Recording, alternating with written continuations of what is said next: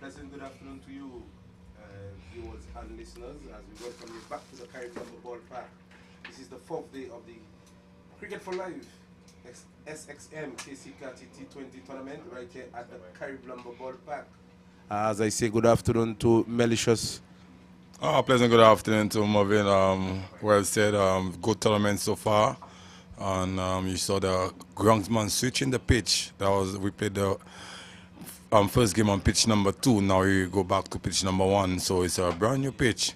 And let's see how good the future champs will bowl and how the Spartans, as they was defeated by the Motorwall yesterday, how they respond.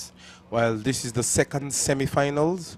The GA Spartans, they're up against the future champs who have won all their matches so far.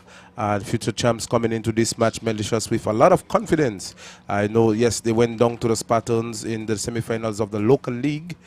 And they would want to put up their hand today to book a spot in the semi-finals, 5,000 in the finals, I beg your pardon, $5,000 here on offer this afternoon. Yes, indeed. They will want to put themselves by the future champs with different ideas. They're a team with a lot of confidence, and this bowler bowling from the top end, you know his record from that top end. So it's going to be Shomiko Langafeld as he runs away from us into bowl to the batsman Keacy Carty, who's just coming inside the wicket and just staying this one into the offside, and they're off the mark immediately. Yeah, very good single there by Carty. Back on the cross is Carty, but a very good delivery in Shomiko. There was a bit of swing in the air, and well played by Kit Carty. Experienced player, in no means, who played the highest level from St. Martin so far on the 19. That was a superb half century in the finals. So I think they have a good batting lineup. But yesterday, the Motorwall really had them pinned down. So let's wait and see how they capitalize in this semi-final number 2. Well, the captain, Kenroy David, has come into strike. There is a slip, a short foot man, a backward point. There is an extra cover. There is a man sweeping. And right now they are sending him to an extra cover position on the boundary.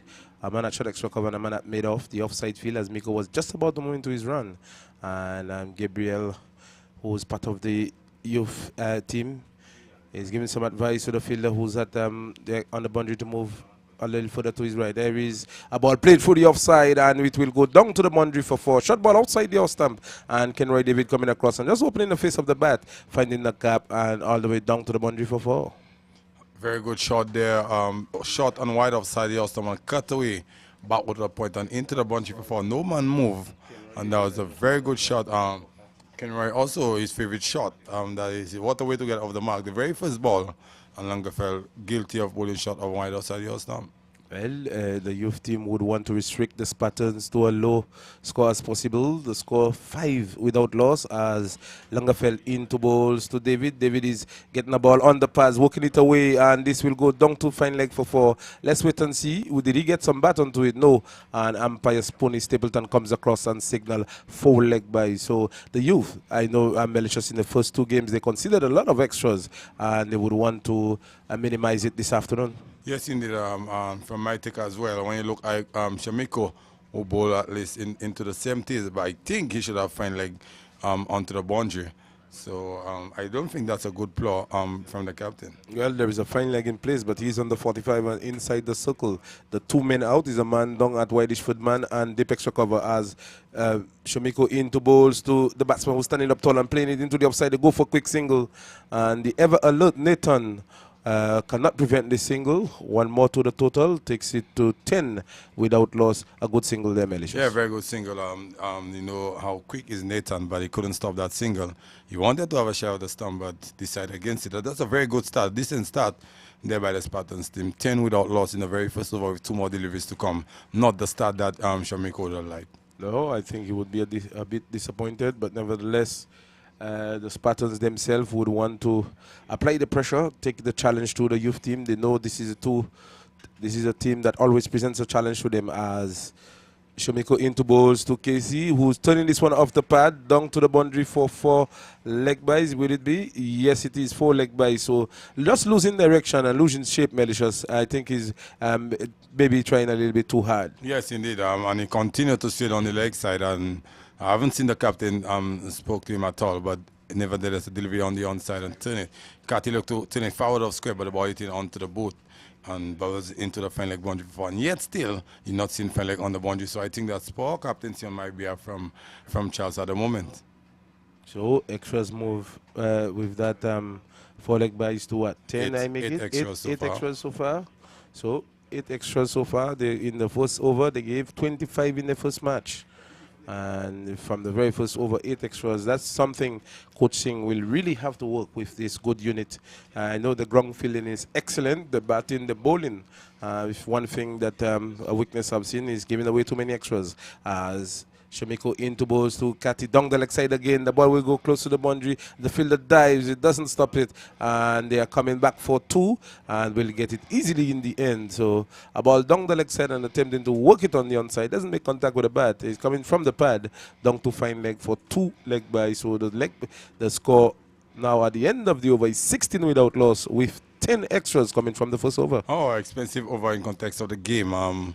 10 extras on only 6 runs on the board of boundary by David and a single to Keacy Carty.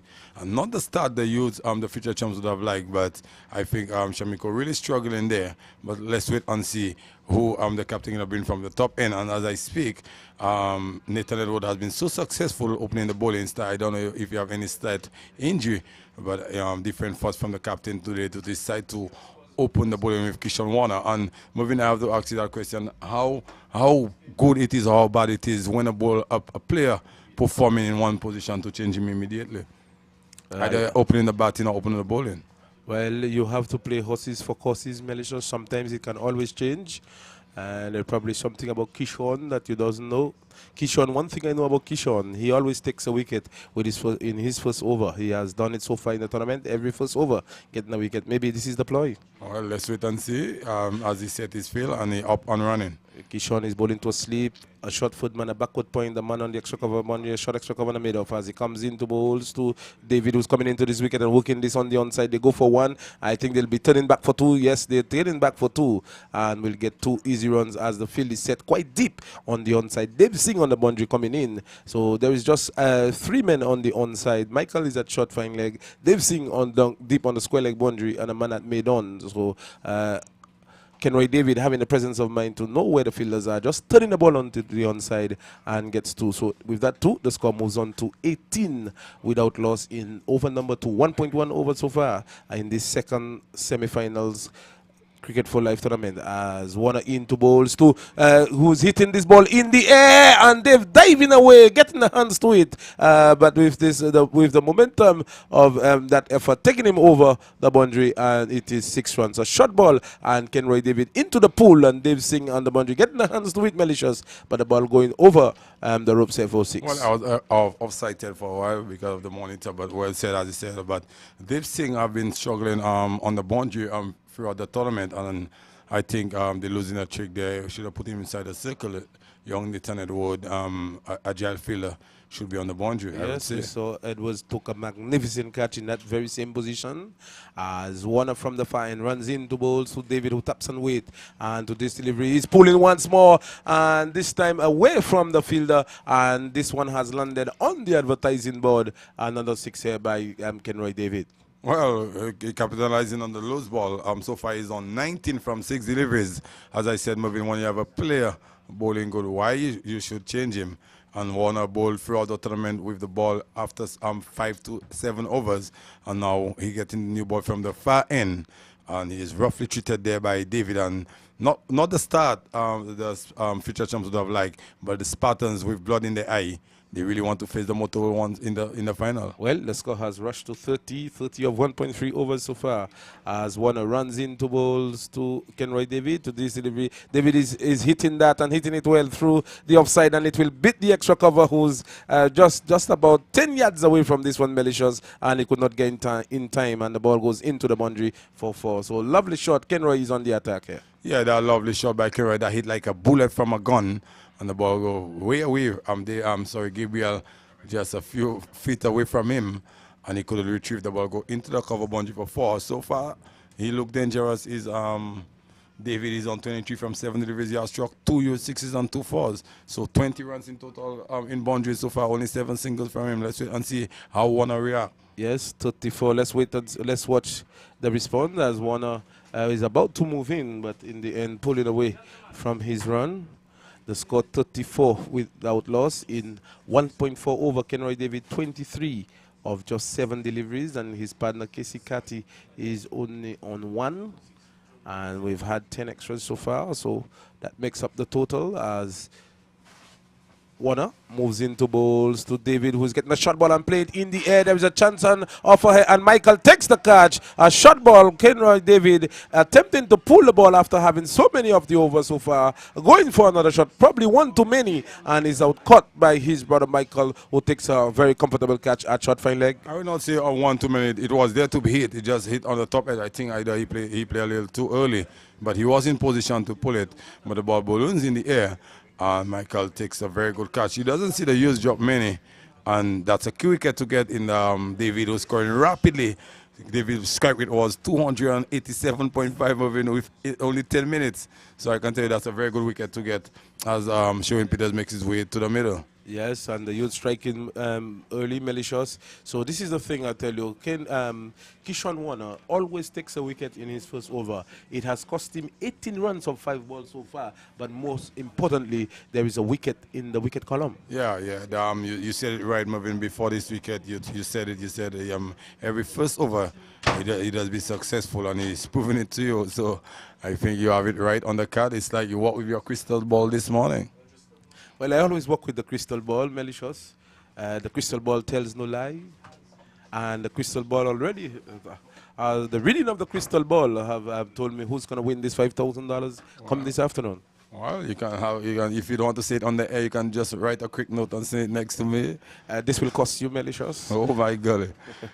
As Warner working the right end of his over as Keacy Carty taps and waits, and to this delivery he's turning this into the onside through square leg. They go for one. Will think about a second. No, Sherwin is interested, but Carty sends him back quite wisely so as the return comes in. One more to the total, 35 for the loss of 1 at the end of the second over in this second semi-finals between the future champs and Spartans. Yeah, a very good start there from the Spartans teams.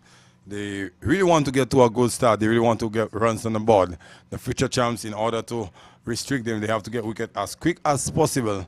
And immediately, what you haven't seen from the future champs throughout the tournament, the first 6 to 7 overs is raw pace. But now, immediately after Shamiko not getting his line and length right, and Warner roughly cheated from the far end, you see the introduction of Harris immediately. Well, let's see how Keacy Carty going to respond. Well, I think this is a good move because yesterday you saw how the spin had Spartans in all sorts of trouble. At one time, there was 60-something, as about 66 for the loss of 7, and all wickets going to spinners. So the young man Harris, full of confidence, he has bowled well so far in this tournament. There is a slip. There's a captain Kishon is at slip. There's a short foot man. There is a point. There is a dip cover. There is a Michael is at short extra cover and a long off as Harris moves into bowls to the batsman Keacy Carty, is turning this off his legs. Keyshawn Warner at short fine leg, diving away, making a good stop, and sends a return back to the keeper, not before the batsman get one. One more to Carty, he moves on to 2, and Sherwin, who's coming down to take strike for the first time. Maxis guard from umpire, is this Stapleton at this end? Umpire Spoony Stapleton. Yes, Emmanuel Spoony Stapleton. That's the correct name, Malicious? Yes, that is correct name. Well, Harris, who has bowled particularly well, Malicious, I must say, throughout the tournament so far. Yes, indeed. Ariel has bowled excellent. Can't take nothing away from Harris. He has really been the backbone of the bowling. Harris, as he moves into balls to Sherwin on the legs, whipped away, and Shamiko coming in there to do the fielding. I thought he lost his footing. But he did it well enough to limit the batsman to just 1. He was backed up in the outfield by Gabriel. So 1 more to the total. Sherwin is immediately off the mark. He's on 1. He's on 2. Sherwin is on 2. Harris comes up and bowls to the batsman who's off the back foot and punching this, finding the gap, punching this through point and cover down to the boundary for a good shot, Malicious. Yeah, very good shot there by Keacy. Cut the shot wide outside the stump and on the back foot in a flash and cut it away for his very first boundary. He goes to 6 with that boundary after 3 deliveries. When you heard the score was 35 for 1 and Keacy Carty only on 1. So you could see David really took the game away from the future champs, although they have both some 10 extras. But Keacy Carty going to continue from where David left. Well, he taps and waits for Harris between the umpire and the stumps as he moves into bowls to Keacy Carty, who is playing his back along the track for the bowler to feel of his own bowling. Good comeback delivery. Very good comeback delivery by Harris. Harris plays with a lot of confidence, and he knows how to put the dot ball in. And they would love to have a lot of dot balls soaked there, but not easily. You'll have so much dot ball against the Spartans team. But bowling in the power play for the first time. Harris, this will put him on a bit of pressure and bowling to a class batsman as the slip. He have lost the slip. He has pulled away the slip as he moves into bowls to Carty, who is playing this in the air away from any fielder, and this will go over the top. It carried all the way against the wind, Malicious, and that's 6 runs. That's a lovely shot. He coming into his wicket and pulling it behind back, sweeping it behind backward square all the way over the boundary for 6. Very good shot there by Keacy Carty on bended knees and put it away over backward square for 6. And that's his first maximum on the score. Quickly to 47, moving in 2.5. I think we have a big challenge there for the future champs. They will have a big total to chase if they don't continue to take wickets. Well, already 47 for the loss of 1, and we have yet to complete the 3rd over. And Harris has bowled 5 balls, and it has cost him 12 runs. So Harris is coming under the sword there of Keacy Carty. Yes, indeed. That's why I said he never bowled in the power play throughout the tournament, and that's his very first over bowling in the power play.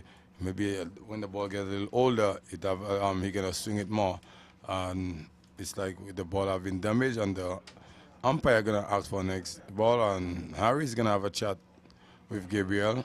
So they need to bring down the run rate moving. So far they're scoring 16.6 per over, and if they continue like that, the next it's a 15 overs in counter. If they continue like that moving, you'll have at least the excess of 170 to 180 runs this afternoon. A lot more than this, as we're not losing any cricket at the moment. We'll just run through the list of sponsors here. We have we have Kentucky K, also a sponsor, Ballerina, M&A, Telem, St. Martin Concrete, Selective Services, Carib and Johnny Walker, Man George Garage, Trade Winds, XXM Sport, Motor World, Nagico, 5-Star Hardware, Sun Insurances as we break, as Harris is just about to move in between the umpire and the stumps as he moves into balls to Keacy and doesn't deliver.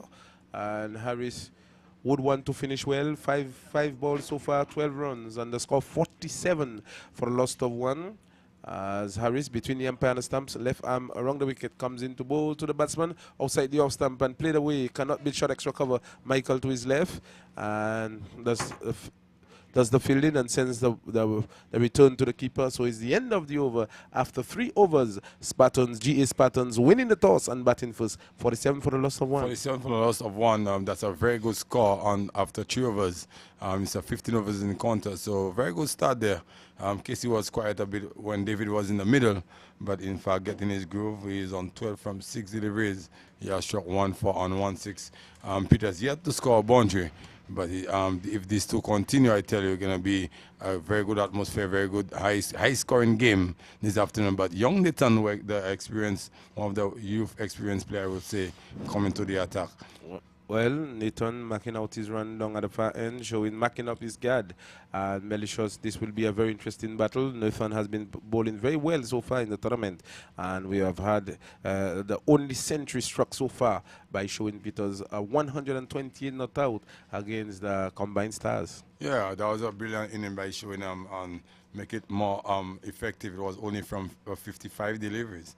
So 128 from 55 deliveries, that's a very good score. Let's wait and see how Nathan responds. Nathan know him very well indeed. They know each other. Let's wait and see. Nathan over the wicket runs into bowls to show into this. He gets a shot delivery on the ducks and a wide signal by the umpire. I think too short, Malicious, to start with. Yeah, very good delivery, but he want to tell Showing you'll be playing on the back foot, not onto the front foot. But that's a very good delivery to start with. And as I said, those young guys, I really don't know what they're eating, but that's a lot of energy put there by Nathan Edwards. That's why I said that was poor captaincy from Keyshawn Charles not to let him open the bowling. Well, Nathan turns in the distance as he moves into balls to Showin. When he gets there, Showin gets a delivery. I think he's back and playing the ball back along the track for Nathan to field. I think this one was a quick one. He rushed onto the batsman and Showin equal to the task and playing it back along the track. Well, from very first delivery, you saw it. He really wants Showin to play on the back foot. Showing when he comes onto the front foot, he's stroking over wide long on and wide long off.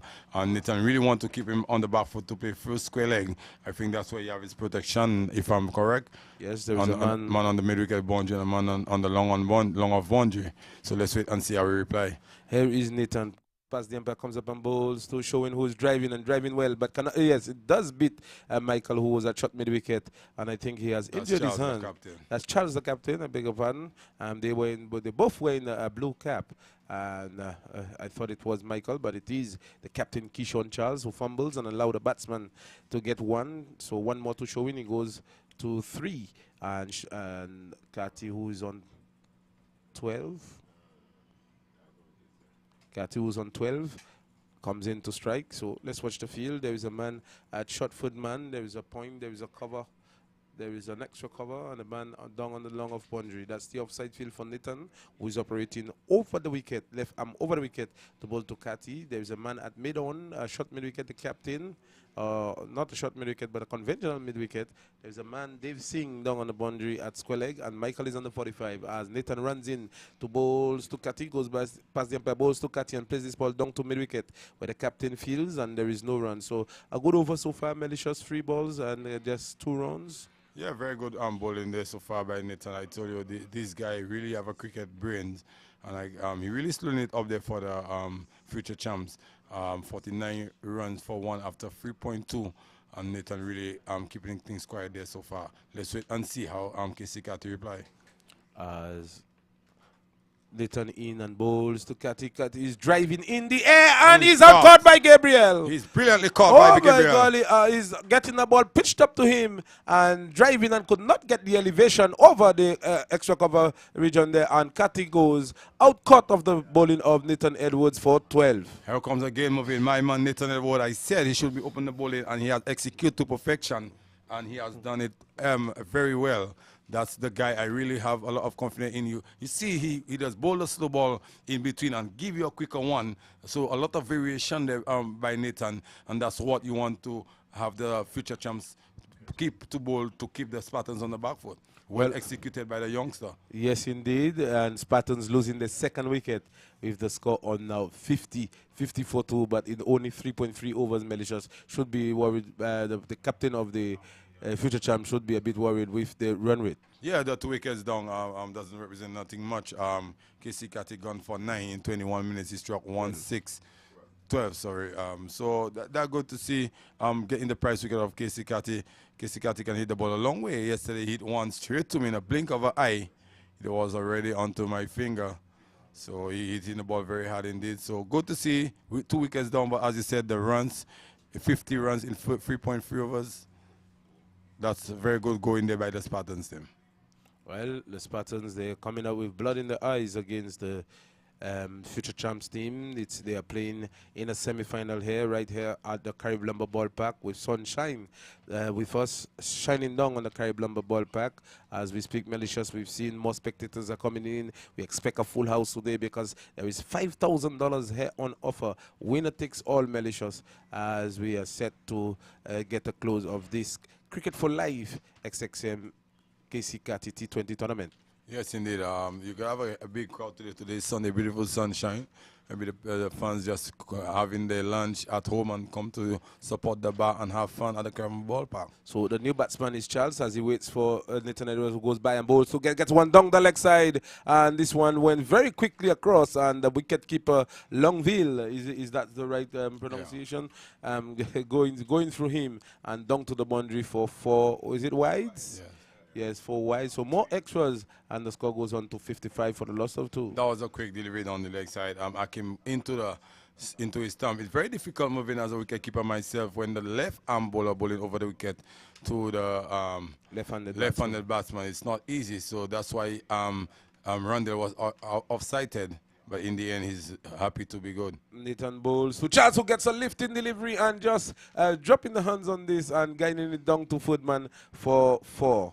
So two quick deliveries here, Malicious, and Charles getting a lifting one, just coming, bringing the hands up, and he did well to get it down, Malicious, and all the way down to the boundary for Very 4. good delivery. I will not even worry about the boundary, but that's a lifting delivery by young Nathan. It was Charles about to drop the bottom hand, but the ball into the bat and hitting high onto the gloves.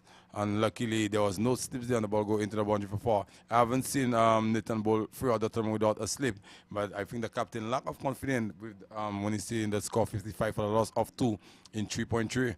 As Nathan moves into bowls to Charles. Charles is wrapped on the pad, a loud appeal. Not out, says the umpire, as he tried to work this one onto the onside. The ball cutting in onto the pads and goes out to a short mid wicket. Yes, very good delivery there by Nathan. Charles looking to walk it on the onside, but he didn't get contact right onto the boot. But umpire shaking the head in a negative, and a dull ball goes to the scorer's book. So after some 4 overs, we're in 59 for the loss of 2. A very good start there by the Spartans team. Yes, a good start by Spartans. It was Kenroy David who opened the batting, and he took the attack. He took the attack to okay, go ahead. He took the attack to the opening bowlers. He getting himself some 23 runs, and that was a good start. But he went back, caught up off the bowling of Kishon Warner. And we saw earlier on Keacy Carty in the just concluded over being caught at extra cover of the bowling of Nathan Edwards. As I welcome my co-commentator here, Colombe, to the microphone. Good afternoon to you, Mervyn. Good afternoon to cricket lovers at the Carolina Ballpark. So we see a flying start there by the Spartan team. We're into the second semi-final of the Keacy Carty T20 tournament. As Kishon, Charles, the captain, runs away from us into bowls to Showing Peters, who's attempting to force this one through the offside, doesn't make contact. A good carry to the wicketkeeper. So Kishon Charles has introduced himself to the attack. And a bit early, you would think Colombe, with what's happening, he would want to take the bull by the horn as captain and lead by example. Yeah, well, your opening bowlers didn't give you what he was expecting, and you now have to try to come and really bring down that run rate.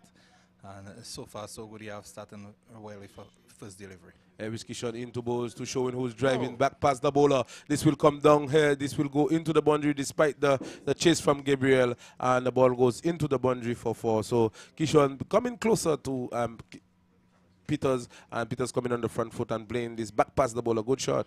Yeah, good shot there from Peters as we see Kishon bringing this one up to Sherwin somewhat, and Sherwin just on the front foot and hitting it straight back over Kishon's head, and Gabriel giving chase. He's a very quick fielder, but he could not cut off this one, and down to the boundary it comes for 4.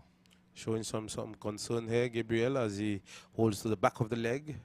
As he went chasing this one down to the boundary. He could not have stopped this one as Kishon runs away from us into bowls to Peters. Peters gets to the outside the off and banged away through the offside. And Dave, who gets close to it in the end, but the ball crashes into the advertising board and down to the boundary for 4. So the runs continue to flow for the Spartan team there this afternoon. And according to the score they get, Mervyn, we will out for a real treat there for the future chums to chase it down this afternoon and to win the match to get a spot into the final. Well, they have not lost any match so far. They played 2 matches, winning all 2. And they are against the GA Spartans here this afternoon in this second final. Changing line of attack. He's going around the wicket. And Colombe, I still don't think it's a good idea. as he runs away from us, moves into bowls to Peters, and Peters is getting the ball down the leg side. The wicketkeeper doesn't collect cleanly. It hits the helmet, so this would be what? 5-run penalty. Well, all is happening here. We have already had many extras, and this would be even more. It's a wide ball also. Right signal, 5 runs. Stops on the shoulder. Yeah, as you see, the umpire taps the shoulder and signaling the 5, the ball hitting the helmet, and anytime the ball hit the helmet is 5 penalty runs. So GS Spartan continue to pile on the runs, and as I said, Kishon going around the wicket, but Mervyn, I don't think it's a good idea, even though you get hit on the offside, but you need to stay over the wicket to the right-handed batsman, because bowling around the wicket makes it much more difficult for you. looks like he's making some changes. Yes, they're making some adjustment to the field. We see Tianik Honoré being sent back all the way down to the long of boundary, and the fielder, Shomiko Longefeld, who was down at deep square leg, has been called in more into a conventional position near the umpire. As Kishan was just about to move in the bright sunshine here at the Caribbean Ballpark. As he moves in, runs away from us into balls to Peters. Peters getting a slower delivery and playing this one through to the offside, where the fielder Nathan Edwards comes to do the fielding. No damage done. The score remains on 72 for the loss of 2. And it's only 4.4 overs bowled so far. So just 2 more deliveries left in this power play. And the Spartans making good effect in this power play. Yeah, very, very good power play there for the Spartan team. Harris Kishon as he runs away from us into bowls to Peters. This shot, and Peters is back and not timing it as he would have liked, as this one bouncing away to short extra cover where Michael fields and there is no runs. Yeah, short and wide delivery outside the off stump, but Peters are probably looking to hit it too hard, or probably was so joyous when he see that short and wide delivery outside the off stump, but finding the fielder and in the end a dot ball to the book. As Kishon working the red end of his over as he moves into bowls to Peters and to this delivery offside the off-stump cutaway down to the sweeper on the boundary. Dave Singh, who feels well and sends a return back to the keeper, not before the batsman. Cross for one more to the total.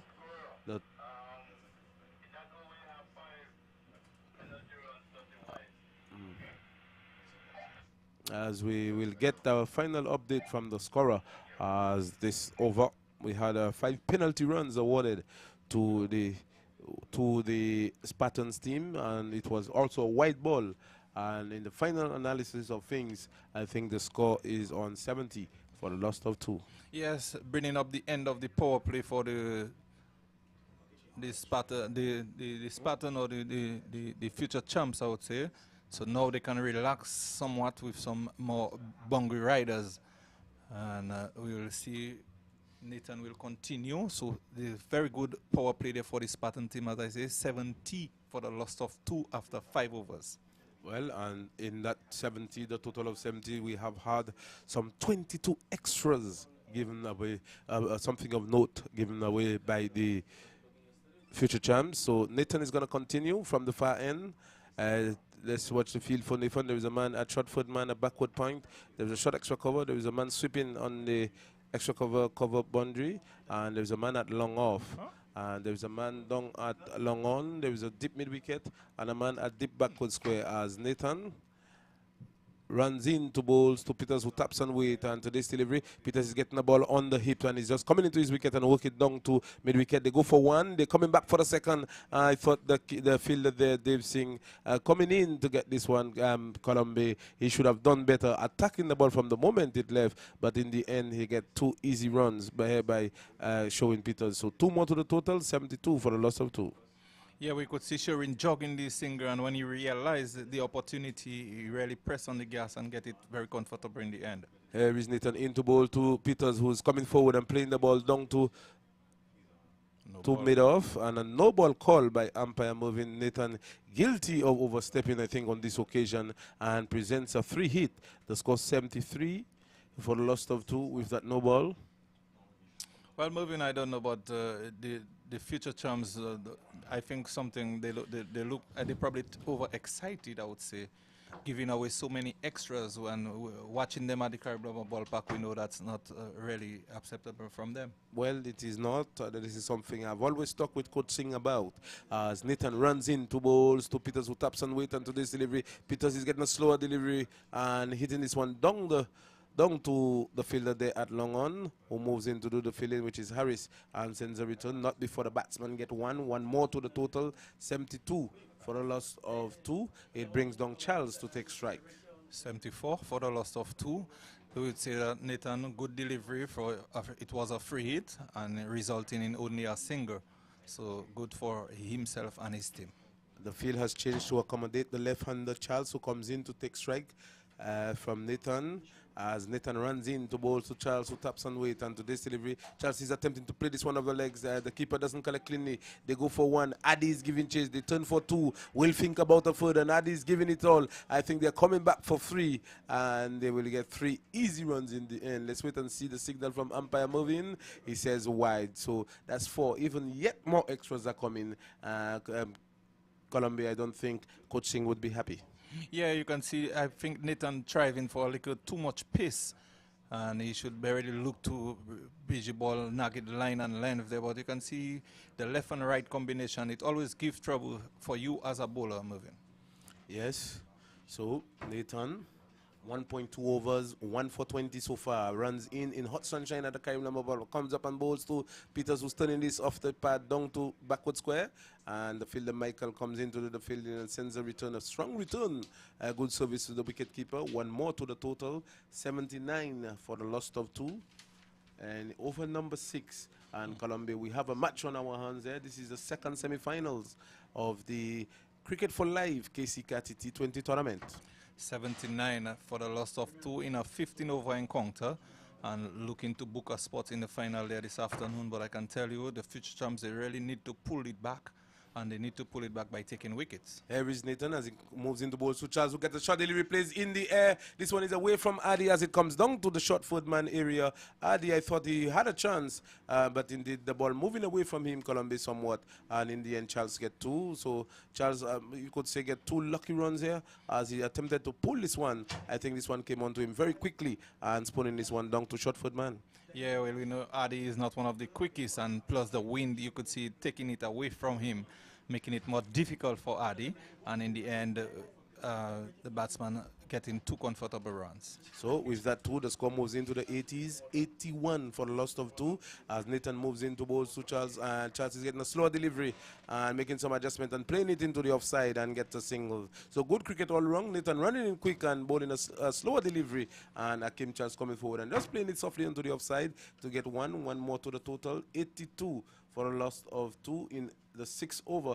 Colombia, the youths, they are under pressure here by the GA Spartans. Yeah, very much under pressure there by the GA Spartans. When you look at it, 82 for the loss of 2 in a 15-over match, and we are just in over number 6, just one delivery left in over number 5 to complete over number 6. Showing who's on 16 taps and waits for the bowler who doesn't deliver, running through the crease as the youths now, Colombia coming in this 3rd match of this tournament, winning 2 matches. You'd think they would come in here with a lot of confidence, but they are being placed here under pressure by the Spartans team.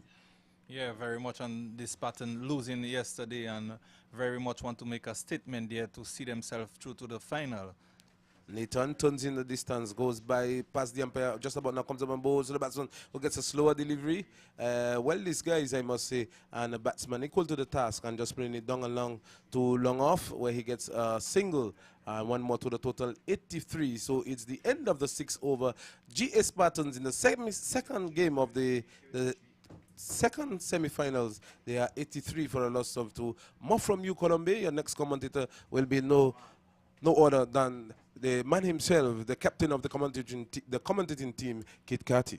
Yeah, 83 for the loss of 2, and that represents a very high scoring rate for the Spartan team there this afternoon. And the future champs have a lot of work to do, Carty, to bring this score down. It's a 15-over encounter. Sun is thriving very much out there, very nice weather. And the General Otto very much have the Spartan team on the back foot. Well, hello to you wherever you are. Of course, this battle continues. 83 for the loss of 2. And they're scoring their runs at 13.8 and over. So 6 overs gone. And the batsman, Peters and Charles, is locked in battle. Peters has 17, Charles has 7. And it's going to be Keyshawn Warner, the captain of this future champs team, is on his way to bowl to Peters. Total 83 for the loss of 2. Peters gets a delivery that is wide of the off stump, cuts at it, and doesn't make contact. Umpire will now signal wide, acknowledged by our scorers, and extras will advance by 1. The total now goes to 84 for the loss of 2. So you're listening to commentary of the second semi-finals in the Cricket for Life Keacy Carty T20 tournament. Is very much on its way, and this morning we've had a victory for Motor World, so they've already booked their spot in the finals and is waiting the outcome of this, the win of this match. Here is Charles, the ball to Peters off the back foot. He goes and pulls it out towards mid-wicket, where the fielder runs across to his right to do the fielding, Shamiko, and the total will advance by 1 now to 84 for the loss of 2, 85 for the loss of 2. So Keacy Charles is bowling to a short third man. Then there is an extra cover. In fact, third man is going to go down to backward square now for the left-hander. There's also a mid-wicket, a long on. There's also a long off in place.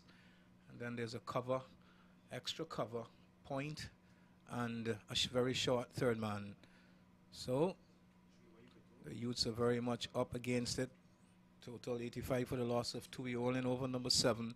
Here is Charles. The ball is to Charles, and Charles is driving square up the wicket in the offside. That has gone into the boundary now for 4 runs. So clearly this Spartans team seemingly want to make a statement here this afternoon really, and they are doing it in style. They're 89 for the loss of 2. First we saw the batting open by Kenroy David and Keacy Carty, and then they didn't last too long. I think David had a real good over where he struck at least 2 or 3 boundaries, and in the end Carty had about the very same boundary struck, but in the end I think both of them was now back in the players pavilion. But Peters, the main scorer for this Spartans team in this year's tournament, has already scored 128 unbeaten. He would want to at least stay there and get some runs against his name. So here is Keacy Charles, the captain of the future champs team, is on his way to bowl to Hakeem Charles. And Hakeem Charles gets a delivery that he's waiting on and pushing it out in the offside. Adi comes in to feel that extra cover. And the total skips on to now 90 for the loss of 2. So we're in the 7th over. Scoring the runs at 13.9 runs and over so far. And of course that would put any fielding team under pressure. And the youths, they're all 16 and under. So one could expect how they might be feeling at this present moment. But here is Keacy Charles as he bowls to Peters, who's defending back down the track to the bowler. And Keacy Charles does his own fielding, and there is no run.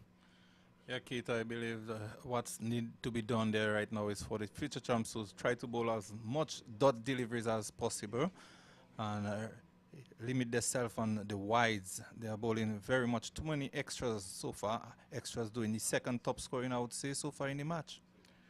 Well, it's a learning process for the future champs players. It's the youth team of the St. Martin Cricket Association. Here is a good delivery from Charles, dug out by Sherwin Peters. And that's a much better line delivery from Charles. Brings up the end of the 7th over, and at the end of it, the score 90 for the loss of 2.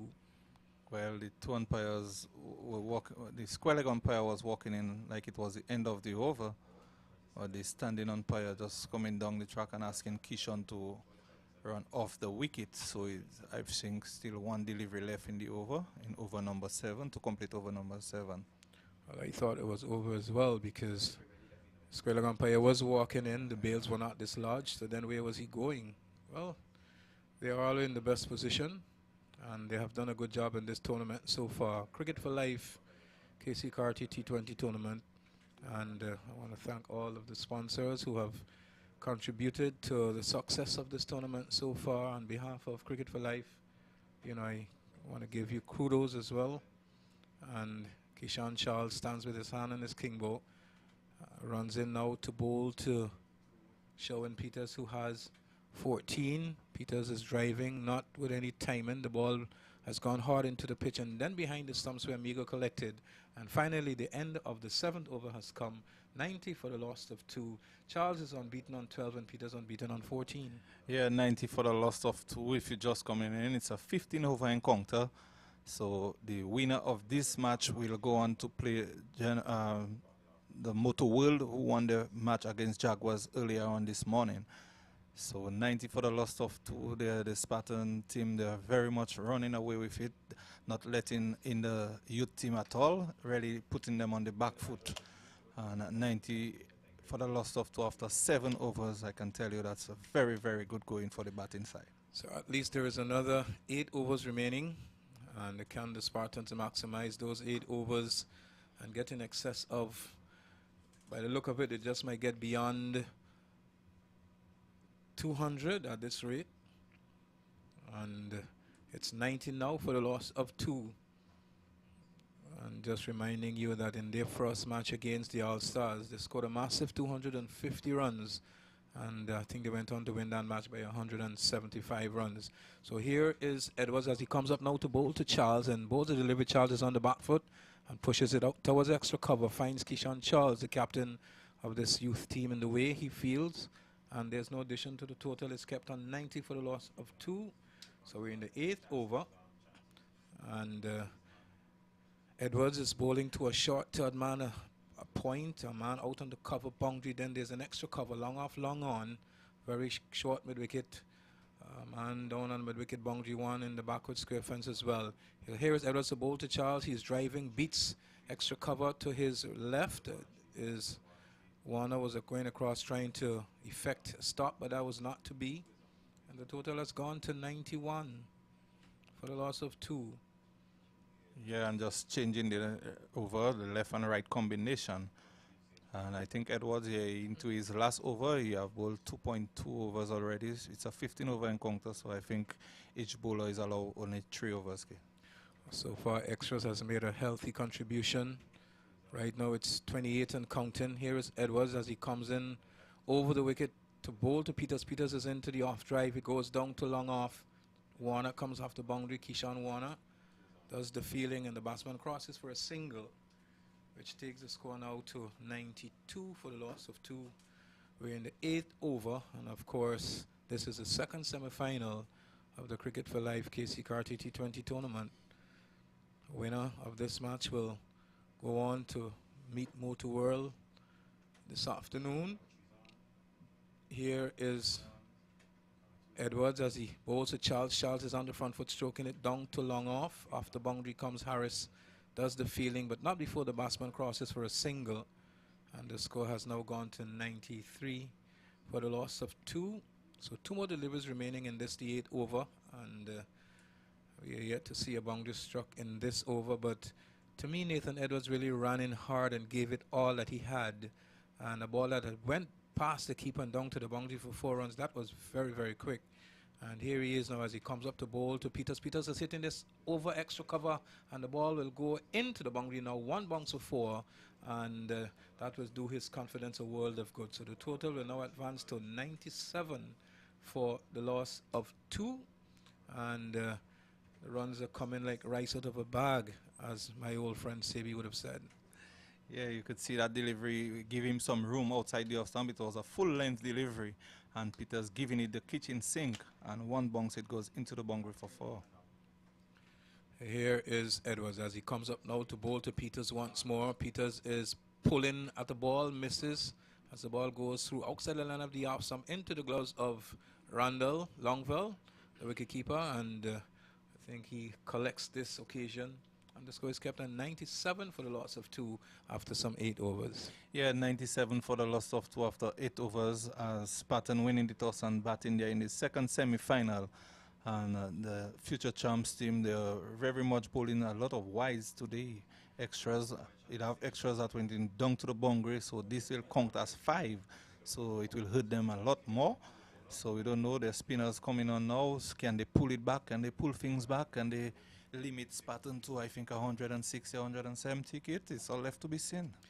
Well, 83 runs were scored off of the power play. I think 5 overs for 83 runs and losing 2 wickets. Any team batting would accept that before the match actually starts. So Spartans is in a very strong position here in this match. And one would expect the Spartans to go on and win, but the youth in recent times have had better performances than what they're showing today. But we'll see how this game will pan out. So it's the off spinner, Addy, who plays for the Spartans team as well.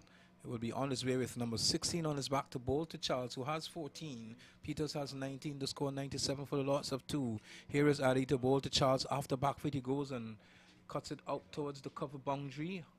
And Shemaiko comes in off the cover boundary to do the fielding. And the total advances by 1 to 98 now for the loss of 2. So we're in over number 9. And Addy now will bowl right arm over the wicket. Very good off spinner. And I've been watching him ever since he was under 13.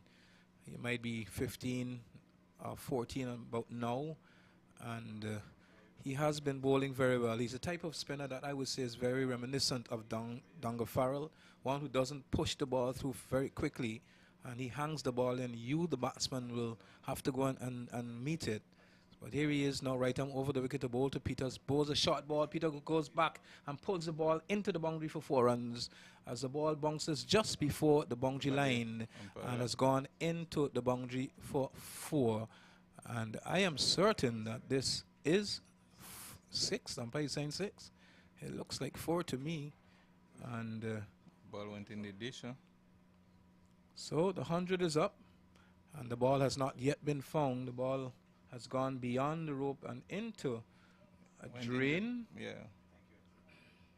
and the ball is yet to be found. But the umpire is now changing the signal. No, he's asking for ball. Okay, well, so 6 Asking runs for the has third been umpire. 6 runs has been scored. So 54 runs partnership. Peters 22, Charles 15, and that is the latest score. 104 for the loss of 2. Yeah, it's kid 50 runs partnership between these two batsmen, left and right combination. And we are in the course of over number 9. So as we said, it was a 6 and not a 4. And the ball going down to the ditch. So with the third umpire is out there, we have a change of ball. Will this change of ball bring success for the future champs team? It's all left to be seen. But as I can see, the Spartan continue to press on the gas, continue to put the future champs under pressure. And Peters out there, as we said, he get 100 in the first match, and he continue to score runs for himself and the Spartan team. And they are 104. The 100 is up for the Spartan team, 104 for the loss of 2. And we are in the course of over number 9. It's a 15-over encounter, second semi-final taking place there at the Caribbean Lumber Ballpark. Of course, just to mention some of the sponsors for you: Kentucky, K, Ballerina, MNA, Telem, St. Martin Concrete. Then they have Selective Services. Then they have what? Man George Garage, Trade Winds, Essex, St. Martin Port, Motor World. And here is Addy as he goes in out to bowl to Peters off the back foot. He goes and strokes it out towards the man coming up the long off boundary. They might be looking for a second here. And in the end, it's only 1 they will have to settle for. So Peters now goes to 26, and Charles is on 15. Comes on to half strike against Addy. So Motor World, Nagico, 5-Star, Sun Insurance, Island Auto, Accessible Venture. Then they have Walter Electrical, CGC, Saga Trading, We Launch, and then Costect.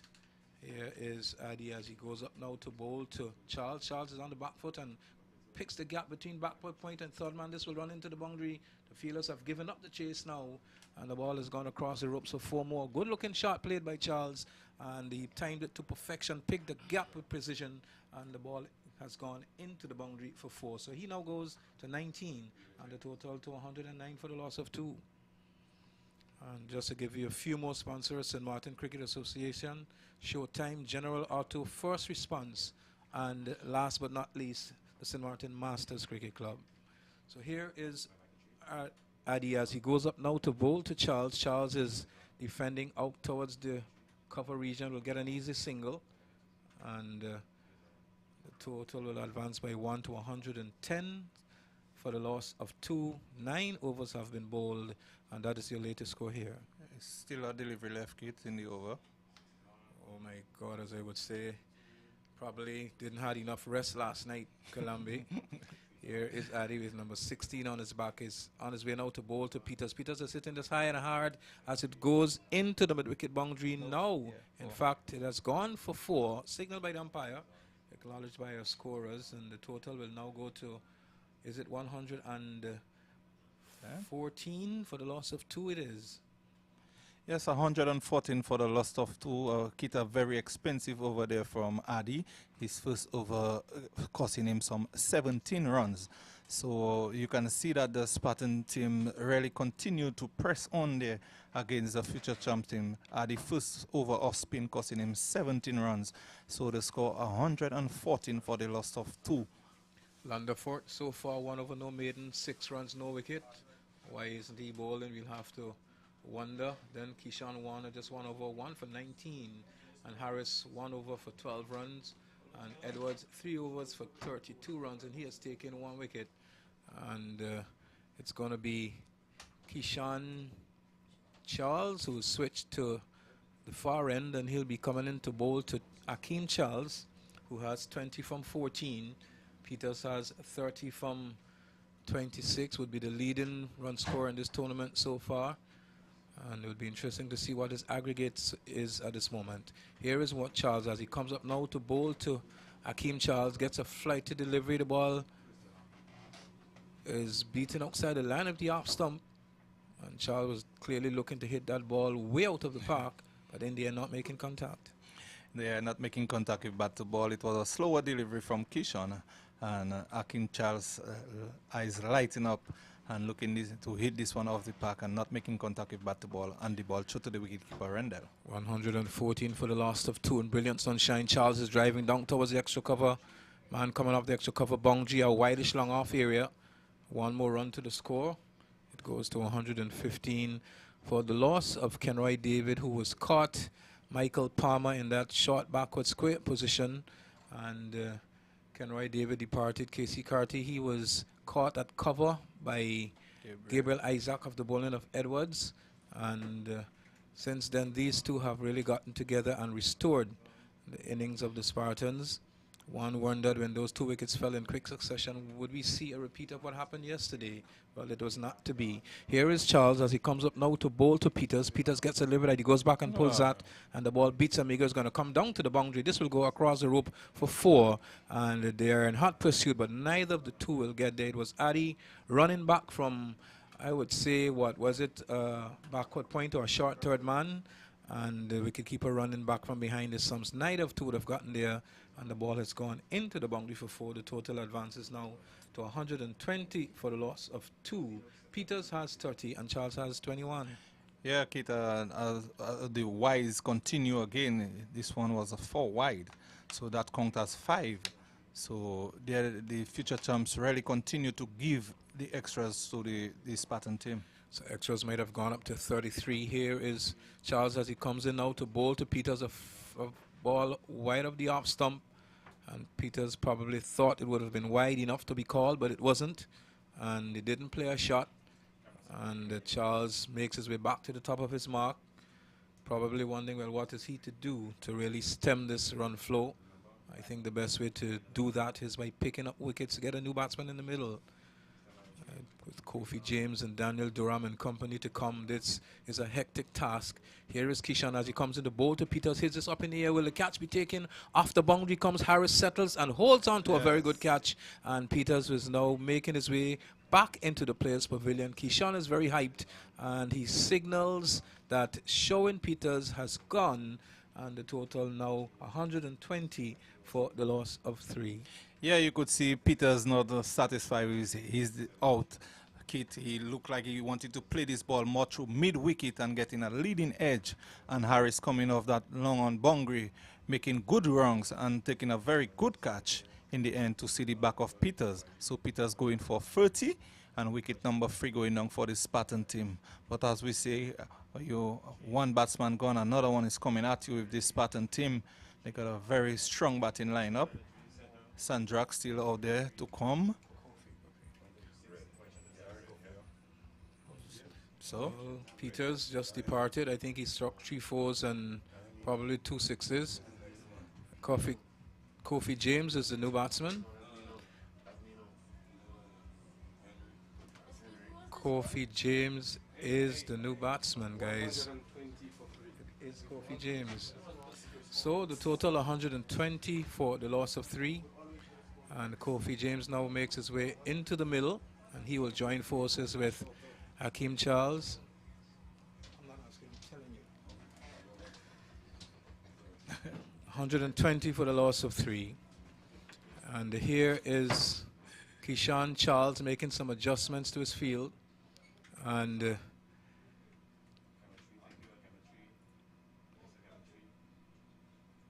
the fielders are going exactly where he wants them to be. So there is a long off, an extra cover, a man sleeping on the cover boundary, point right back on the fence as well, long on, a short mid on, Here is the bowler to bowl to Charles. Charles not making contact, allows a wide delivery to go through, and that is taken by Amigo behind the stumps. It now goes to 121. Does the score for the loss of 3.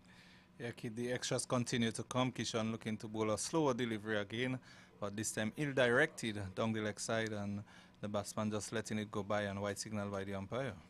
Charles turns in the distance as he prepares to come into bowl to Charles. The total 121 for the loss of 3. Here's a delivery pulled in the onside, and Tiani comes off the square leg boundary, does the fielding. Very strong return back into the field of play, but not before the batsman crosses for 1, which takes the score now to 121 for the loss of 3.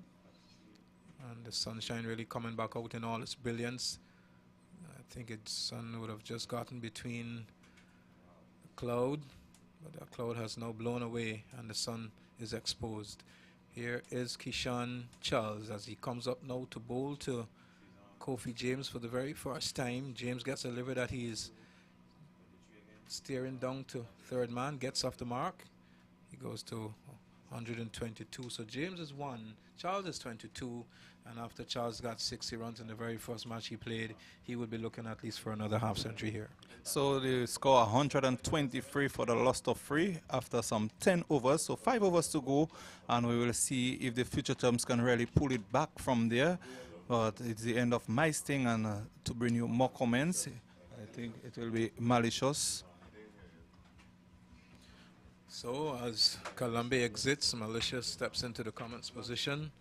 And at the end of this over, I will make room for Big Move to come and do some commentary. We're trying our best to rotate the commentary as best as we possibly can so that none of us would basically sound monotonous and add some boring stuff to your ears. Good afternoon to you, Malicious. Good afternoon to you, Kid Carty. And you see the Spartans teams really put on the gas on the pedal, I should say, against the future champs. 123 for the loss of 3 in 10 overs. That represent a very good score with the likes of Durham and Desca to come. A lot of batting still in the dugout, and that's not the start the future champs wanted. So 5 overs are remaining. 123 for the loss of 3. Here is Gabriel as he bowls right arm around the wicket to Kofi James. Gets a wide delivery and chose not to play the shot. And umpire will now signal wide, acknowledged by our scorers.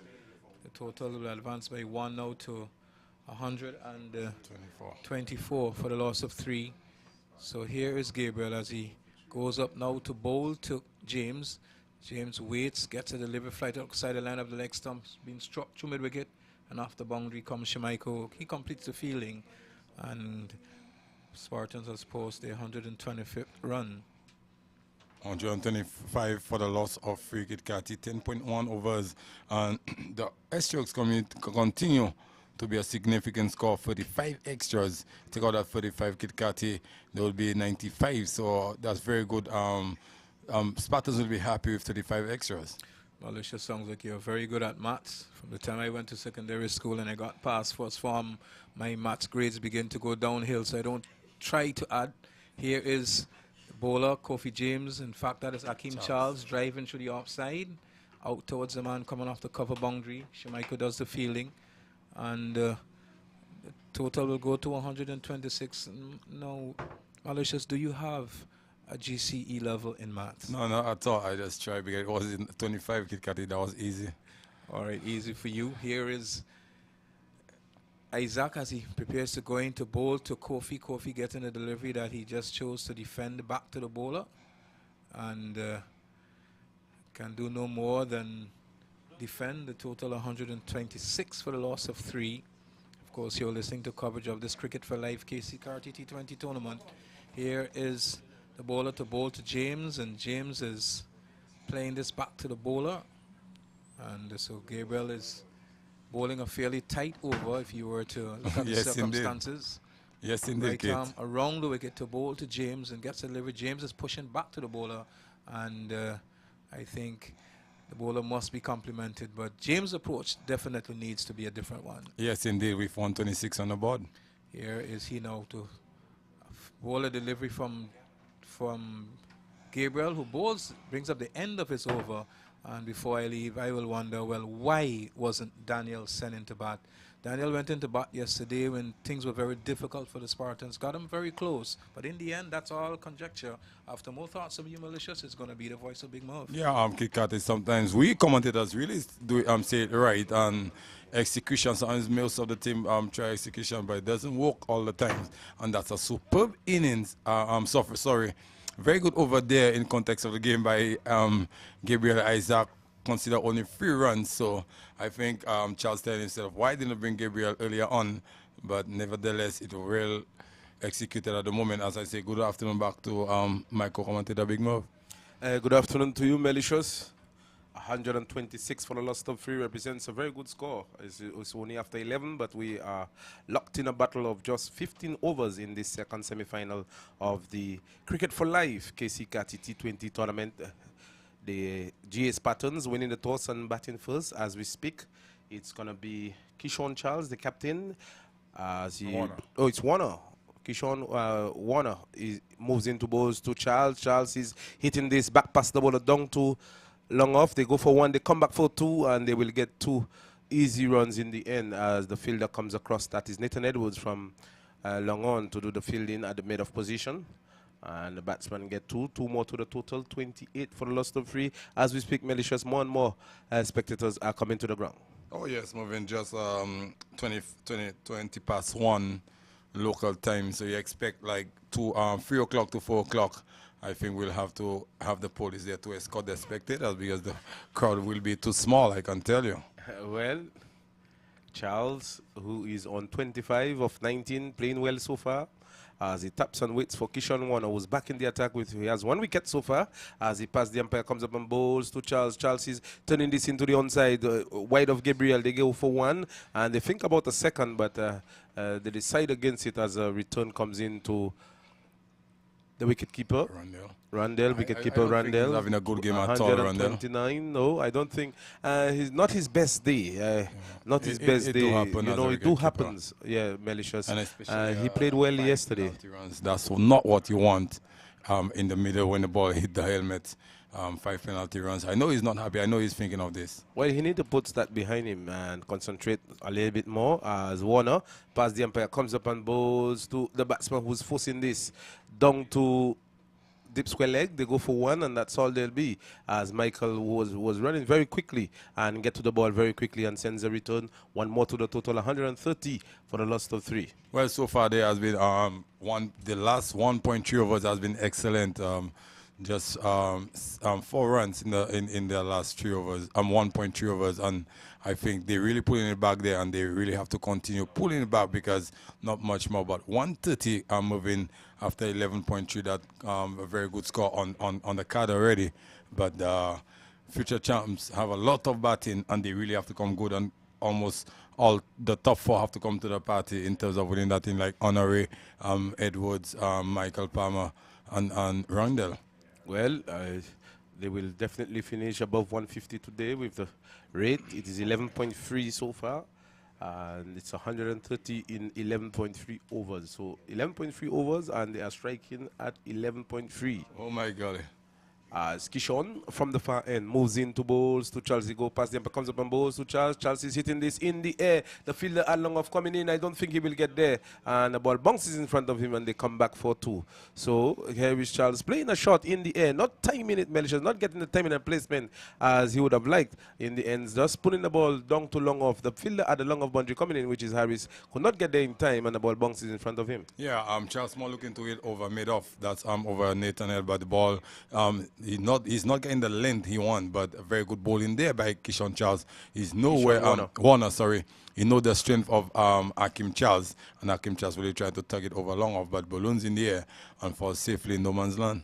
Charles taps and wait as Keyshawn from the far end moves in, go past the umpire just about now. Comes up and bowls to Charles. Charles is lifting that straight over his head and will go 1 bounce, and well fielded here down at the boundary there by Nathan Edwards. He was placed that long on, malicious. This one was hit straight, and Nathan Edwards covering a lot of ground and getting a very good bounce and sends a return. So that's very good fielding by Nathan. Very good cricket all around, very good running also. Jem saw the opportunity for the second run And he go into the danger end and called Charles immediately. He was already back in the non-strikers end, and Charles was halfway down, coming down. So that very good running and very good feeling in the middle. So the score by 234 for the loss of 3. 134 for the loss of 3 as Warner goes past the umpire, comes up and bowls to Charles. Charles is staring at this one as outside the off stump as this one goes by.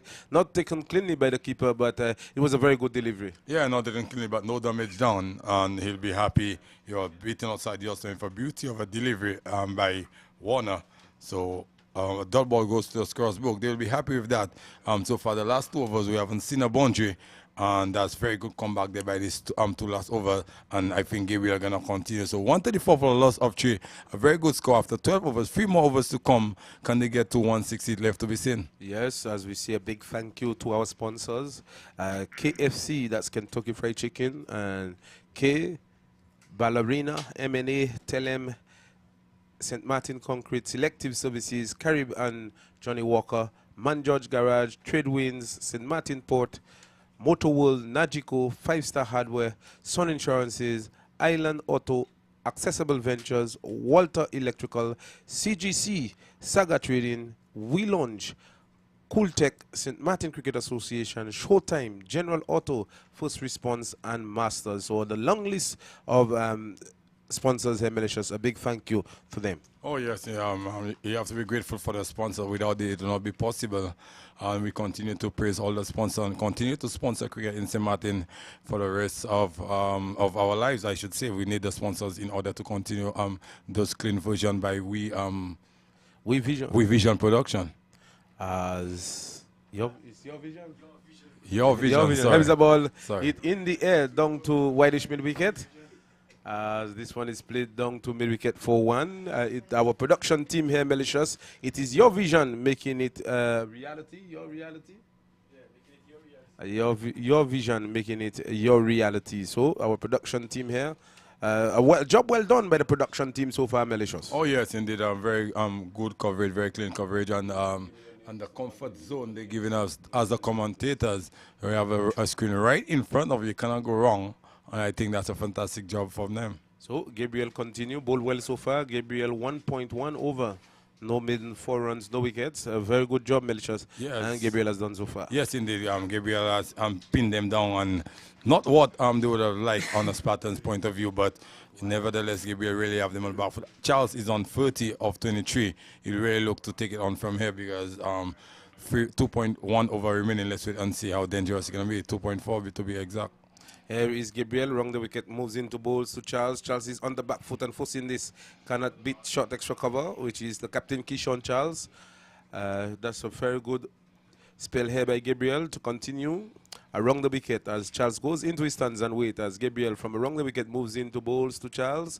And to this delivery, Charles is getting the ball, which is tugging down to long on. The fielder comes off the boundary. That is Michael. They're coming back for 2. Let's watch the return. It hits the stump, but the batsman is home, I would think, Malicious. A very good return here. What a good cricket. A ball played down to long on, and Michael coming off the boundary, attacking the ball, Malicious, and sending a return, hitting the stumps. Direct hit, but the batsman was home comfortably. Yeah, very good running there by Coffee James. He saw the opportunity for the second because the fielder was a deep long off, but a direct hit by Warner. By Palmer, sorry, but in the end they get 2. Here is Gabriel as he moves into bowls to Charles. Charles is attempting to work this one on the onside, trying to hit this one out of the ground. And the ball coming from the pad, no damage done. So Gabriel 1.4 over, no maiden, 6 runs, no wickets, Malicious. You can't ask better than that. When you saw all your bowlers taking looks as the part-time bowler, and you can bowl so good inside 2 overs, you should be happy. Only consider 6 runs. Here is Gabriel moves into bowls to Charles, who's hitting this one in the air.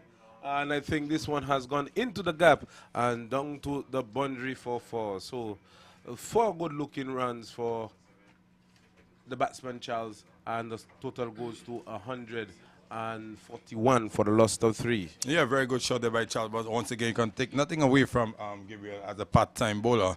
Okay. Yeah, that's his first boundary he has considered, and I think he will be happy with that. 1.5 overs, none for 10. And when you watch the economy weight of the rest of the key bowlers like Warner, 2 overs, none, 1 for 27, he'll be happy coming to the rear end of his second over. Yes, as Gabriel moves into balls to Charles. Charles is down the track. When he get there, he lifts this into the mid-wicket region, whitish mid-wicket region. One monks into the boundary for 4. Well, as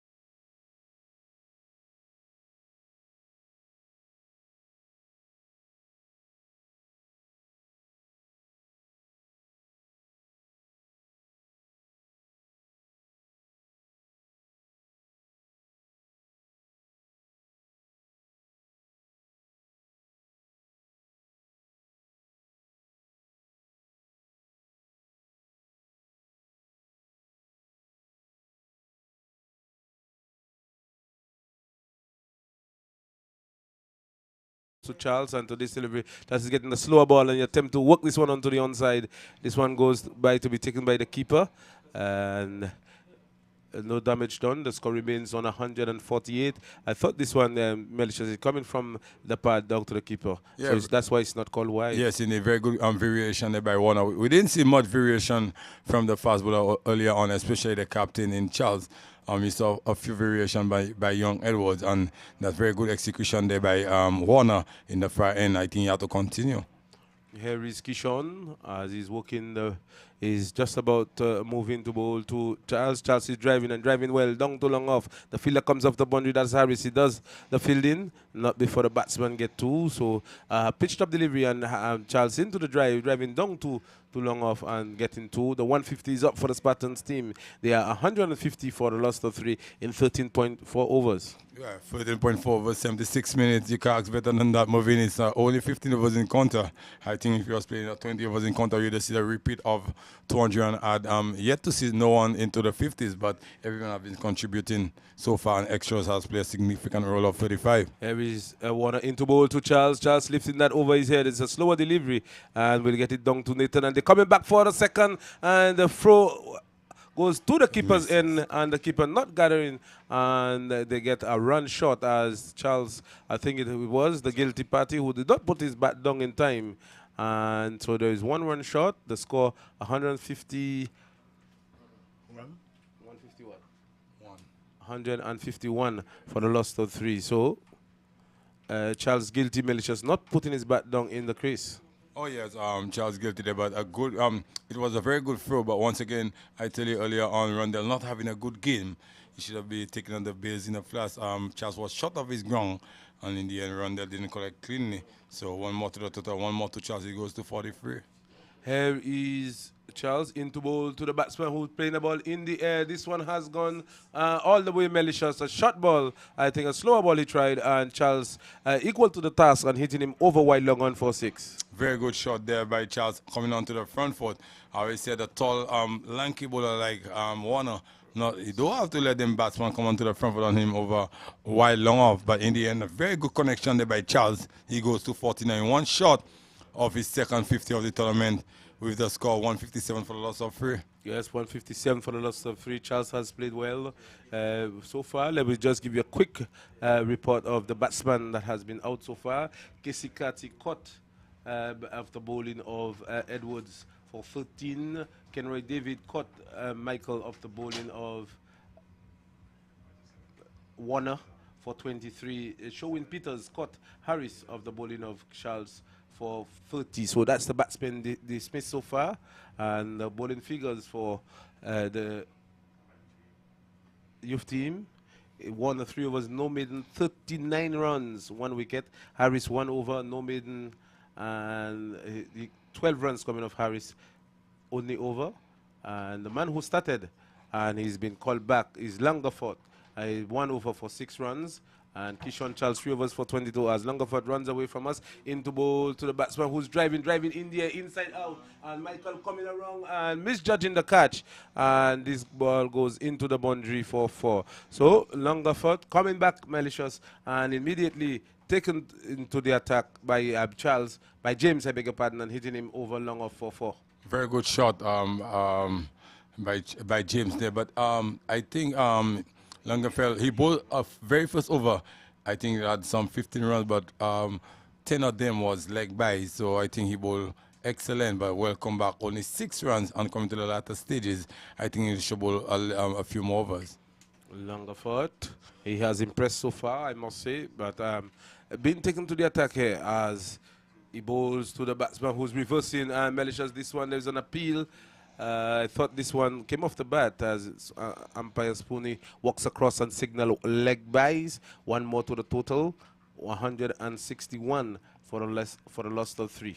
One more, Bernard. You play a superb shot. I always criticize the referee. So when it come out good, it really looked nice, but you just play a superb shot over extra cover for 4. Why you want to play that reverse sweep? Well, the batsman improvising on this occasion, but not to great effect as Langerford is bowling the last over of this first innings. The score 162 for the loss of 3 as he moves into bowls to Charles. Charles is attempting to hit this one out of the ground as this one goes by. A very good delivery, pitching John just on about the off stump and moving away from the left-hander. Yeah, very good bowling there by Charles. Always looking for his strength over mid-wicket, over corner. But Langerfeld aware of that and bowling down straight on the outside. And a dull ball goes to the scorer's book. Rundle taking cleanly this time. And I really want him to score some runs today because he's really struggling with the gloves today.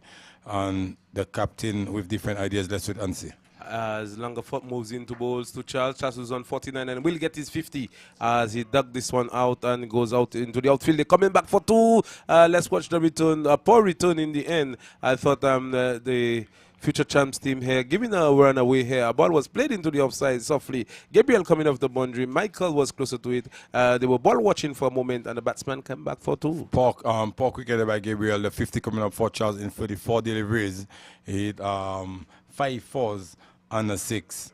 So very good rate going there for Charles. Here is Langerford in the bowls to Charles, who's hitting this, not timing it well and getting it down to wideish mid wicket where Singh comes off the boundary and sends a return not before the batsman get 164. So with just 1 more ball to go of this inning malicious, the Spartans would be very happy. GA Spartans would be very happy after winning the toss and batting first in this 15 over encounter.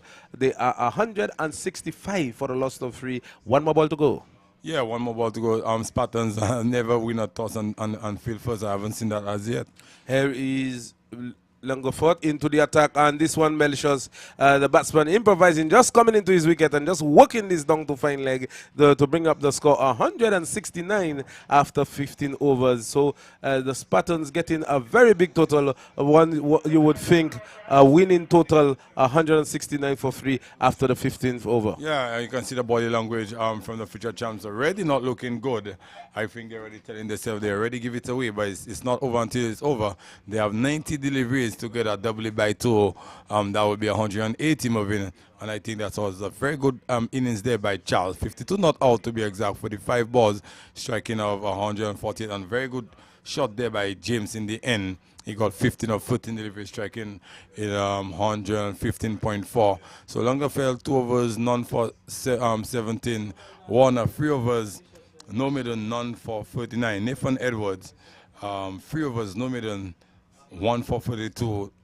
Harris, 1 over for 12 runs. Keacy Child, 3 overs, 1 for 22. And Giblish. Isaiah, 2 overs, no middle, none for 14. So moving 169 for free and 15 of us that represent a very good score to put yourself in a final for $5,000 in the Keacy Carty Cricket for Life tournament. Well, that's it for the first half.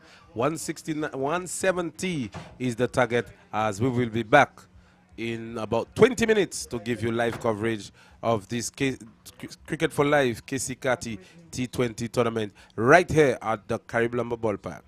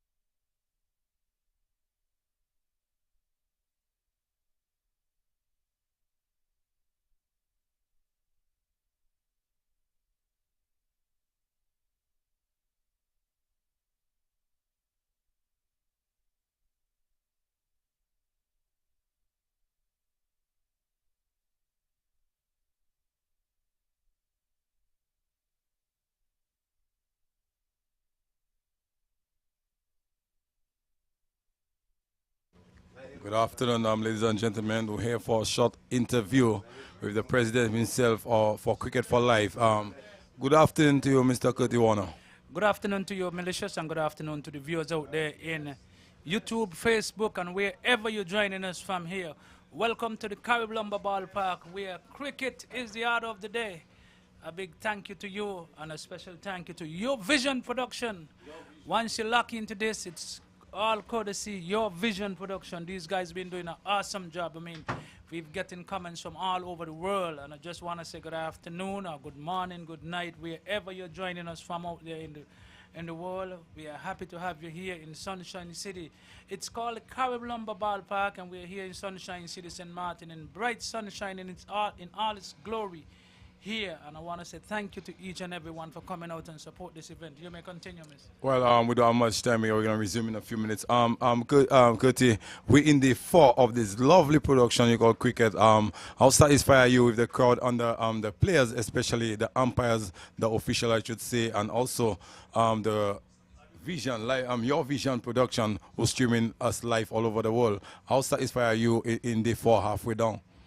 Well, in day 4, I must say I must give thanks to the Almighty, because there was a tropical depression that threatened St. Martin and the rest of the Leeward Island. We was spared on day 1 and up to today. Thank God Almighty that we are still here in sunlight and sunshine, while some other Caribbean countries are under some wind and gust and rain. So I must thank God for that. Pertaining to the tournament is well organized, and as everybody out there looking, we had a slight mishap yesterday with some damaged cable for internet, so we was down for a while. But nevertheless, the guys at Your Vision Production, they are extremely professional, so they're making sure that they get this thing up and going.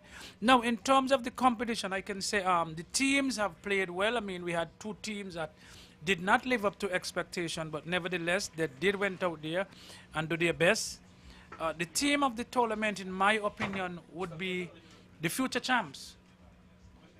The reason why, Malicious, I will say the future champs, they have played some 3 games. This is their 3rd game. They have won 2, and they are about to go out to bat in the 2nd innings here. And it's left to see what's going to happen. But if you ask me, I will give the youth team the team of the tournament. Every team was allotted to bring in 3 overseas players. And future champ has no overseas players, no senior. They have 1 senior player, as in Gabriel. Gabriel plays in the local league for, I think it's Nagico, and he have just joined them to give them a little spice. But beyond Gabriel, it is the original future champ team that has won 2 games already. Oh yes, that's well said, Warner. Yes, as you can see, none of the teams, the future champs, have no overseas player. The rest of the teams have overseas player, and they really been good. They didn't bowl good this afternoon against Spartans, but I think with the batting lineup they have, I think they should get at least 11.5 runs per over to win this game with the likes of Nifan, Palmer, Tionic, and Gabriel. One of the 4 have to come to the party and come big. Your prediction, how good you saw Motorola play against the Jaguars this morning? Well, I think the Motorola looking real solid. I mean, the overseas players are keeping them intact. And then they have also a homegrown now homegrown in Kelbert Walters. He is steering the team pretty well. So I think the Motorola team, they look great, they look solid. Come this afternoon, let's see what's going to happen and who will emerge champs of this tournament. While at it, Malicious, I want to say a big thank you to Mr. Mark Keacy over there in the U.S. and the U.S. Cricket Council. These guys have been partnering with us over the years. I mean, due to the pandemic, that we can't have them partner with us, but there's a partnership working with us over the years. If you see all our uniforms, says Cricket Council USA, because there was a sponsor for us over the last year, so we never left them out. But we expect that cricket will be the winner of the day, and when the fat lady sings this afternoon, for sure somebody gonna own that $5,000. Well, we're about to resume, but your last word before we go on final talk on the crowd and the atmosphere at the Carmel Ballpark. Well, I anticipate a much bigger crowd, but I know that will come later in the afternoon when the sun is a little down, and you know it's Sunday. Most people go to church, and after church and after their family time, they will be here on the ground. So One more, we one more question to you. Any special for the fans here today so that they could spend their money wisely or know how to spend, how to think of the pocket this well, afternoon? definitely this afternoon we will have lots of specials at the bar. For It's a sure, surprise. yes. We already have the folks from Carib. Carib is the main sponsor. They are here already on the ground, and they'll be running a lot of specials. So look out for the specials. Before I leave, I want to say a big thank you to my entire board. I mean, they have been working tirelessly around the clock. I mean, my vice president, Mr. Samuel Scott, the treasurer, Ryson Charles, Brenda Maynard as secretary, Aswin Aldridge as assistant secretary, as assistant treasurer. We have Marvin Matthew as board member. We also have Diane Nisbet as assistant treasurer, and we also have Bertrand Peters, who is an advisor to the board. And I think these 8 members comprise of Cricket for Life SXM. And it's not an easy job to get Carbolumba looking this way and having a tournament at this level. So our dreams and our goal is to make sure that cricket in St. Martin lift to the next standard, and that's our goal. And we, these board members, working so hard around the clock. I just want to lift my hat off to them this afternoon. Okay, so thank you very much, Gertie Warner. No stranger to the mic, so we're gonna resume to your vision production until we resume in the next 5 minutes or so for live Bible for the second half of semi-final number 2. Thank you.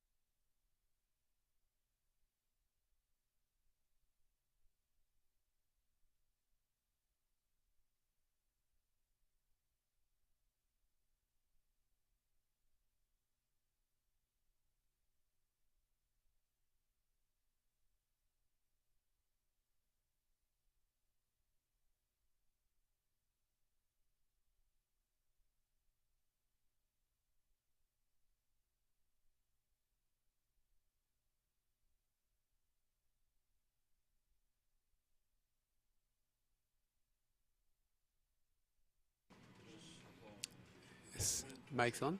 Mike's on. Yes, good afternoon once again here at the Carol Number Ballpark in brilliant sunshine. And first of all, once again, we say thanks to Almighty Yahweh, my son, Yahshua the Messiah. We call Jesus today for His goodness again, for this beautiful sunshine. Without Him, it couldn't be possible. And we have the commencement of the Future Champs innings, of course. And the Spartans winning. Well, I didn't win the toss. I just coming in for the first time, but the Spartans batted first and posted 169. So the future champs gonna need 170 for victory. Couple balls have been bowled. No runs have been scored. One run have been scored. Sorry. And Baliza from the commentary box end. The batsman leaves the ball alone. Palmer leaves the ball alone inside the off stump. The keeper collects. And there is no run. And once again, wonderful spectacle here at the Carmel Ballpark.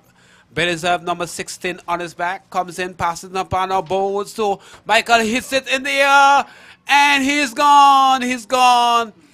And he's out without scoring. Well, the run drought continues. Yesterday, he didn't really trouble the scorers until the very first over. And somehow the slow bowling once again seemed to be doing the trick for all the teams. Evans. Yeah, well, everybody had. Good afternoon, everybody. We know that at the Caribbean Ballpark, we know Michael very well. He's a very good player of the fast bowling, but the spinners have already given him a lot of trouble. And then here again, he's falling again in the very first over for no score to the bowling of spin. Yes, we talk about international cricket. Back in the days, there was nobody analyzing everything. But with technology, players have been analyzed, and they might come in today and score a bag full of runs, and then they've been analyzed and worked out, and all of a sudden the drought comes. Well, but now everybody recognizes that he really plays the fast bowling very well, but struggle against spin. And that's exactly what the Spartans do. And it didn't take long before we saw his demise. So not the first sort of stat they were looking for. Of course, you know, he has been one of the major scorers, and is a sad blow for the future champs team. But they have people like the cool, balanced-headed Nathan Edwards, which I think is a player in the making, somebody to watch. And I think if he keep his attitude right, keep training hard, I think he's going to go to places. He's a very, very good cricketer indeed. Oh, yes, he's a very talented youngster, and then there's no limit to where he could reach. You know? Yes, as they say, the sky is the limit. Yes, as we have absolute brilliant sunshine here, blazing down at the Caribbean Ballpark. And as I say, it's a wonderful atmosphere. You have the colorful stands and tents all about the place, and the crowd very appreciative this morning. I wasn't there this morning, but I must say the crowd have been very encouraging, as it will be Baliza going to continue right arm off spin over the wicket to bowl to Nathan Edwards, being left-handed, just coming. There he is now. Pass it down, pan, bowl to Edwards. Edwards get a ball which he drives in the offside. He's going to get runs. He gets a single as, who is it there? Is this guy that fills well with the number 20 and just limit it into a single. So he's off the mark with one, and good to see the young man get off the mark, Evans. Oh, yes. In this competition, he got to get runs, and he got to get runs early, you know, because 15 overs, you need to get 170 runs. You got to put the pedal to the metal. Yes, it's going to be a very challenging score indeed. And with Bella's up, number 16 passes up on now, and balls, he hits it in the air, and it's going to go down to the boundary for 4. Yes, he got the room. It looked like Gabriel, and he got the room, and he's a player who loves a lot of room, and he really just went to that shot over the top. And just there's a man sweeping, but he bit the gap between the sweeper and the long off, and got a lovely boundary for his team. Yeah, he had a little space on the outside to free his arm, and then he just let it go and hit over the infield for 4. Yeah, so Edwards is on 1 from 1 ball. And what is it? It's last season 4 from 1 ball. Here is Baliza to bowl to Lassie. He dabs that in the outside, going for a quick single. They will get it very easily. Keacy was very quick, but it was a well time. And we have some misfield there, and it looked like it's going to run into the boundary for 4. So he's going to get actually 5 runs for over 4 runs and 5 runs indeed for the overthrow, and a bad piece of fielding there, bad piece of backing up here by Carty, and not the sort of thing that his team will be appreciated at all. Yeah, very sloppy fielding there from Descartes. To know him of better quality than this, you know, as a fielder. And then he made a meal out of this and allowed the ball to go through to him and to the boundary for 4. So instead of the batsman just getting a single, he ended up getting 5 runs, Evans. And these are bonus runs in a game. You know, you never know. You could lose by 2 runs. You could lose by a single run. So you wanna save every runs you can in the field. And it was a bad piece of fielding. Certainly not appreciated by his teammates. And we know that's the Spartans team, the team who set a high standard for themselves. And they really pride themselves in their batting, in their cricket. And they play the cricket with tremendous passion. So the first over is gone. First over is gone. The score is 6. What's the score? Oh, the score is 7. The other wide. Yes, so the score is 12. 12 for the loss of 1. Chasing 169 for victory. So it's going to be, who is it? It's going to be Daniel Durham going to pick it up from the far end. And it's going to be an all-spin attack, Evans. Oh, yeah. We know that Spartans always start with spin at both ends for most of the time. And then we have the fast bowlers coming in a little later. So I'm going to give it a feel. Damien Williams, the keeper, standing back. There's a slip. It looks like Sherwin Peters. There's a man at backward point. Who is look like? Keacy Carty is at backward point. There's a cover mid-off. There's a dippish mid-on as Daniel Ball hits it in the air. He looked like he want to hit that somewhere between over long on. And once again, we see a bit of sloppy fielding here, but he was able to recover just in time. Some confusion between Keacy, who was chasing, and another fielder. But in the end, they was able to prevent it from going to the boundary. Meantime, the batsman came back for a second run and takes the score by 2 to some 14. 14 for the loss of 1 in over number 2. Chasing 170 for victory. Now here is Durham from the farm. He comes to the ball he tried to sweep. And the ball taking the inside part of the bat. And instead of going to backward square, end up going to some third man. So missed time in the shot a little bit. Nevertheless, effective nevertheless. And he came for a second run. So he's trying to be positive. He realizes a big chase. Even if you have lost the first wicket, trying to be positive, Evans. Oh, yeah, definitely. You cannot draw the game. You got to get the runs to win it, or you don't get it and you lost. Yeah, so the run rate is 13.4, required weight 11.3. As Daniel comes in bold, and Nathan turns out to go for a quick single. And one of the features of his game, Evans is turning over the strike. He knows how to manipulate the strike, manipulate the field, and it's a very good feature of the young man. Very, very level head, very mature head as a young man, and he can only get better from there. And we wish him the best in his cricket career, in his young cricket career. Yeah, well, I said that to him personally, that he's one of the most level-headed, talented cricketers we have around here. And he's a very humble young man. Yes, and that's the key. That's the key. Humility is very, very important. Very disciplined. You know? Yes, and very disciplined as well, which brings you a long way in the game. As Daniel around the wicket comes and bowl to Lassie. Lassie turns that on the outside once again, and they take easy single. And so important. And sometime in 2020 cricket, teams boast on, especially in case of the West Indies, it's either 4 or nothing. But turning over the strike is so important. You can get one boundary, and you could get 5 singles, and that's 9 runs per over. So teams really need to understand that it's not just about 6s and 4s, but it's about rotating the strike. So the score has moved on by 1 to 18.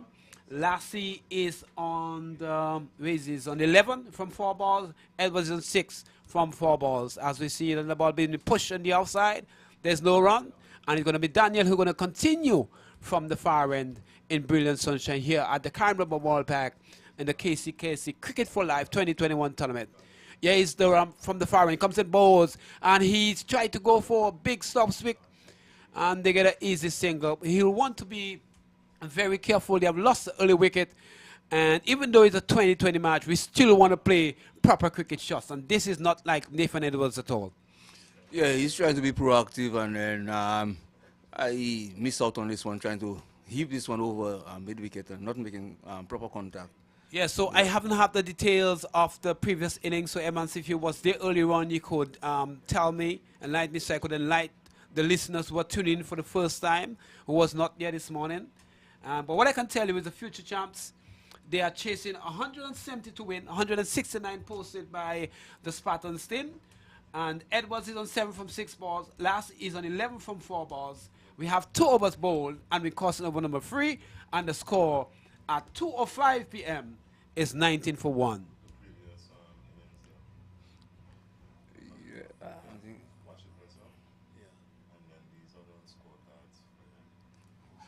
Well, as he getting the most of the runs, Akim Charles getting the most of the runs, so 60 something, I guess. Okay, so you're not missing any cricket at all. And it's going to be James. James is going to pick it up. Yeah, so we had only the solitary over from Baliza, which is very strange that he took a wicket. It was economical, but yet we saw a change to Kofi James from the island of Antigua. So very strange tactics from the captain. Yeah, very strange indeed. You know, most times when a man take a wicket, you give him A second one. But, well, he would have his plans. You know, he will have things worked out before the game, who is going to bowl what, how many overs, who's going to start. So he has his plans worked out. But in the meantime, it's James from the commentary box and comes and ball. He goes back, dabs that in the outside, straight to backward point. Keacy, who have been very good at that position, seem to be a specialist in that position. Field there for the Leewards, field there for the West Indies under 19 team, and he always seemed to be occupying the backward point position, which is a very, very key position, and you got to be very fleet-footed and very agile filling that position, Evans. And you would know very much about that, even if you're a keeper by trade. Oh yes, this is a very key position there. Yeah, most of the balls go there. Most players look to score through that point area. Yeah, so it's Kofi James again from the commentary box and comes in bold. Edwards delivers forward, push it. They're going to go for a quick single. They have to hurry. The throw comes in and loud appeal, but he was very, very quick. And from our point on page, certainly he made his ground, Evans. I must say the young man is very, very quick. And I must say that was a very good single indeed. Oh yes, this was a very close one, and that's not one the future Thompson want to do again, you know, because they don't want to lose the next wicket by the run-out route. Yes, but that was a well-judged single in the end, make it very, very easily. Had to run, had already put some pedals on, but in the end, he made it. And the score has moved up by 1 to 20. Edwards is on 8 from 10 balls. Lassie is on 11 from 4 balls, scoring at a rate of 275 per 100 balls. Edwards striking at 80 per 100 balls at the moment. That could increase if he stays at a crease. And to win, the balance is 150 and the run rate is 7.5. The required weight is 12.2 at the moment. Kofi James around the wicket this time. Comes at balls, hits it in the air. It's going. It's gone over the boundary. A violent chase there. Try there from the man coming around from a wide mid wicket, but the ball went over his head into the boundary for 6. So a good shot there by Lassie. Man, no nonsense man, loves the ball on the bat, loves to play shots, and if he stay any length of time, I think the Spartans team gonna have a difficult time containing him. Yeah, he comes in, he goes thing, and he hits that paddle that he get one. And no, they will not come for the second. They're not going to chance the hand this time. They will look like Sherwin Peters down there. First class crew themselves. No, it look like Daniel. And they decide the one is one enough. They take a single, move the score by 27. So Evans' score is motoring along after 3 overs, 27 for 1, which represents a good start, even if they have lost an early wicket. Oh yeah, very good start there for the future champs, and then they will look to accelerate. They need to accelerate from there, because to get 116, 15 overs is a lot of getting, you know. So yes. Uphill climbing. Yeah, so 200 169 posted by the Spartans team, 170 to win. And your prediction on the game. I'm going to put you on the spot, Evans. Well, my prediction of the game, I don't like to predict games like when you have youths playing against senior players like this. So obviously, they will say that the mature guys are going to win, but you never know. It's cricket. Yes. Well, the best team certainly is going to win. Who play the best cricket at the moment? It doesn't matter who seems to be stronger or have the better team on paper. Who play the better cricket at the moment will be the ones going to be successful. In the meantime, the batsman came for 2 more runs, taken on by 2 to 29 for the loss of 1. Edwards 8 from 10 balls. Ayasi 19 from 7 balls, and he's motoring around at a strike rate of 271.4 per 100 balls. And I mean, at any standard of cricket, that is excellent. Oh, yes, it is. Yes, so it's going to be Durham. He's going to continue so far. He has ball 1 point overs, nobody's 9 runs. And he has given 7.7 runs per over at the moment. He's in brilliant sunshine. Left arm over the wicket comes and bowls. And he hits that in the air. It goes over the top. 1 bounce into the fence. It goes for 4. And he's really motoring around. Well, we don't know if he have a flight to catch, but definitely he's motoring around at a rapid rate this afternoon. And he has raced to 23 from those 8 balls, scoring at 287.5 runs per 100 balls. And that is just great going by any standard, Evans. Just what the doctor orders. Yes, just what the doctor. So the score is raised to 23 for 1. Win cost over number 4, 3.2 overs gone. Durham comes at balls. He goes back and try to cut, misses. And the keeper, Williams, standing back, takes cleanly. The score, Williams standing back. There's a slip in Sherwin Peters, backward point, Keacy, Carty.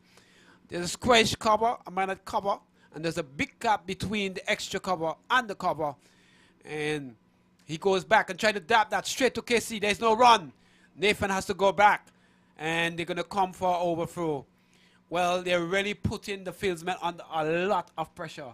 And that is extremely good cricket, Evans. Tremendous pressure there by the batsmen, putting the fielders on, And they're really forcing them to make errors. And that's, you got to be positive when you're playing cricket. That's what they do. They're looking for the singles, not just the fours and the boundaries, which are important, but they're recognizing that the single are important as well. So they're really putting the fieldsmen under tremendous pressure and causing them to make errors in the field. Well, the score is 34 for 1. We cost the 3.4 overs gone required with. Oh, am I right with that? You see what they look. Okay, we'll be back with that. So what I can tell you, Edwards is on 8 from 10 balls. Ayas is 24 from 10 balls. And James so far have bowled 1 over, no made in 7 runs. No wicket. Durham 1.4 overs, no made in 14 runs. And no wicket. And here is him around the wicket, comes in bowls, and he hits that straight down the ground. And he's not. It's a good shot. Very good shot indeed by Nathan Edwards. And Sully, he's really been inspired by Ayasi there. And he decided, I got to get bit of the action. I got to join whatever is going on that seemed to be good. I got to be part of it. And really, a good shot, straight down the ground, down to the boundary for 4. That was a gorgeous shot, man. Yes, we have brilliant sunshine here at the Carry Over ball back. Durham around the wicket comes and bowl, and Nathan Edwards that just steers it past the man that slipped. Was not successful in doing so. We have come to the end of over number 4. 170 for victory. The score is 38 for 1. Edwards is on 12. Ayasi is on 24. James so far have bowled 1 over, no made in 7 runs, no wickets. Durham 2 overs, no made in 18 runs, no wickets. A bit expensive, got about 9 runs per over. To win 142 runs to win 9 point. Yeah, okay. Well, I say 9.5 overs. Well, I'll be back with that. Yes, but 170 to win, and at the end, at this point, they have 38 for the loss of 1. Yeah, the run rate is required is 12. Yeah, so the run rate is 9.5, And the required weight is 12. It's 12. Yeah, so required weight 12, run weight 9.5, overs remaining 11. No, no, no. You know, No, no. you know, Thomas, I got a problem with the 9 points in cricket because to me, you cannot run point anything in cricket. That is good for the mathematics, so- but not for cricket. So 15 overs. So okay, so it's not 20 overs. So it's James comes in balls. He sit that. Where's it gone? Where's it gone? That's Yes, it is gone for 6. And a beautiful sweep shot, just whipping that over backward square. And a magnificent shot by Keacy. And he's really lighting this ground on fire. Certainly. You use Gabriel a little bit. You use Gabriel a little better. Well, at first, pardon here, umpire first signal 6. Yeah. And he has changed his signal to 4, which takes Keacy to 30 from 11 balls. Edwards 12 from 12 balls. And the score is 42 for 1. 4-point overs gone. 10.5 overs remaining. Required rate 10.1. No, required rate 11.8. And run rate at the moment is 10.1. So just giving you the details of everything. And just trying to keep you up to date with the score and the details of the game. And I can tell you, James gonna continues and he dabs at and they go for an easy single. And they really milking the bowling. So they're missing aggression with some common sense cricket, Evans, which is so lacking even in West Indies cricket today and cricket on a whole. They realize you get a 4 already and just take a single and turn the strike around, which is very important. This is beautiful, beautiful cricket, beautiful batting there. And a lot of common sense there. With the future terms, we have a senior player in Gabriel and a level-headed youth in Nathan Edwards. Yes, as this time James comes from around the wicket. He goes back and tries to flip that over the keeper. And he is really seeing the full range. He got a full range.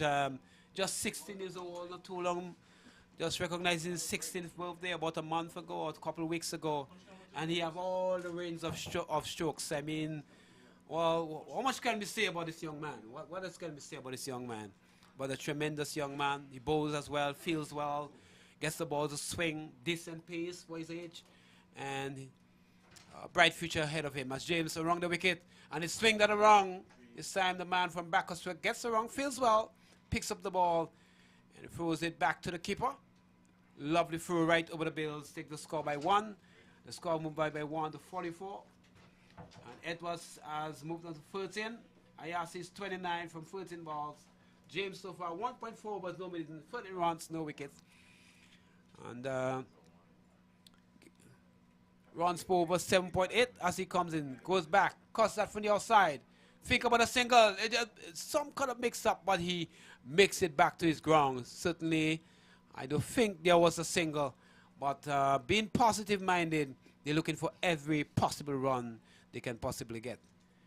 As James around the wicket comes and bowls, and he tried to dap that, getting a Yorker length ball. So the end of over number 5, at the end of the score is 45 for the loss of 1, Evans.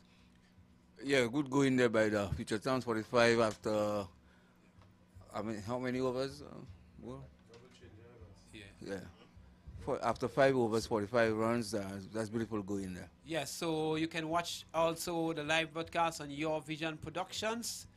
Yeah, you can get the live broadcast on YouTube there. It's also the end of my spell for now until later.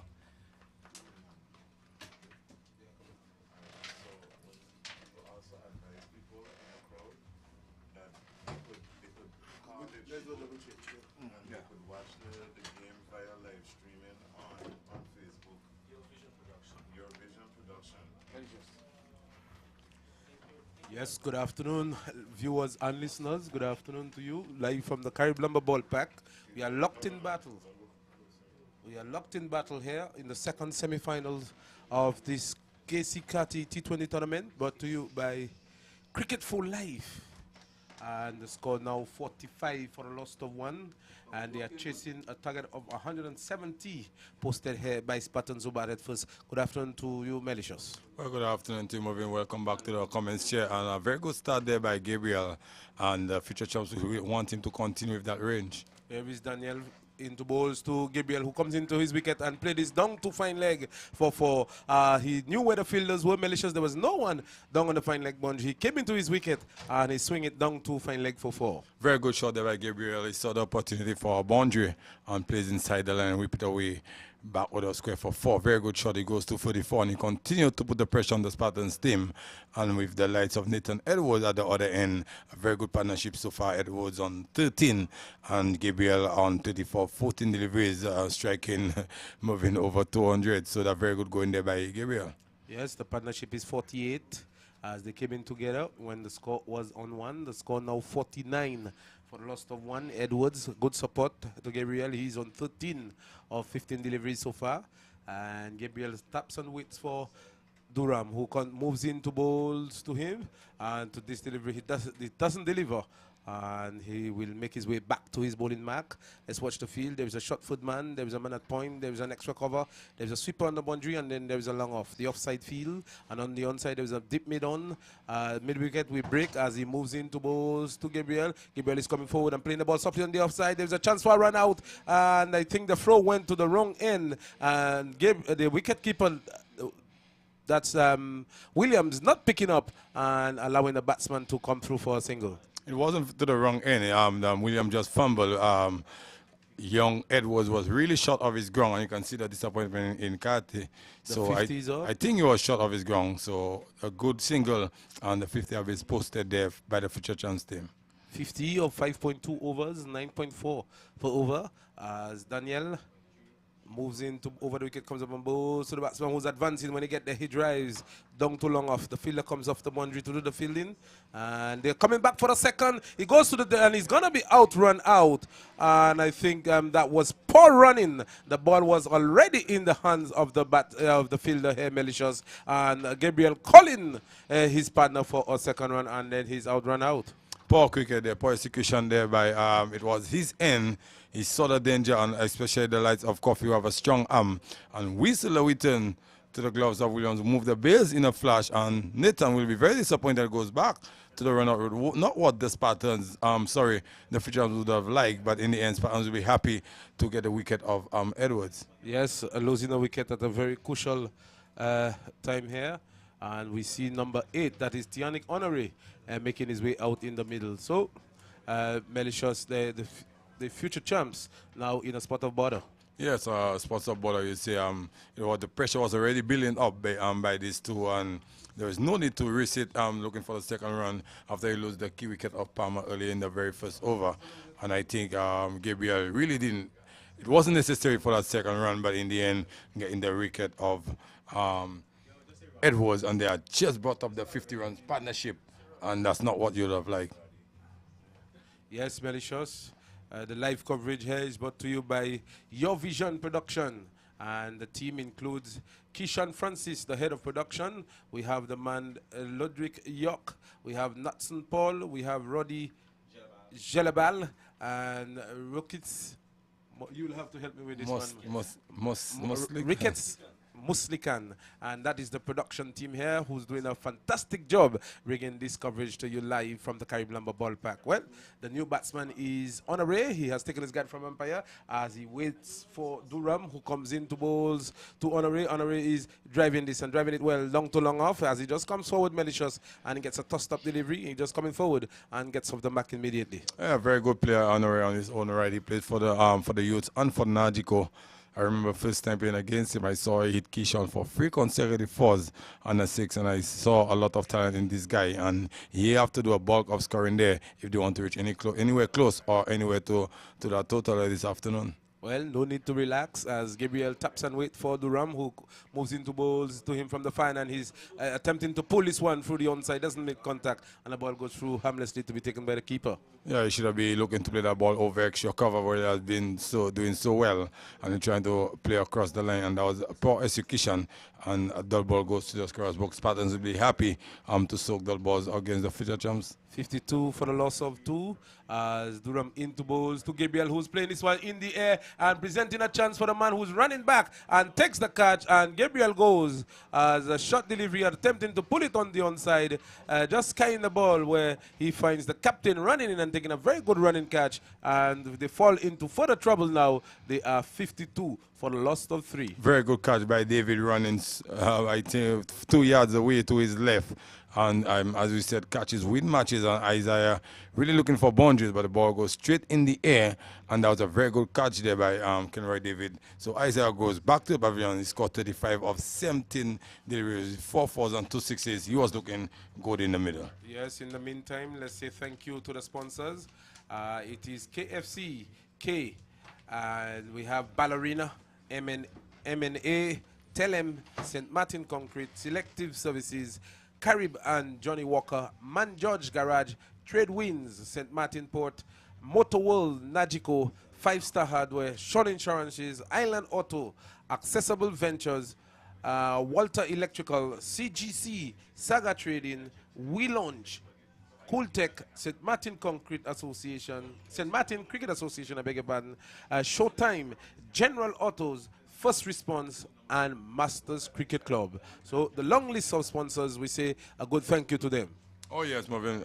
Without the sponsor, it would not be possible. And I'm so happy you're saying special greetings to the sponsors. And when they heard that, they will be very happy and continue to sponsor throughout the years to come.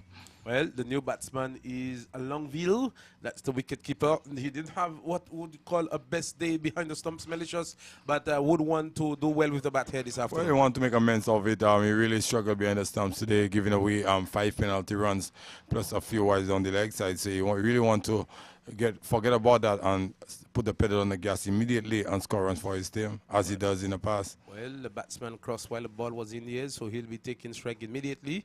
And he will have James to deal with, who has bowled 2 overs, no maiden, 14 runs, and no wicket so far. As James from the commentary box and moves in to bowl to Longville. And Longville is coming forward and playing this one through the gap. It beats Keacy. They go for one. They will think about a second. They turn in for the second. Watch the throw. He's running for his life now and getting back home in time. So 2 more. That's a very good shot. Just coming forward, malicious, and opening the face of the bat, passing Keacy at backward point and down close to the boundary where he gets to. Very good shot there to get off the mark by Randall. Coming under the front for the player. He's a player with a lot of confidence and struck down nicely for the covers for 2. Here is James as he moves in past the umpire, comes up and bowls to Longville, who gets a wide one. He just opened the face of the bat and will get one as this one bounces on Bailey's here and they get an easy single. Yeah, one more throw. You'll see a lot of singles from the youngsters. They are very young and athletic. They like to run ones and twos, and the bad ball, they will put it away. Let's wait and see the approach of Tionic Honoré. He loved the boundaries, but let's see how he approaches in there. 13.3 runs required per over. Well, 55 for the loss of 3 as this one is turning into Honoré. This one, the off-spinner, malicious, and Honoré going back to play this one, and this one crushed into his pads. Yeah, very good bowling there by James. He continued to apply pressure. So far, he has bowled 2.3 overs, none for 17. Looking for wicket number 4 for his team. Here is James in the bowl to the batsman. That's Tionic Honoré attempting to just dab this one into the offside, and this one was much flatter and quicker and to be taken by the keeper. Yeah, he don't look like himself at all in Honoré. He like the ball coming onto the bat, and when you have the experience like James in the middle, he'll slow it down more and more. Well, there is a slip in place as he's back and pulling full square leg. The fielder comes off the boundary to do the fielding and will get one, and that's all there'll be. So the score moves on by 1 to 56 for the loss of 3 malicious in 6.5 overs bowled so far. Well, 56 for a loss of 3, just in 170 for victory. So I think I will say you have a final between Spartans and Motorola this afternoon. Well, it looks so. Motorola awaits the winner for $5,000 as James comes into bowls to Longville, who's long forward and playing the ball back along the track for the bowler to feel of his own bowling. So after 7 overs, the score 56 for the loss of 3 in chasing the target of 170 set by the GA Spartans team. Yeah, very good over there by James. Only 4 runs. David will be happy if every over the bowler only considered 4 runs, so that's a very good comeback there by Coffee, really trying to keep them down and getting the wicket of the man who doing the bulk of the scoring was Isaac. Gabriel, and as I speak, Descat gonna bring up his runner, so more pressure gonna be applied. But let's see how Tionic, we love the ball coming onto the bat, how he approaches Descat from the top end. Well, so far, James has bowled 3 overs, no maiden, 18 runs, no wicket. And Durham, 3 overs, no maiden, 25 runs, 1 wicket. So, good bowling so far by the Spartans, keeping the future champs in check. So, as we speak, Descat has marked his run down at the far end. And he will be bowling to Tianik Honore with a short-foot man, a man at backward point, a man on the cover boundary. There's an extra cover, and there's a middle. As we speak, the man who was at short-foot man is going all the way back to the foot man, and the man who was at long leg, that's Baby Bill, is here. He's coming in the circle and on the 45, and on the onside there is a man at mid-wicket. Is there a man at long on? Yes, there is a man at long on. There's a man on the deep mid-wicket boundary. So that's the onside field as Descat, who turns in the distance in the bright sunshine at the Caribbean ballpark. He will be moving into bowls to Tianik Honore, who taps on weight as it goes past the umpire, comes up and bowls to Tianik. Tianik is wrapped on the pad, and there's an appeal for leg before, and he's out.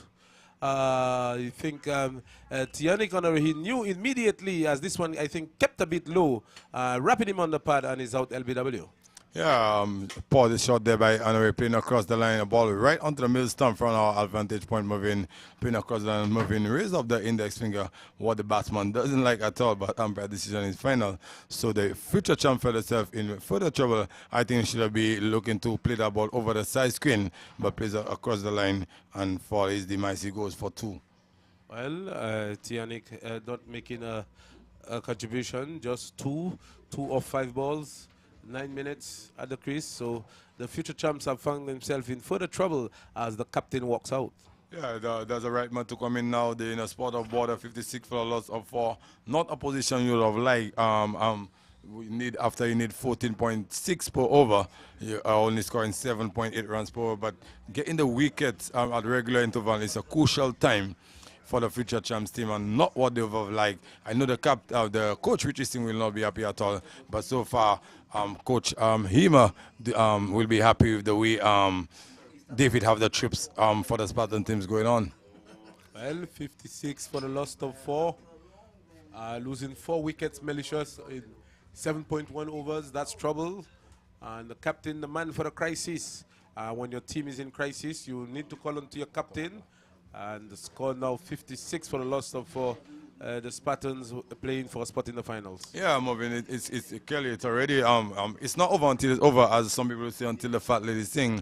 But they're writing already on the wall, needing 14.6 runs per over with just 7.1 overs gone. So they don't have much time to score to soak up dot balls. Well, Descat getting success immediately as he comes into bowls to the captain, who taps and wait, and he's playing this one back along the track for the bowler to field of his own bowling, and no runs resulting. The score remains on 56 for the loss of 4. Immediate success for Descat. Yeah, he'll be very happy. He was roughly treated yesterday, and his second ball, he was clean bowled by Nassing the Rhine. You want to make amends out of this and to put himself in the final and get in touch with the motor again, and let's see how we're going to reply in this final. Charles taps and wait for Descat, who gets a delivery which he ducks and taken by wicket keeper. The short delivery showing some aggression here to the captain, Charles. Oh yes, his aggression, keeping Charles on the back foot. They know the youngsters love to come on the front foot, and they really on the back foot here, and more and more dot balls, the pressure have been applied. Well, by now I would think they should put more pressure, probably a slip perhaps, as the field is widely spread as Descat moves into bowls to the batsman who attempting to play this one onto the onside, and will get a single as we wait and see what umpire moving who comes across and signal leg by. One more to the total, 57 now for the loss of 4. Yeah, 57 for the loss of 4. Spartans will be happy with that scorecard. And as you said, apply a slip in place, a slip or 2. So earlier on, you saw a lot of edge going for the slip cordon when Motor would play against the Jaguar, and there was no slip. I think slip very important. So it's good to see David to apply a slip here. Here is Descat as he moves into bowls to Longville. Longville gets a full toss and can do no more than to just push this down to straight to short extra cover where Charles field, and there is no runs. Yeah, it should be done better than that. You should have find a gap between cover and wideish cover into the vacant boundary for four, but in the end, straight to the fielder that looked like Charles at extra cover, he cannot score. And bright sunshine at the Caribbean ballpark as Descat moves in to bowl to Longville. Longville is getting the ball, he goes on the back foot and just turning it into the onside to a short mid-wicket position and gets an easy single. Good run. Yeah, very good run there. As I said, Moving, those guys are very young and agile. You'll find them running the ones and twos, but they need to hit the boundaries out well because they need 16 runs per over. Not any means that they cannot do it, but then with 4 wickets back in the hunt, the Spartans team, GS Spartans, guys, will be very happy. And you haven't seen Akim Charles never bowl throughout the tournament, and here comes, he can bowl his very first over throughout the tournament. Well, with 7 overs remaining, the asking rate is 16 runs per over. Not impossible, but highly improbable, I must say, Malicious, to achieve 16 runs for the next 7 overs to win the match. If they go on to do this, this would be a tremendous effort, a magnificent effort, one of world class. Well, they have to attack from ball 1 now. Because they need to put on the gas on the pedal. They only scoring 7.3, 7.5 per over. They need to score at least 16, and it's not an easy task. Here is Akim Charles, moves into balls to Longville, outside the off stump with the ball, turning back into him. He goes on the back foot and plays this to short extra cover, where the fielder, the captain Kenroy David fields, and there is no runs. As we'll give you the field in a moment, as Akim Charles moves into balls to the batsman short, and he's pulling and getting it down to long on as the fielder comes off the boundary to do the fielding. That's Descat who comes off the boundary and throws back to Asi. One more to Longville. He moves to 5 and brings Charles, the captain, to take strike. Well, Spartans will be happy for the ones and twos. Akim Charles, a part-time bowler. I think they should really target Akim Charles, especially the left-hander Charles, the ball coming into him. 2 Charles. Oh, we have 2 Charles in the middle, the bowler and the batsman. I don't know if they are related or brothers, but Kishon Charles and Akim Charles. He taps and wait as Charles bowls to him. He's staying this one and cannot beat Showin, who sends a return. Longville getting home. As this one was just outside the off stump. He tried to make room for himself and just tying it down to a short foot man, well fielded by Showin. Oh yes, well fielded by Showin. The score moves on to 60 for the loss of 4. Very good fielding there by Showin in one motion, pick up and throw. And from my point of view, I think if Randall was struggling. Here is Charles into balls to Longville. Longville going for a big shot down to mid-wicket. Will get it there to James, who sends a return back to Henry. the keeper. Is that Henry or James? Henry. Henry? Yeah. And he gets one. So the score moves on to 61 for the loss of 4. 61 for the loss of 4. Akim so far, 4 deliveries, only 3 runs, and they'll be very happy to contend with ones and twos. Here is Charles into balls to Charles. Charles is forward. That's Kishon Charles. He comes forward and plays the ball down into the offside, where short extra cover comes across to do the fielding, and no runs result in. Bright sunshine at the Caribbean ballpark. Here is Charles into ball to the batsman who's advancing and striking this one down to long off. The long off come off the boundary. They go for 1, and they will settle on 1 as Descat comes in to do the fielding. Descat is a man with a very strong arm as he relays this one back to the bowler. So it's the end of the over. The over is going quick, Malicious. 9 overs gone, and the score 62 for a loss of 4. 62 for the loss of 4, moving after 9 overs. As I said, Spartans will be happy for the ones and twos. Charles, a part-time bowler, only considered 4 runs, and that's not what they would have liked. Descat previous over 1 run, so I can tell you the pressure really has been built up here. So the last 2 overs going for just 5 runs, as the required run rate has increased to 18, and they're striking now at 6.9. And we see as we speak, Bebe Belizier, who opened. Jean-René Belizier, who opened the bowling at the commentary box and now will be bowling from the far end. Yes, indeed. As he moves in to bowls to Charles. Charles gets a flighted delivery and attempting to sweep, not out, says the umpire. I think this one is clearly going down the leg side from our vantage point here, Malicious. Yeah, you can see the keeper Williams already a foot down the leg side, and that's a easy call for umpire moving. 62 for the loss of 4. As Belizier wrong, the wicket comes up and bowls to the batsman who's coming in and just walking this one to the onside, and will get an easy single. 63 now for a loss of 4. A mammoth task, Malicious, for the Future Times team. Yes, Marvin. From the time Spaten won the toss and decided to bat, I know it'll be very hard task for the youngsters. They get in the lights of 1-8-70-69 to chase. It will not be an easy total on that pitch here this afternoon with a lot of spinners from the Spartans team. Well, the sunshine continue to blaze down on the Caribbean ballpark as Belize into bowls to the Longville, who gets a shot delivery outside the off stump, trying to make room and cut, but this one bounces over the top and well taken by the keeper. Very, very good bowling there by Belize. He opened the ball in the second delivery, get the wicket of Palmer, and he continued to bowl good. Here is Belize into bowl to Longville, who's back and pulling and can get it no further than the bowler, back to the bowler. So good bowling here, pressure being applied here. 1.4 overs, something will tell. The asking rate now has gone to 20 as Belize into bowls to Longville, who's making room and cut and can get it no further, cannot beat the man at short extra cover, and there is no run. So 9.5 overs at the score 63 for a loss of 4. Oh yes, very good bowling there by Belize. He loved that atmosphere right about now. There is Belize in, and this one is driven down too long off. The fielder comes off the boundary to do the fielding, and the batsman wanting to, but decide against it. So it's the end of the 10th over. It is 64 for the loss of 4, and Malicious don't think the future champs will have what it takes because the asking rate has gone to 21.2. Well, 105 to get from here on. I don't think it will be easy at all. 64 for the loss of 4. Record run rate 21.2. They only scoring at 6.4. It will not be an easy task at all. Well, let's say thanks to our sponsors. Once more, it's KFC, K Ballerina, MNA, Telem, St. Martin Concrete, Selective Services, Carib and Johnny Walker, Man George Garage, Trade Winds, St. Martin Port. We break as Charles moves into bowls to the batsman Longville, and Longville attempting to turn this one onto the onside, not making contact as we say good afternoon to Stephen Evans, and as Evans comes in to bring you more ball-by-ball commentary, it will be Thomas. Well, good afternoon, everybody.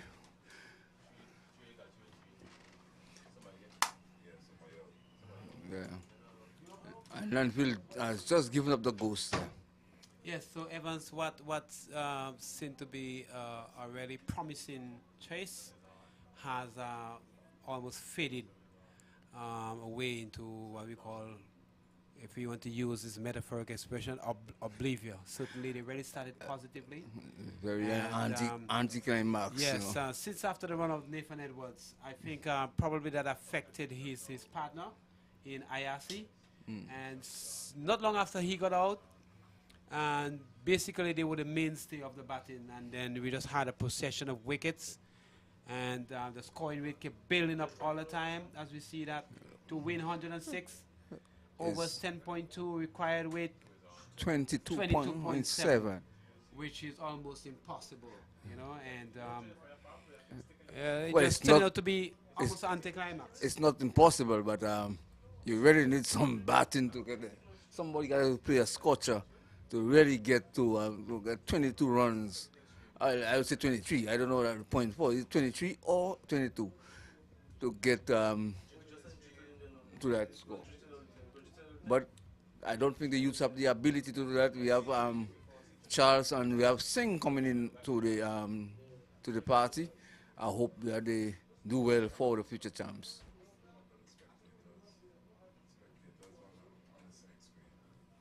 Yes, and there's a spectator on the side screen on the far end, and if you are under the sound of my voice, I think you all need to move on the far end, and certainly, according to the rules of the game, you shouldn't be at the back of the side screen. So, if you're under the sound of my voice, once again, you two spectators down at the far end, you need to move from your position. In the meantime, a ball is being hit in the outside. The Carty comes in from the long off boundary, and in a big time, the batsmen take. Did they take 2, Evans? Only one. Oh, yes. But I think you should appeal to the umpires that they should tell the guys to come out on the side screen. And now they're being joined by a third individual. So once again, if you're under the sound of our voices, you need to move from your position at the side screen. And another ball is hitting the outside. You're going to come for a quick single. And Charles is on 4 from 9 balls. Singh on 1. And Charles so far bowled 1.5 overs. No maiden, 6 runs, 1 wicket. To win 104. Run rate 6.1. Overs 10.5. Required rate 25 runs per over. And that is highly probable. That's a lot of getting, man. Yes, it's a lot of get. It's a big ask. They had to go from beginning. Yes, so as we say, it was always going to be a big chase. At first, when I come, I thought it was a 20-over game, only to find out later when I watched the overs remaining. At that time, it was showing me that 11 overs remaining, and there was only 4 overs was ball. So I was wondering if I was seeing something wrong on the screen, but it was a 15-over game. So 11 overs gone, required rate 26, and current rate 6.0. And Evans is going to take almost a miracle to win from there. Well, it's going to take a lot of uphill climbing there, and I don't think that the youths got the ability to really get 25 runs on over from a powerful bowling lineup like Baliza is going to come back, and he hits it in the air, and wow, good stop in the end. One would have thought that he would make a better effort to catch that ball, but he decided to allow the ball to bounce first. And in the end, the ball made a lot of height after bouncing, and they had to really jump very, very high, almost goalkeeper fashion to bring that there. But in the end, he make a successful grab and only leave it in the batsman to a single. So Charles takes strike as Beliza comes in balls, and he hits it down towards the mid-wicket position. And the fieldsman there feels it looks like Henry. And the batsman take a single, move the score by 1 to 68 for the loss of 5. So their demise have been the loss of wickets. They started well, and the wickets start to fall. And once you start to lose wickets, that's where the problems come in. Lose wickets, you lose momentum. Definitely. As Baliza comes in balls, he drives, was looking to drive that for the outside. The ball coming from the inner part of the bat and going to mid-wicket. Deep mid-wicket is the man coming off the boundary. And in the meantime, the batsman take another single. That's Singh. Singh has moved up to 3 from 4 balls. Charles is on 5 from 11 balls. And to win 101, run rate 6 overs, ball 11.3, required 28.9. And the required rate keep climbing all the time. If every dot ball, the required rate comes up. Yes, so they're going to need a flurry of 6s and 4s if they're going to get any close to the scores. Beliza around the wicket, comes and bowls to Charles. Charles try to pull. Doesn't get contact at all. Completely mistimed the shot. And the ball is trickled back to Beliza. Certainly. And the Spartans could smell the victory, Evans. They could smell it coming. Looking forward to pay for that $5,000, Evans. And misfield there by Daniel. It's not a thing you really associate with Daniel, and he's eager to pick up the ball. Took his eyes off the ball, Evans. Just forgetting the basic principle. Keep your eyes on the ball all the time. Stay in line and get in the put in the barrier. It could be a very, very embarrassing situation, especially for a player of his caliber. Play for the rights, part of the Leeward Island setup. You don't want to be embarrassed on the field like that. Well, I hope nobody from the Leeward Island sees that. Well, it happens. And use it against him. Well, let's hope not, but it happens. It happens, but you know, when you reach a certain level of cricket, you don't want to be making these fundamental errors. You know? This is silly mistakes. That's for kids, you know, not for grown men in the game. It doesn't sit well. So Akim Charles going to continue. So far, he has bowled 2 overs, no minutes, 6 runs, 1 wicket, and he bowls to Singh. Singh is forward. Well, Singh is not known. He's a small man, very diminutive in stature. He's not known to hit the ball all over the park. He's more of a touch player, push around, take the singles, nudges, and so he's not a power player that's going to hit the ball over the park for 6. And Akim Charles comes in balls to Singh. Singh whips that in the outside. Good stop by the man coming around. Beliza. You think Beliza. And the batsman think about the second round, but they're not going to get it. And Beliza was quick to recover. Hadn't fielded the ball cleanly. But Beliza is very fleet-footed, very quick indeed, and recovered very well. Very agile fielder, is Beliza. Now, here's Charles, and he drives straight to cover. And that looks like Henry there, and there is no run. So the overs going fast and furious, Evans. 12.3 overs gone. 98 to win. Runs per over 5.8 required with 39.2. And right away it was just 28. And how quickly have it jumped to 39? And it's almost a foregone conclusion at the moment, Evans.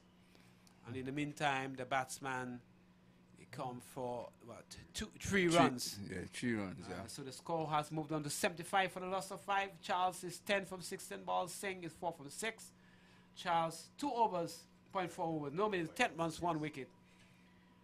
And to win 95 overs, 12.4 required with 40.7 Evans. And what do you do in a situation like this? Has the ball been hit down the ground? But they're still trying. As I say, you gotta go down fighting.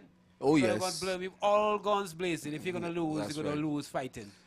If And we that's the important thing. if Even if we you know must that die, you're gonna lose, you know, you got still go down to, you fighting. got to go down fighting. Yes, definitely. Yes. So Charles now comes in, right arm comes in balls, and Ooh. batsman tried to turn that on the outside. He misses everything, and we have the end of over number 13. And at the end of number 13, 2 overs to go. Required with us jump up to 47.0. Evans. That's almost 50 that runs. is significant, Evans. Almost 50 runs and over, man. How are you gonna get this? That is You know? impossible. How are you gonna It's get an this? impossible situation. Every ball, they have got about 5 overs with no balls consecutively, and almost all those balls need to go for 6 or 4. And this is highly improbable. We just Well, you gotta do what you gotta do. You gotta beat the ball, you know. You gotta get the runs. yeah, so 47 runs to it's get. comes in balls. And who's that? Sherwin Peters? It's the first time I've Sherwin Peters coming to bowl off spin. So that tells you the story, Evans. Oh yes, yes. Peters bowling off spin for the very first time I've seen him do so. Comes in ball and hit it back to Sherwin.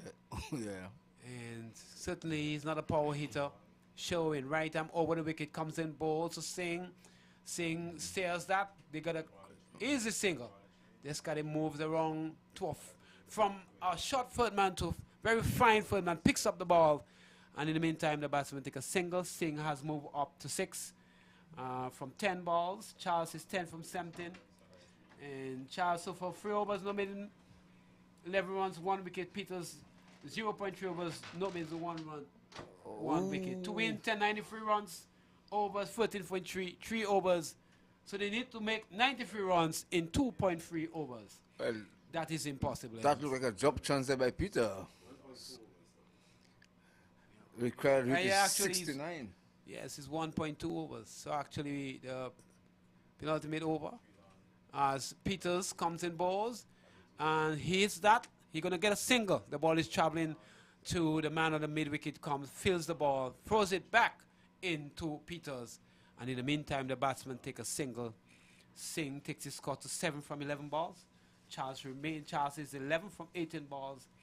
Peters so far, as he comes in the bowl and he hits that. No, he was attempting for this mighty heave over long on, missed everything. And the end of over number 14, Evans. Well, they did 91 runs, Thomas. From 1 over. Well, I don't know how they're gonna get this. Man. Yeah, this is definitely. Yes, and one of the players there, Charles, seemed to have injured himself, going for that big shot. So they're paying attention to him. The umpire is there. His non-striker is there with him as well. And he's up, so which is important. And he seemed to be hobbling a bit. I don't know. Thomas, Probably he have been hitting that sensitivity. I remember South Africa needing 23 runs in 1 ball. I don't know how the future tops can get 91 in an over. Oh, well, that is highly impossible. So we have the final over coming up. So this guy they also turns themselves into a spinner. It's all happening here at the Caribbean ball back. Oh no, he's actually bowling from a short run. Oh, okay. And he gets the ball which he turn on the onside. The ball goes straight to Dead ball signal. Dead ball signal by the umpire. well, I the don't signal a think dead ball. Charles is ready. Okay, dead null still long down your pass, so you're going to have to bowl it again. So 14 overs gone, and the crowd rate is 91. Evans, can you believe it? I don't think I've ever seen a required rate so high. 91 runs per over. Well, yes, Descartes comes in balls, and he hits that fine. We'll have to see whether it comes from the bat or it comes from the pad. Yes, actually it's wide. It's down the leg side. And you don't want to see that, Evans. Even though you're on top, you're gonna be professional until the end. You know what I mean? Even though you feel you have had the game in hand, but you want to come in and finish clinically. You understand me? Oh yes. Not just for your sake, for the people who are watching. For cricket's sake, you know, you have to understand. Cricket is the ultimate winner at the end of it all. So you want to finish. Is cricket. Yes. So you want to be professional at all times. Yes. So. And in his position, I would have run in the same way, Evans, as a normal run and bowl the ball. Exactly. Yes, and the ball being whipped in the offside, half stop there by showing Peters, and they have all recognized and realized it's a foregone conclusion, just going through the motions and waiting for the final balls to be bowled. 127 required, Thomas. 127 required from how many balls? 4 balls.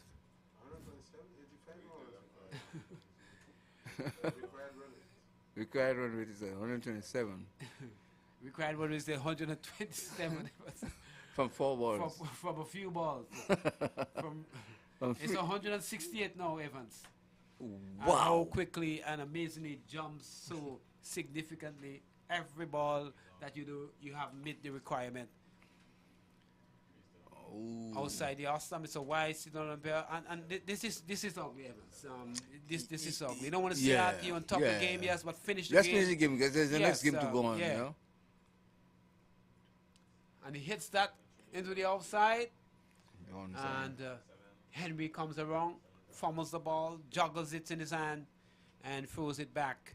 So just a couple of balls to go, and it will be a sounding victory for the Spartans team. They started promisingly, the future champs, but they all fall apart. And this is the sort of thing that we don't want to see. You know, the fieldsman showing Peters casually going after the ball, you know, and the ball party and going to the boundary for 4. This is you don't want to see that. This is not a good example for the very youngsters that they play against. So, you know, this is not acceptable.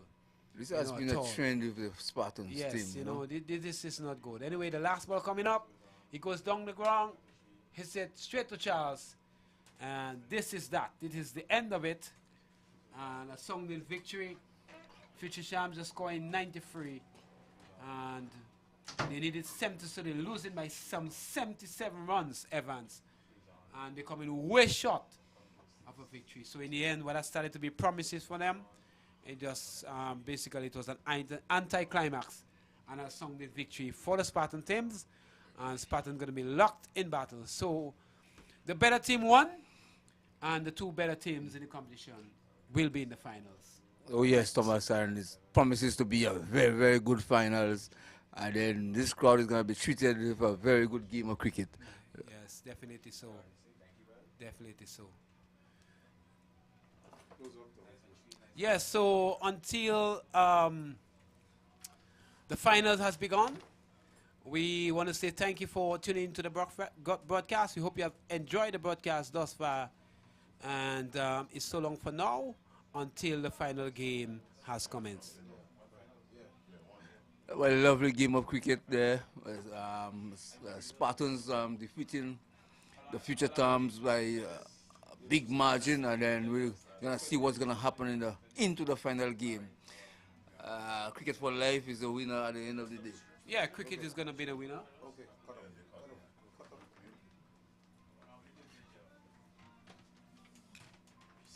We'll be back in 20. Any space I could plug that in?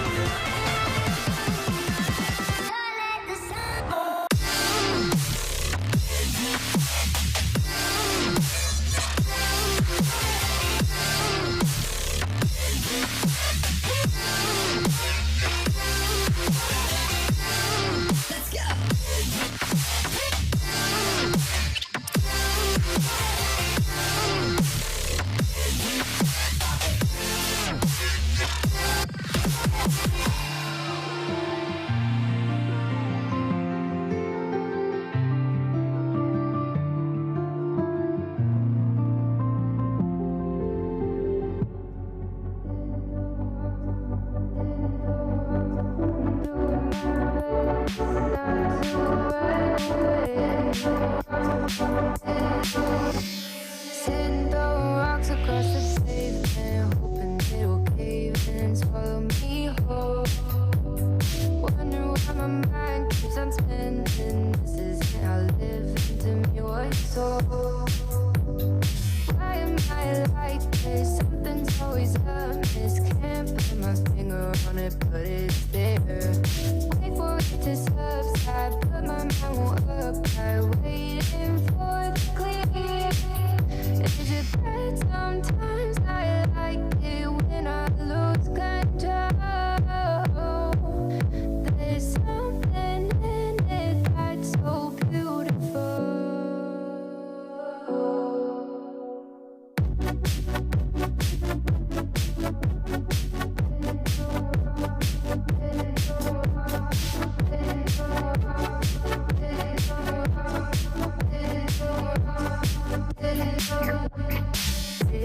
And I can see the light of day,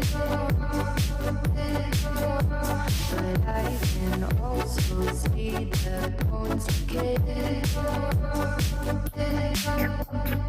I don't know what else there is to say. I'm doing my best not to run away. Sitting throwing rocks across the pavement, hoping it'll cave in and swallow me whole. Wondering how the world keeps on spinning, kinda scared of living when it unfolds.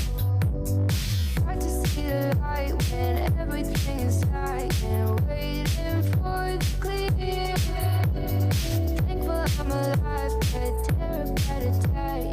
But hey, I'm still here. Is it bad sometimes? I like it when I lose control. There's something in it that's so beautiful. Listen, I can see the light of day, but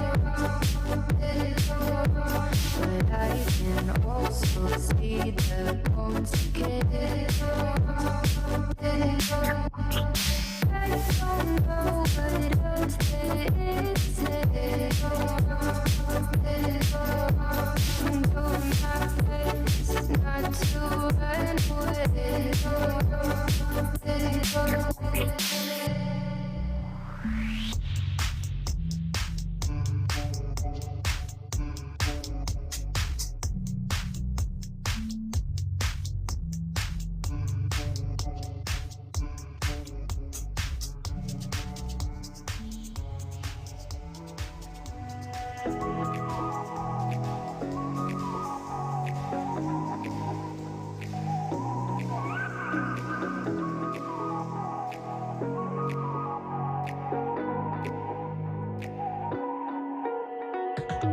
You're the night sky trying to make me see your stars, but the dark gets lonely. Now I see violet, I can feel silence, and the dark's all that I see. When your stars have burnt out and your heart makes no sound, I'll find violet in your eyes. You'll always be my night sky.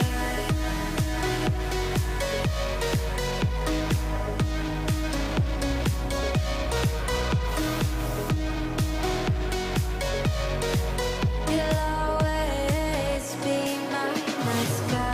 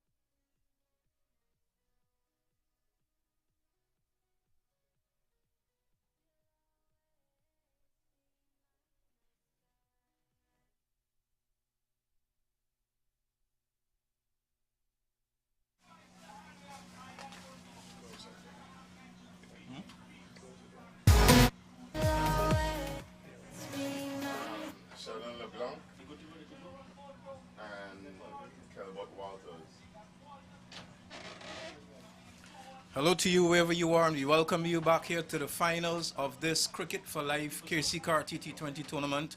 The two teams are Motor World, and the other team is General Orto Spartans. So Spartans have lost the toss, and Motor World have opted to bat first.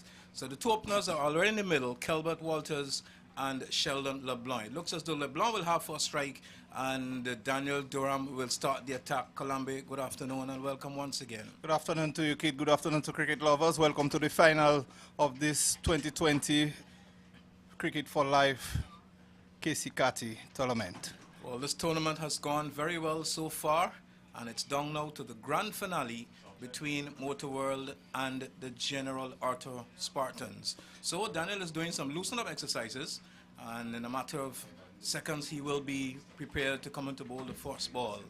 Now they just came off the field, they just defeated the future champs, and they must be a bit tired, but that's the price you have to pay for not being number one. Durham is on his way to bowl to LeBlanc. He's defending, and LeBlanc has had a decent tournament. The ball pushed out towards the extra cover region where Daniel came in and did the fielding, and there's no run. So there is a mid-off, a mid-on, a short mid-wicket. Man right back on the mid-wicket boundary. Durham on his way to bowl to LeBlanc. After backfoot he goes and hits it straight to Charles there in that backward point position. He ran across to his right midfield, and the ball goes down to Carty coming in off the point boundary, and the total is off and running there. One for the loss of no wicket. Yeah, one without loss, so Motor World is off the mark and winning the toss and deciding to bat first here this afternoon in this final. Yesterday, the Motor World defeating the Spartans, so today let's look and see if they can repeat that or if the Spartans can turn it around. Don't forget, it's a grand prize for grab right there this afternoon. Kelbert Walters now puts on his glove and sees that there is a mid-off and a mid-on. Surprisingly, there's no one back on the straight boundary. Here is Durham as he comes up now to bowl to Kelbert, who is defending back to the bowler who does his own fielding, and the total remains on one for no loss. But Kelbert, for me, I would definitely have a long on. Now as I speak, long off goes back, mid-wicket comes in, and just force the batsman to play across the line of the ball. Here is Daniel as he comes up now to bowl to Walters. Walters is off the back foot and stays it out to Carty in that point position. He feels well, and the total is kept on one for no loss. We're in the first over, and of course this is the final of this Cricket for Life T20 tournament. Durham comes up to bowl to Walters. He's on the back foot and pushes it out towards cover. Kenroy David is there at extra cover. He does the fielding, and the score remains on one for no loss. Durham comes up to bowl to Walters once more, and Walters gets a delivery that he's swinging at outside the line of the off stump, and the ball is stopped by the wicketkeeper Damon Williams. The end of the very first over, and after the end of one, the total one for no loss. Yeah, Kate, was a very good over there bowled by Durham. Just one run coming from it, so the score one without loss. Kate, are we playing the full 20? Yes. Yeah, okay, they're playing the full 20 overs, so each team have their fair share. As we know, the sun set very late in the afternoon, so let's hope that everybody have the fair share and we have a game on hand there this afternoon.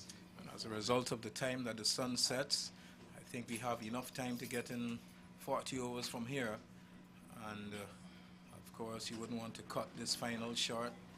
Semi-finals was already cut short this morning, 15 overs aside, and this time it's 20 overs. So batsmen would need to stick around a bit longer and try and get as a maximum amount of runs as possible. So LeBlanc goes into his stance as Belizar prepares to bowl to him. There is a backward point, a short third man. There's also a man sleeping on the backward point boundary, extra cover mid-off. Here is Belizar to Sheldon, who just raises his bat aloft and watches the ball go into the gloves of Williams. To complete the field for you, there is a mid-on, a short mid-wicket, and a mid-wicket right back on the boundary. Here is Belizar as he goes up to bowl to Sheldon LeBlanc, who's driving out towards Carty. He's there at squarish cover. Does the fielding, and the score remains on one for no loss. Yeah, one for no loss, and it looked like Spartan have out to a very good start there. So far they've had a very good start. Sheldon LeBlanc driving onto the man in the backward point position. It looks like Kofi James, he does the fielding and had a very strong return back over the head of Damon Williams. and backed up in the onside by Hakeem Charles. So the total now goes to 2 for no loss in this, the second over. Yeah, baby, keeping it very tight there. Just following up to what his fellow opening bowler did earlier on with the first over. And so far, baby have bowled 3 deliveries, just 1 run coming from it. Calvert will take strike from baby from the very first time. Well, at this time of the afternoon, the sun is very much in the west and beginning to become a bit very uncomfortable here in the commentary box. Here is Belizar as he runs in now to bowl to Walters, who plays it in the onside, sets off for a single, and he gets it in the end. Total has now gone to 3 for the loss of no wicket. Yeah, there's a quick single call there by Sheldon and Calvert responding. And these two kids, I think they have been taking a lot of risk.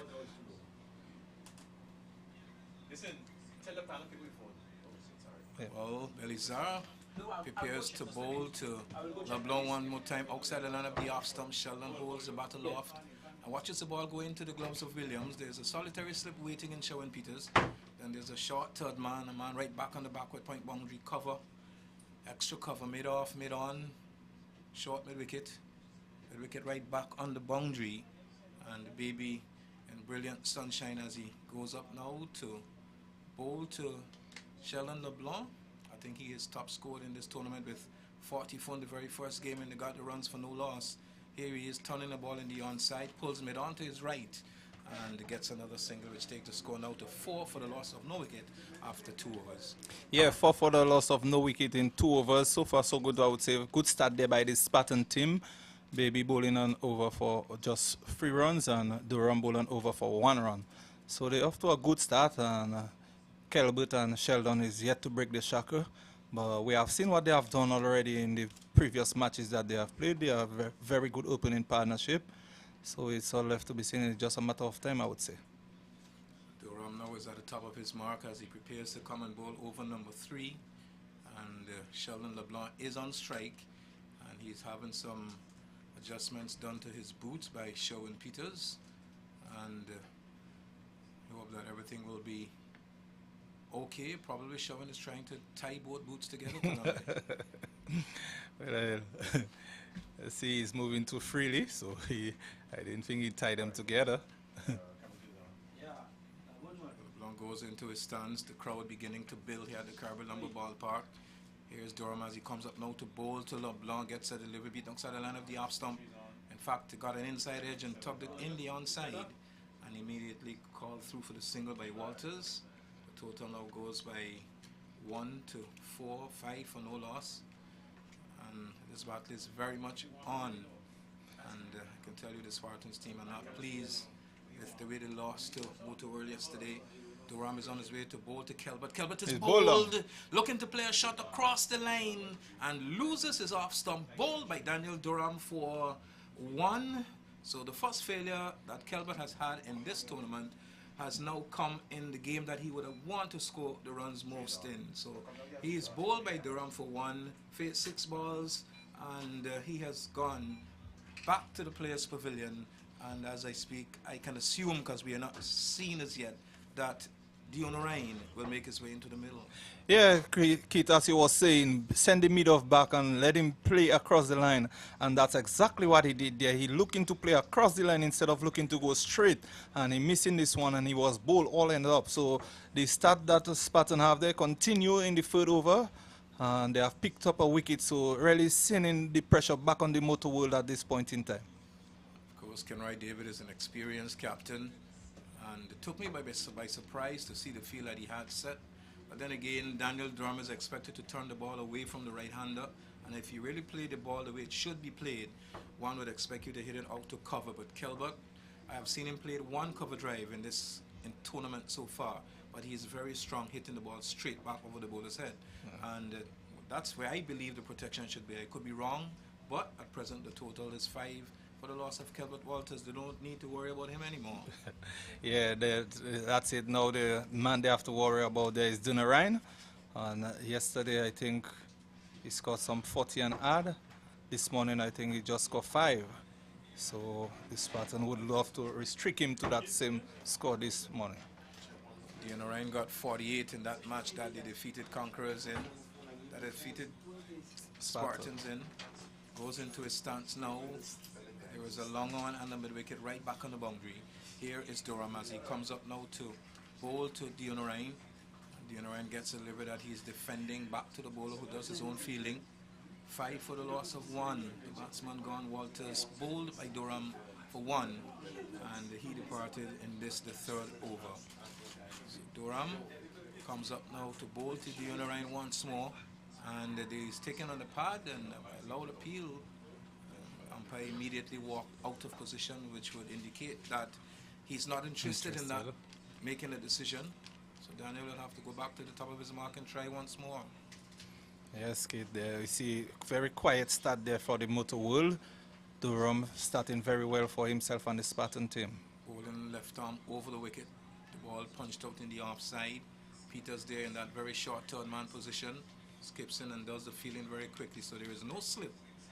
And I believe the Spartans have opted to save runs instead of hold on for catching. Here is Durham as he comes up now to bowl to Dionarain. Dionarain is tugging that in the onside, looking to go through extra cover. And as a result of the inner portion of the bat found out towards backward square, and that brings up the end of the 3rd over. And after 3 overs, Motor World, they are 5 for the loss of 1. 5 for the loss of 1. Motor World winning the toss and deciding to bat first here this afternoon, and they have lost the key wicket of Sheldon. I say Sheldon, sorry, of Walters, Kelbert Walters. I remembered from the very first match, I think in this first power play, Dionarain, Motor World had 40 runs. So at this stage, 3 overs are already gone. 3 overs would be remaining to complete the power play. And can they get up to 40 from here? It's not impossible.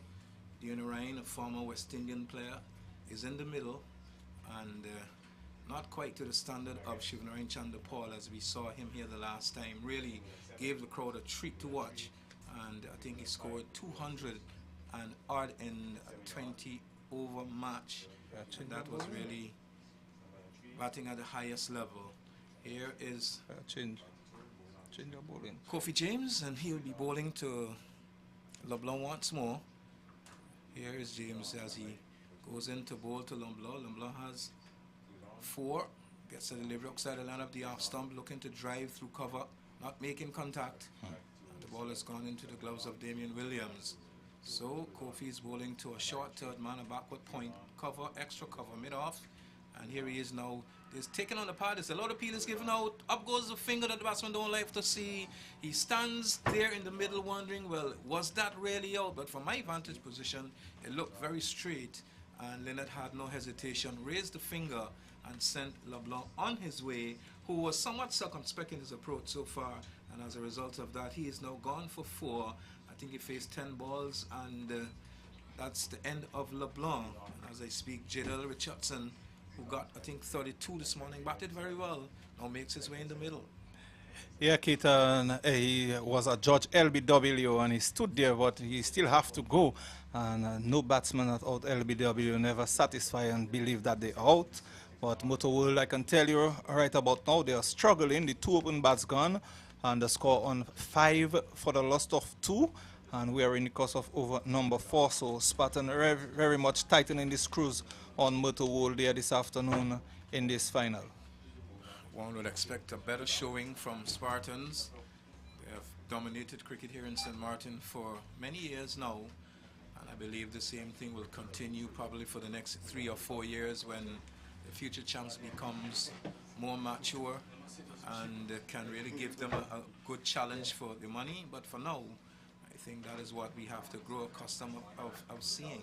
Future champs played well. They played well enough to reach to the semi-finals, but in the end, it just wasn't good enough to really dethrone the Spartans. Here is Kofi James as he comes up now to bowl to Jadal Richardson, who's Jadal is beat outside the line of the off stump, beats the keeper, and is going to go down to the 3rd man, to the fine leg boundary. Into the fence it goes now for 4 byes. And the lock there on Jadal Richardson, I don't know how that ball didn't crash into the stumps. Yeah, very good delivery there, Keaton. And you could see the batsman was guilty. He was on the back foot. and this one beating he and the keeper and going down to that third man boundary for 4. So the first boundary coming in for the Motor World by extras, and the score moves on by that to 9 for the loss of 2 in the course of over number 4. Yes, very good delivery from Kofi James. Here he is as he prepares to bowl to Richardson once more, left arm, right arm over the wicket.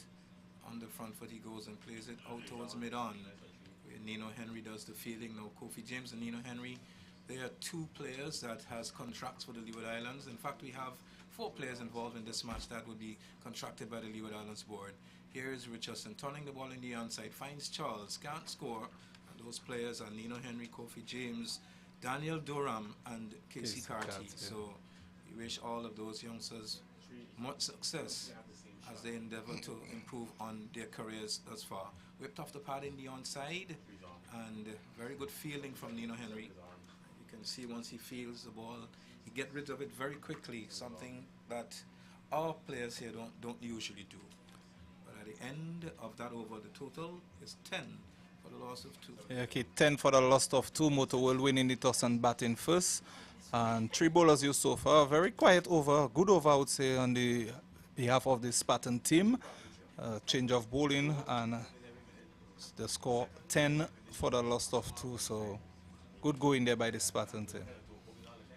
So it's going to be Kenroy David, it seems, or is it going to be Daniel Durham to continue? In fact, Like Durham has been a real stalwart for this Spartans club, and he would want that to continue. So far, he has bowled 2 overs and has taken 1 for 2 runs. So very economical as Jadal Richardson now goes into strike. He has already surveyed the field and see that there is a long off and an extra cover on the boundary. So here he is as he pushes it back to Daniel Durham, who fields well to his own bowling. And Daniel has some very big hands. You'll have to be careful how you hit the ball back to him, because if any opportunity presents itself, normally he holds on. Here he, as he comes up now to bowl to Richardson. Richardson gets delivered and he goes back to and cut it in the air. Carty's in hot pursuit. He gets onto it just about now, and will there be a run out? In fact, it changes the mind on the second run, but that could have easily holed out by to Carty or even Charles. But luck for, I think, Jadal Richardson. He was attempting to play positively to the offside, and with some intent, but the ball just Peel out the outside edge. Outer portion of the bat and went down towards backward point. So he gets a single. His score moves on by 2. He is 2 from 6. Dion Ryan is yet to score, and here he hits this one. 6 runs, as it is. In fact, 6 or 4. 6. 4. The umpire signals 4. I think it fell inside of the boundary. So Dion Ryan is off the mark with 4, and total will advance by that now to 15 for the loss of 2. Yeah, Kit, I think yesterday Durham bowled 2 overs and he was pulled off the attack. And the situation, I think, all around the ground was the left-handed batsman that was in strike. And as we see, Dinner in that time pulling him through mid-wicket and goes 1 bounce into the boundary for 4. And with that, Motor World moves on to 15 for the loss of 2. Well, it's normally, tactically, they don't say it's a good thing for a left-hander to bowl to a left-handed batsman. Here is Durham as he comes into bowl to him once more. The ball is up in the air and the catch not taken, and Carty gets onto it just about now. And whether he got bat, we'll have to wait for an umpire to confirm. In fact, there was bat involved, but falling perilously close to Carty, and Dion Ryan again attempting the sweep in the onside from Durham. So probably something that Kenroy David will have to look into. Yes, as I said, that is something, as you see the left-handed bowler ball into the left-handed batsman. But it almost brings down his demise. You're looking to sweep and get in a top edge. Daniel comes into bowl to Richardson. Richardson is after back foot, cuts it in the air once more. As it goes down towards backward point, Carty's in hot pursuit. He gets onto the ball just about now. And in the end, returns back into the field of play. A good running between Richardson and, of course, Dion Ryan. The score now goes to 18 for the loss of 2. Yes, Kate, 18. The similar shot a while ago, he looking to cut, and this time he getting well over the head of the fieldsman. Here is Daniel Durham as he bowls to Richardson once more, plays it back down the track. The bowler does his own fielding. The total remains on 18 for the loss of 2, and some 5 overs have been bowled. Yeah, kid. So good going there, I would say, by this Spartan team. Really much picking up 2 wickets already in the power play. We still have one more over to go in the power play. And so far they have seen the back of the 2 batsmen who have really scored runs for the Motor World team. So I would say a good start there on behalf of the Spartan team. Well, most definitely a partnership is required here between Richardson and Dion Ryan. And we know that these two guys can bat. And any time they spend in the middle would even make the chances of scoring runs even greater. So Dion Ryan looks around the field as he prepares to receive from Kofi James and sees that there is a backward square, a short wicket. Daniel Durham seemingly going down on the long on boundary. And then there's a man sweeping out at cover mid-off, extra cover, and a short third man or a backward point. And a man there at squarish cover. So play is about to continue. James is making some adjustments to his fielders. All seems to be set just about now. And he prepares to go into bowl to Dion Ryan. So far he has 5. A total 18 for the loss of 2. Scoring the runs at 3.6 runs and over. And taking some time before this next delivery can be bowled. But all seems to be, well, just about now. James is right arm around the wicket to bowl to Dion Ryan, who's driving to the offside into the cover boundary for 4, picking the gap between mid-off and the extra cover, and into the boundary goes for 4. So Dion Ryan now goes to 9, and the total to 22 for 2. Yeah, good shot there from Dion Ryan, hitting it all around the ground kit and down to the boundary. It goes for 4. The field restriction will lift up after this over. So Kofi James will be guilty of not getting the ball that close to the batsman. Here is Dion Ryan swinging in the onside, not making contact. And he is beseeching to the umpire that should have been called a wide, who now obliges and said, yes, it is a wide. And our scorers have acknowledged the total now goes up to 23 for the loss of 2 in over number 6. Here is James as he bowls to Dion Ryan, who strokes it out to cover, where Nino Henry dives to his right and prevent the ball from going behind him. Had it done so, it might have been another boundary. Here is bowler to bowl to the batsman, who is driving the ball through the offside. Dion Ryan gets another run, which takes him now to 10, and the total to 24 for the loss of 2 after some 5.3 overs. Yeah, Kate, so the field just changing over to accommodate the left and right combination. A quick single call there by Dion Ryan, and Richardson responding, and in the end was very well taken. James is going to bowl right arm over the wicket to the right-handed Richardson now, and he bowls, and Richardson is off the back foot and looking to punch it out towards cover. Kenroy David is in the way. He does some good work, prevent at least a single, and every run the Spartans save here in the field will benefit them when they go to bat. James is number 32 is on his way now to bowl to Richardson, whose back is taken on the pad. There's a load of appeal. Umpire says not out. That's a very, very close call, Kalambe. Yeah, very close call there from where we sit in. He was on the back foot, but probably the umpire deciding height on that occasion. So I would say height saving Richardson there in the process. Well, here is James to bowl once more. He is defending in the onside. Charles hustles at the ball and fields it, prevents a single, brings up the end of the 6th over.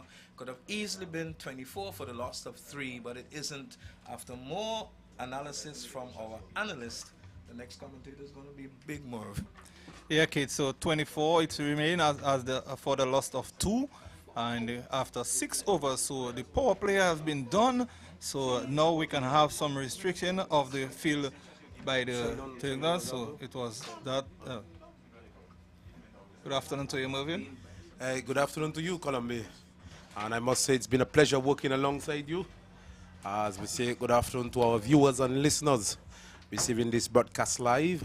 We have the Caribbean ball pregnant with sunshine at the moment, and the sun blazing down on the Caribbean ballpark. The crowd has come in, and it is the finals of this Keacy Carty Cricket for Life, organized by Cricket for Life. So 24 for the loss of 2. That is Motor World. As we say good afternoon to Thomas Hensworth, who comes into the comments chair. Yes, good afternoon to you, Mervyn. And we are in the finals. Indeed, we are. We've had 4 days of cricket, lovely cricket so far. I think everyone out there, I was out there in just a minute or two, and I'm just getting some feedback from the spectators, Thomas. They are enjoying this cricket. Yes, I must say that been a spectacle, and for all those who put in, all the sponsors and everybody to put in their bits, you know, we must congratulate them and must say thumbs up to them. Yes, thumbs up to the Cricket for Life management, and I'm being part of that, Thomas. It was a pleasure working alongside the president. Here is the ball outside the off stump, played into the offside. They go for a single, a chance for a run out. He shies at the stumps and misses. I thought General Richardson been very lucky here now, Thomas. Yes. But it's a game of chances. It's a quick game, 2020. You got to take your chances sometimes. Sometimes it work for you, sometimes it don't. So Peters working from the far end. He's going to move in to bowl to Dinarine, who is on 10. He taps and waits as Peters moves in to bowl to Dinarine. And to this delivery, he's outside the off stump. He's cutting this. And with this time, he will get the boundary, Thomas. Shot outside the off stump, giving himself room and cut this away down to backward point for 4. Well, one mustn't forget that this is the man who have played at the highest level for the West Indies. Played for Guyana for a number of years. So anything loose, definitely he's going to take advantage of. And I'm sure Peters should be mindful of that. In the meantime, the score has moved on to 28. Yes. 28 for 2. 28 for 2. Dinarine moves to 14. Showing over the wicket, comes up and bowls to Dinarine. Outside the off stump, cut away. This time the fielder have some work to do. He comes around, do the fielding. And this time the batsman will get only one as he sends a return that have to be backed up into the outfield by Daniel Durham. One more to the total. 29 for a loss of 2. Yeah, so it's touch and go. 29 for the loss of 2. Approaching the 7th over. Just scoring just around 7 runs per, around 5 runs per over. So basically, not the sort of start maybe they was looking for in the power play. Well, Richardson, who played well this morning, he got 38 not out, I think, for his team. He's on 4 of 11 balls. Been very quiet so far. Well, and they will look for him to do even much better than that. This is the final, all or nothing, and you got to play your skins off, definitely. Well, the field is widely spread now as Peters moves in to bowl to Richardson. Richardson gets a delivery. He's turning up. There's an appeal. Not out sets the umpire as this one goes into the offside. Fielded there by Captain Kenroy David. Thomas, 29 for 2, batting first in this finals. 6.4 overs bowled. Motowall, I don't think that they are happy where they are at this present moment. No, not at all. I mean, you already have the 6 over power play approaching the 7 over, 29 runs on the board in a final. That's not the sort of score you'll be looking for. Here is Peters, comes up and bowls to Richardson. Richardson is forcing this one. And a good effort there by the captain who pat this one down to where the long on fielder has to move in to tidy up. One more to the total, 30 for the loss of 2. Motorworld playing against Spartan yesterday. Batted first, they got 150. In the end, it proved to be enough as Spartan fell quite short. I think they fall 23 runs short. And the finals now this afternoon, Thomas, I think it's a different ball game. They would have to put that behind them and come into this game with a lot of confidence, just winning the semi-finals against the youth team, and they are here in the finals. Well, looking back on the whole thing, I think it was a good time for them to lose. They had played 12 games consecutively without losing a game. Sometimes you forget how to lose, and then you don't want to kind of lose when it matters the most. So I think it was a good time for them to lose. Well, Motorworld would want to put up a hand here. They already play well to get themselves into the finals, defeating everything that has come their way so far. So you said it was a good loss for Spartans yesterday, and unfortunately for Motowall, if they're going to lose the finals, it would have been very unfortunate, Thomas. Yes, we'll be back to that. There is a shot ball outside the off stump, and the batsman attempting to play this one just too wide, Thomas. Wide call and signal by umpire Hall, and this one much too wide. Yes, much too wide. You want to give extras, but I would understand the concept of showing Peters. He knows that John Ryan is strong on the pads. He have known that if he had followed his career, he would have known that basically as a guy, he's played very strong on the pads, and that has been one of his strengths. So he want to stretch him as far as possible, of course having a pack outside field and trying to bowl to his field. So I could understand. So this would have been your line of attack if you were out there bowling to Dina Ryan. Have you ever bowled to Dina Ryan, Thomas? No, I've never bowled to Dina Ryan. Okay, well, you had an opportunity, had your team win because you played here. You played 2 matches? Yes, And you yes. bowled some very good overs, I must say, showing around the wicket, comes up and bowls to the outside the stump, cut away. And the fielder on the boundary comes around to do the fielding and knocks it down in front of him. That's Keacy Carty doing very well and limiting the batsman to just one. So a ball outside the stump came across and cutting it away down to the boundary and saved by the fielder Keacy Carty moving around. So one takes the score to 32 for 2 after 7 overs. Yes, and the line good, but the length was just a bit too short. I mean, of course, we know this is a very docile pitch. You know, it doesn't really come through as you like. So the batsmen have a lot of time to play. So you really got to get your lines and the line right. In case in this ball, the line was right, but the length was just a bit too short. Well, Thomas, 150 yesterday proved to be a little too much for the Spartans. Do you think that 150 would be a winning total here, batting first? No, I think they would have learned their lessons, definitely. I think it would have a wake-up call for them. So they would have go and back to the drawing board and see where they went wrong. And sometimes when you victorious so often, sometimes you tend to take things for granted. But sometimes a loss could be your best friend, you know. That's the times when a loss could be your best friend, you know. And there are times winning too often could also be enemy as well. Well, that is your analyst here, Thomas Hensworth. As the action is going to continue, it's going to be James as he moves into bowl. So the batsman gets a full toss. He punches this through the offside. The fielder comes off the cover boundary. He misfields, and the batsman coming back for 2 and will get it comfortably in the end. So a full toss, just forcing it, opening the face of the bat. The fielder had to cover, had to run some about 20 meters, Thomas, to stop this one from getting into the boundary. Yes, and that was a good piece of fielding. Even if he hadn't picked up the ball cleanly, the mere fact he kept it from going to the boundary. But that was a good piece of fielding. He must be commended for some good work down there. The score moved by 2 to 34 for a loss of 2 as James into balls to Dinarain. Dinarain is getting one on the pads and he's just working it onto the onside. The fielder comes off the boundary to the fielding. He fumbles a bit and the batsman not capitalizing this time on the misfield by Daniel Durham. Yes, well, definitely every run counts. You know, you can be lost by a single run. So every run that is available, you know, even the half runs, you got to try to make into runs. And certainly this is the day paying for the grand prize of $5,000. Winner takes it all. So you want to really play your best game possible. Yes. And don't give any opportunity for the opposition to have the upper hand on you, Mervyn. Here is James, moves into balls. The batsman's getting the ball down the leg side. Not taken cleanly by the keeper. Wide call by the umpire. One more to the total. 36, I make it. 36 now.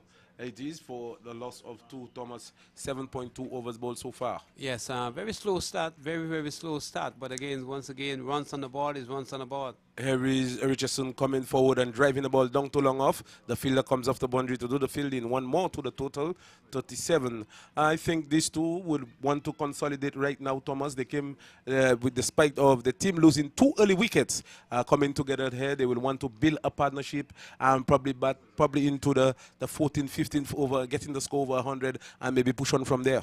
Yes, a slow start doesn't mean that you're going to end up with a small score. Here is James from wrong the wicket, comes up and bowls to Dinarain. Dinarain is driving and cannot beat the man at cover who cocks the arm and threatens to throw. And in the end, just holding back on this ball and sends it back to the bowler. No damage done. The score remains on 37 for a loss of 2. As James from the wicket comes up and bowls to Dinarain. Dinarain is coming forward and getting this on the full as he drives this down to the fielder who's at the cover boundary. One more to the total. So, Thomas, they are taking the strike over one by one. They are getting the singles so far. No big shots coming in this over so far. Yes, but once you have wicket in hand, you know, you lost early wickets. This is a setback, obviously. You got to, you know, consolidate. And if you keep on losing wickets, the new batsman coming, you got to start again. So what they're doing is important. Here is Richardson turning this one on the onside. The fielder comes off the boundary. This is Akim Charles to do the fielding. One more to the total. 39 for the loss of 2. Motherwell batting first in the Cricket for Life Keacy Carty T20 tournament right here at the Caribbean Ballpark. They are 39 for the loss of 2. Yes, and 39 for the loss of 2. As I said, not the best position. They would like to be in a better position, but this is the game of cricket. As I said, it's not how you start. Often you see teams up to a flying start, and later on they lost wickets, and in the end, you know, it is there to their demise. But I think common sense cricket is important. You got to consolidate, take the strikes, the off boundary when they come, and rotate the strike is a very important aspect of the game, which so often is forgotten because five singles and a four. That's 9 runs per over. Yes, Thomas, you said it right. That's our analyst here, the man in the chair, Thomas Hensworth. The partnership so far, 34 of 28 deliveries so far. So good partnership so far as Richardson taps and wait for Showin, who moves into bowl to Richardson. Richardson is tugging this one away and will not beat the short fine leg. That's Belezia who comes in to do the fielding, attempting to hit this one into the offside, into the onside, and coming from the inner portion of the bat and goes down to a short fine leg. Yes, well, it wasn't the prettiest of shot, but it doesn't matter. It's 2020. It doesn't matter how they come. No, the score moves into the definitely 40s. There's 40 for a loss of 2. 8.1 overs. Dina Ryan, who is on 20, comes in to strike. As you see the onside field, there is a man at deep mid wicket, there is a man at short fine leg, a short mid wicket, and a man at long on. That's the onside field as showing from around the wicket. Moves into bowls to Dina Ryan and to this delivery outside the off stump. Dina Ryan back and cutting, and the ball will go close to the boundary. The fielder dives and makes an excellent stop and pick up while the batsman come back for 2. So good cricket. A shot ball outside the off stump, cut away, and the fieldsman who's down at the backward point boundary coming around and pick up nicely, tumbling, making a tumbling save and sends a good return. So good cricket all round. With the score moves on by this 2 with this 2 and takes it up to 42 for the loss of 2. Yes, and it's very important that these players show a level of professionalism. At the end of the day, whoever wins the money, at the end of it all, cricket is the one who's going to be the ultimate winner indeed. Yes, you and said it right, to Thomas. demonstrate a level of professionalism so that the whole world can say there's something good going on in St. Martin. Cricket is the winner, despite the team will receive $5,000, but the winner will be cricket. As Dina Ryan attempting to work this one on the onside, coming from the pad and goes on to the offside, and the batsmen remain in their respective creases. No damage done. The score 42.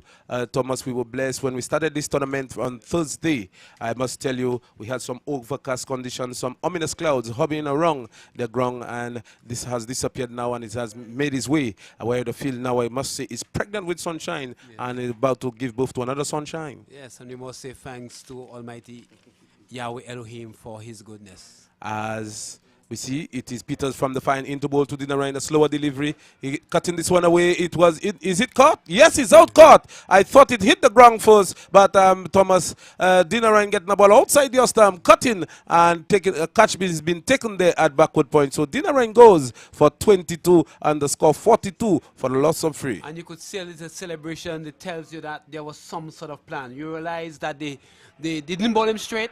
They hardly bowled him on the pads. They bowled him outside the off stump. Even the bowler risked bowling the right, but he kept that off stump line because they had a man in play that probably will get away for a few boundaries. But at the end of the day, the plan was well executed. And a key breakthrough right now. And I think certainly that the Motor World team is on the back foot at the moment. And they're in a very difficult position at the moment, losing the linchpin, the key wicket of Dina Ryan. And to start all over again, I think it's also a very difficult time for them to lose a wicket. Well, Dina Ryan walks away. As we speak here, Thomas, there is some protests going on here. Doesn't look good. I don't think this is looking good at the moment. It looks like a 12th man come onto the field, you know, and looked like 3 fielders was inside the circle, Thomas. I think that's what we would have to go through the replay here. The production team, can they give us the replay? Give us the replay. Yeah, give us it. Yeah, see if it was inside. They had 3. See if they had 3 men outside the surface. Well, Thomas, 42 for the loss of 3, 8.4 overs. Dina Ryan going, what a blow. And Spartan seems to be very happy to see the back of Nassim Dina Ryan. Yeah, they will be very, very happy indeed because, I mean, he's a good player. He has been the top scorer for them the last time that he played. He scored some 48 or 48 balls, and he was very instrumental in them beating the very Spartans that they played. So they know he would have been the man to get out. They targeted him. They had a plan. And I must say the plan was well executed indeed. Yes, indeed. And the catching man had a big role to play because as in a team effort, everyone got to play their part, you know, and the bowler plays part by bowling the right line and length, and the catcher had to play his part, so that was very, very important. Well, Motorola losing a wicket at a very crucial time when they would want to move on. Here is Peters into balls to the new batsman Anil, who's fishing out this outside the off stump, very dangerously close to the edge as this goes by to be taken by the keeper. Yes, a nice bounce coming through, just under the off stump, and that's the line you want to bowl. And these are the line have been successful and have worked for him, and he continues to plug away at that off stump line. And so far he has been really sticking to the plan, which is very, very important. We know that execution, you can have plans, but execution is very important. Here is Peters into ball to Anil, who cuts and misses outside the off stump, and this brings about the end of the 9th over. I think Motorola under pressure here, 42 for a loss of 3 after 9 overs. Yes, and you could see that he was very happy with his wicket, and really, you know, he running a bit harder for the rest of the overs, and you could see that he was very jubilant by having the wicket of Dylan Ryan. Not a wicket they wanted to lose at the time. They already had a slow start in the power play, and he was hoping that he would stay and consolidate, but it was not to be. He was caught somewhere at point, cutting at the ball outside the off stump, and put them a further setback for the Motherwell team, and they're going to have to dig deep if they're going to put up any significant score this afternoon. Well, to give you a quick recap of what has taken place so far, Sheldon Leblanc, LBW bowled James for 4, Kelbert Walters bowled Durham for 1, and Nassim Dinarain caught Durham bowled Peters for 22. So the action is going to continue as we say good afternoon to Stephen Evans, who has made his way through the comments chair. Good afternoon, all listeners. As this one is a tossed-up delivery, and the batsman coming forward and plays the ball back along the track. Evans, you coming into the chair here and seeing that the score is 42 for a loss of 3. I'll get back to you. This one is he is trying to turn this one into the onside, wide call by the umpire. This one getting some big turn and turning too far down the leg side. Well, not a very good start by the Motorola. They would want to have wickets in hand when they go to the last 5 overs. Yes, so far 9.1 overs, 43 for the loss of 3. James into balls to the batsman who's coming forward and playing the ball back along the track. Let me give you the figures of James. James has bowled 3.2 overs, no more than 15 runs, 1 wicket, showing Peters 2 overs for 11 runs and 1 wicket. As James working the right end of his spell as he moves into ball to the batsman who's coming forward and turning the ball into the onside. They go for 1. We'll think about a second. No, they decide against it as the fielder comes off the mid-wicket boundary. That is Henry. He looks quite a good fielder, Evans, coming in, picking up with one hand and throwing back to the keeper. Very agile, very talented young man.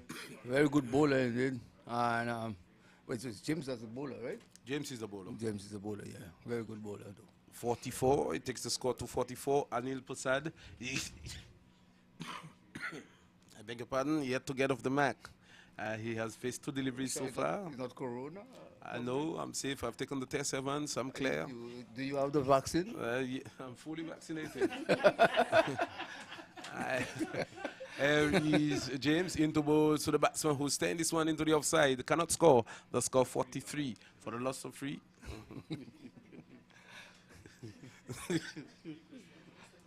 Well, Evans, a man of humor with the big questions. A little man, but he has some big questions. As the action continues here at the Caribbean Ballpark in hot sunshine. Sun blazing down on the pack. Here is a batsman coming forward, and I think he's bowled. This one, Evans, right up to the bat. Anil Prasad attempting to come down hard on this one and going right through the gate, and he's bowled and further trouble here for the Motherwell. Yeah, looking to come down hard on this one. That one was right into the block hole. He had no chance at all. Imagine a spinner beating you for pace.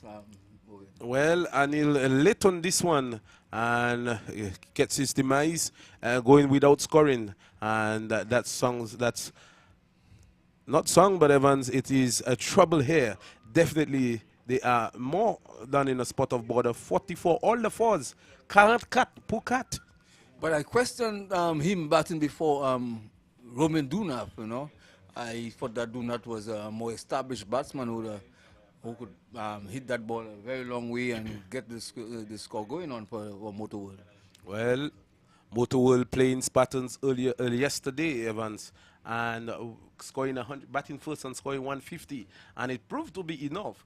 And now they are, after 9.5 overs, 44, they have found themselves in trouble. As we give you a quick recap of what has happened so far, Sheldon LeBlanc, LBW, bowled James for 4. Kenroy, it is Kelbert Walters, bowled Durham for 1. Nassim Dinarang caught Durham, bowled Peters for 22. And the last batsman out, it would be Anil Prasad, bowled without scoring off the bowling of James. Well, you see, every day in cricket is a very different day, you know. Yesterday was yesterday, today is today. You gotta Yes. play the game today. We saw how West Indies played the very first match of the series. Everything coming from the middle of the bat, and the second match they were just barely surviving. Here is James into balls to do not outside the off stump. Do not is back and attempting to cut this through the offside. Doesn't make contact, and it's the end of the over. So after 10 overs, we are at the halfway stage. Motherwell in the final. The Cricket for Life Keacy Carty T20 tournament, they are 44 for the loss of 4. Well, speaking of West Indies cricket, West Indies won the first game of 5 overs to spare. Yeah, quite handsomely, I must say. They won with ease, 15 overs to 5 overs to spare, and the second match, you know, they were just batting to survive. True. And in the third game, same thing, losing by 1 run to the same.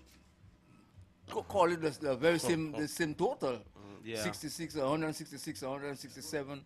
You know. I don't think any one of the teams scored. Either of the teams, I must say, scored 170 in that series. None of them reached that total. Well, we've had big totals there in this tournament. We got a total of 169 in the previous match, and we got a total of 250 posted by the Spartans against the combined Stars, who came out to play when the sun shines. So Stars do not shine during the day, Evans. You have to play at night if you're a Star. Well, unfortunately, I was on this team, and we had no answer for them. Here is Peters from the far end as he moves into bowl to Richardson on the legs and whipping this away down to mid-wicket. The fielder comes around to do the fielding. He fumbles, and the batsman interested in 2. Richardson interested in 2, but Roman Donut not interested. He sent his partner back. 45 for the loss of 4 in the 11th over. Yeah, very stagnant by the Motherwell. Yes, this is they are going just faster than a giant African snail, Evans. If they go any slower than that, they can be caught by a giant African snail. Have you seen a giant African snail? Yes, I do. I've been to Africa. Ooh. Well. I've been there, I've not come back though. As Peters moves into bowl to the batsman who's pulling and pulling well. And down to whitish mid-wicket, there is a man on the boundary. He comes in, that's Henry. He comes in to do the fielding and sends a return to the bowler. 46 now for the loss of 4. Have you ever been to Africa, Evans? Well, if I've been to Africa, I won't be back here in St. Martin. I will stay. Oh, Africa is a beautiful place, Evans. I'm telling you, man. I love the language. I love everything about Africa. Well, as Peters moves into bowl to the batsman who gets a slower delivery and driving back to the bowler who knocks it down. And no runs resulting. The score remains on 44. Evans, we've heard about the weather. What happened in St. Lucia? Have you contacted your family? No, my family is safe, you know. I've contacted them and everything is quite all right. But I don't think all of St. Lucia is well. No, we had loss of life in the Fonsejac area. Oh, this is always a very tragic area. Yes, as Peters moves into bowl to Richardson, who's driving and driving well through the offside. This one is in the air, but safe away from any fielder at all, and they come back for 2. So a ball outside the off stump, and he's slashing at this Evans and goes through the offside, and he gets 2 more to the total, 48 for the loss of 4 in the 11th over, 10.4 overs bowled so far. Oh yeah. Well, have you contacted your family? Is everybody good? Yes, everyone is okay. Just a few trees falling around the house, so just a clean up. Just a clean up. That's what they had to do. As this one is turned into the onside, we'll get 1. And they think they have decided against it. They were thinking of a second, but Baby coming off the boundary sends a return. That's Belizier, Jean-René Belizier coming off the boundary very quickly and limiting the batsman to just 1. He's a very agile fielder and very clinical about his job. He works very hard for the Spartan teams, and then I don't think anybody can take anything away from him. No, not at all. Belizia is a very hard worker. He works hard on his cricket. He takes pride in his fielding. As the left-hander do not comes in to strike, as he taps and waits for Showing Peters, who runs into ball to him from the far end, comes up and bowls to Donat. Donat is forward and playing the ball into the offside and will get a single. So that's the 50. The 50 is up, coming in the 11th over. So after 11 overs, the score 50 for the loss of 4 Evans. I think Motowell will have to push on from here. Oh yes, somebody will definitely have to take the Bulls by the horn and try to motor them into a very, very good score. Well, let's look at it. Evans, 9 overs left, 54-4. What score you think they are looking at? We're looking at like 130, 134. To get to 130, you will have to get 80 runs in 9 overs, meaning that you would have to be scoring close to 10 runs and over. Well, 10 runs is not beyond the limit, beyond I'm getting, you know. 10 runs is not very much. So yeah, well, you got to look at the opposition. You got to look at who's at the crease. They are capable of doing it, because in modern cricket now, you would think that you would be needing 20 in the last over, and you're still not safe. You take a couple of singles, you put the bad ball away, you get 1 boundary or 2 boundaries in the over. 10 runs is not so hard to get. So if they would get batsman like Malicious come, and we got I don't think Malicious is in the 11. Oh. As number 8, that is Akim Charles. He's gonna move into the attack from over the wicket as he moves into bowl to the batsman who taps and wait and getting a delivery outside the off stump. This one goes by to be taken by the keeper. Akim Charles is bowling with a man at short foot man, a man at point, a man at extra cover. There is a cover on the boundary and a man at long off as he moves in to bowl to the batsman who is coming forward and driving and finding the gap this time, and the ball will go into the boundary for 4. So tossing this one up and the batsman coming forward and just playing it through the offside down to the boundary for 4. That's a beautiful shot there by Romain Dunaf. And you know, Dunaf is a man that can hit that ball and can take a game away from you. So you don't bowl any loose deliveries to this man, because his man can beat that ball. Yeah. Okay. As Akim Charles just been struck for 4, 54 for the loss of 4. Harris do not backing away and playing this one. He will beat Chuck, but the fielder comes off the boundary. That's beating the captain, Kenroy David. And Henry, who is on the cover boundary sweeping, comes in to do the fielding. 1 more to the total, 54 for the loss of 4, 11.3 overs. 55, I beg your pardon. Evans, they would be looking maybe, I think, 120, 125, because maybe a little more than that, with the position of 50, 55 for 4 after 11.3 overs, 8.3 overs to go, maybe another 70, 80 more runs. Well, I don't think they're going to win 120 runs. That's a run a ball. As this one is being tugged away to the onside in the gap, and the fielder will have no chance to get there, and down to the boundary for 4. He picked the gap well, Evans. There was a man at deep backward square and a man on the mid-wicket boundary, hitting this one through square leg and down to the boundary for 4. That was a gorgeous shot, very good shot there by this young man. Well, he batted well this morning. He's got his team to victory. He scored some 30-odd runs, not out, and he is at present 16 of 24 deliveries. A little, I think, a bit more slower than this morning, but he's batting well. Well, he's playing against different opposition, so definitely his batting will slow down a little. Here is Akim Charles as he moves into bowl to Richardson. Richardson is forward, hitting his back to the bowler who doesn't pick up on the bounce, but nevertheless effective enough to stop the batsman from getting any runs. The score remains on 59 for the loss of 4. Akim Charles from the commentary box and comes up and bowls to Richardson. Richardson is dabbing this one into the offside. They go for a quick single. The fielder comes in and shies at the stumps, and the batsman is home. Do not. 60 now, 60 for the loss of 4. Evans, this seems to be now wanting to push it into along as the 12th over comes to an end. Well, I think pushing along is good, but I don't think taking this kind of risk is very good for Motowell, because losing the next wicket by the run-out route there is not going to do them very good. Well, Evans, 10 runs came off the over. It is Akim Charles won 1 over for 10 runs. Showing Peters, who has been operating from the far end, 3 overs, no maiden, 16 runs, 1 wicket. Let's give you a recap of what has happened. Motowell winning the toss and batting first in these finals. They are 60 for a loss of 4 after some 12 overs. And the first man to go was Sheldon LeBlanc. He was LBW of the bowling of James for 4. Walters was bowled by Durham for 1. Nasin Dinarain cut by Durham of the bowling of Peters for 22. And we have Anil Prasad. He was bowled without scoring. You have Jonah Richardson. Okay, yeah, good. Sorry. Well, we have Richardson there, who is batting well, and we have Durham and Dunat, which are very good batsmen in their own rights, and they could propel Motor World from there to a very safe score. Not a winning score, I might say. There's never a winning score on the board, though. Well, as we speak, Kenroy David, the captain, has summoned himself. As he moves in from the far end, moves in to bowl to Richardson. Richardson is driving, and this one going down to Keacy Carty, who was fielding down on the mid-wicket boundary. One more to the total, 61 for the loss of 4. As the left-hander, the field moves in around Evans to accommodate the left-hander Donat. Donat has faced some 6 deliveries, and he has 7 so far.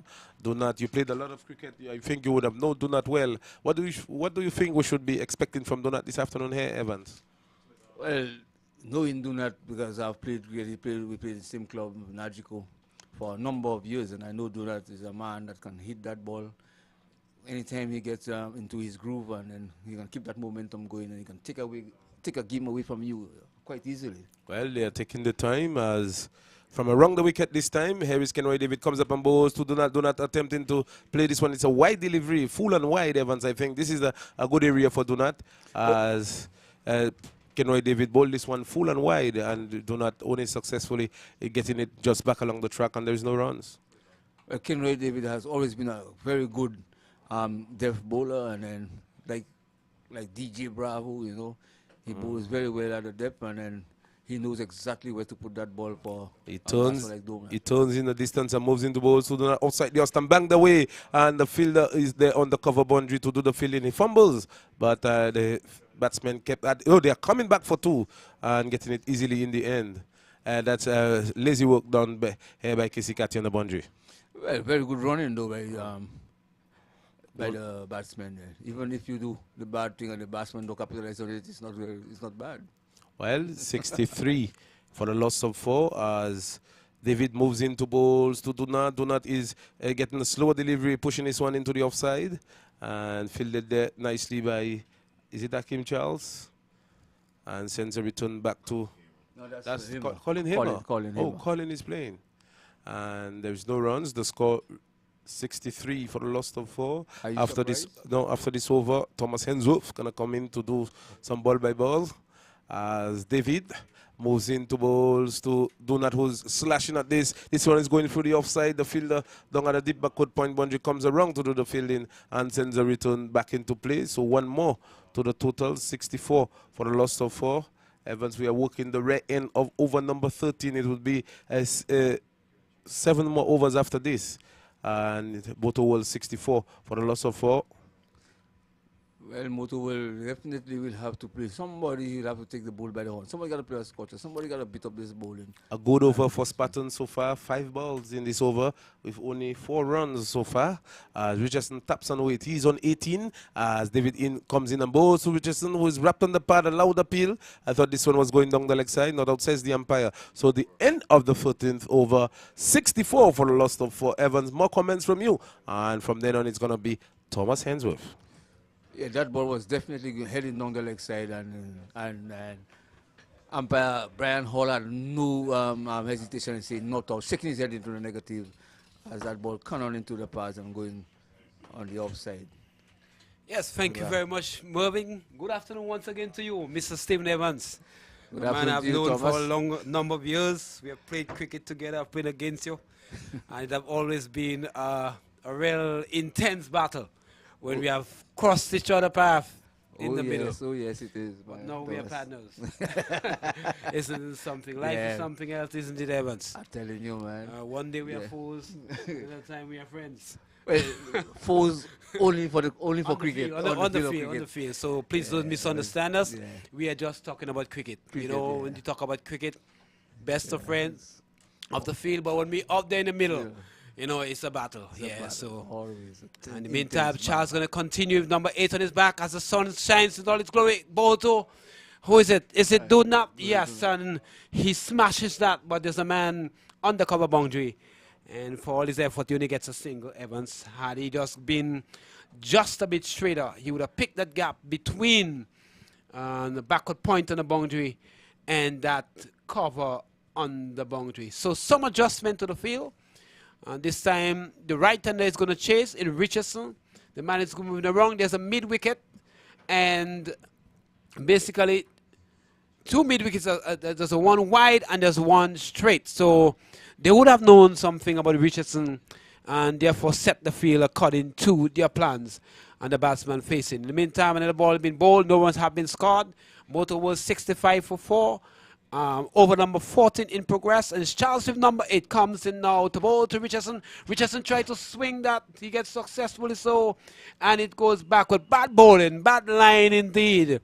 And you doesn't want to bowl there. Certainly it was a nothing ball, and Richardson take full advantage of that, getting himself and his team extra 4 runs, moving the score by 69 for 4 in over number 14, Evans. Yeah, well, even if you bowl a bad ball, you still got to put it away. If you don't put it away, the team is still on the same score. Well, as I said, it was perfectly executed. Charles with number 8 comes in past them on our boards, and Richardson drives down the ground, and the man comes, which is Durham, on the big unit, big, tall, strong-looking, and heavyweight built of Durham. And when looking at him for the first time you see him, you'd never say that's just a gentle left-arm spinner. You would see it as a big, strong, fast bowler that probably scare you if you don't know. But he's just a left-arm spinner. Charles comes in bowls, and he get about on the pads. His dude now turn that down just behind square. It trickles away. Your Belizer comes in and field, and there's no run. And we have been blessed and graced by the Almighty with some tremendous weather. The weather was threatening to wipe away this tournament, but thanks to the Almighty, we have brilliant sunshine, apart from a few clouds on the Wednesday. Serious downpour, threatening, but here we are. And no game have been interrupted thus far. Yes. And I thought that was uncalled for. I mean, sometimes Belize can be over-enthusiastic. And this is one of the occasions here. You know him. And it's like a two-edged sword, Evans, you know. He's full of energy and excitement, you know. And so you cannot blame him. Well, it's true, but then I think that Dunat was way out of his ground. And then he tried to run him out. And to me, a direct hit was a very, very close thing. And Dunat may have lost his wicket. Yes, and certainly the end of over number 14. The score is 72 for 4. And the run rate is like 5, is it that? Am I right? Run rate 5.1?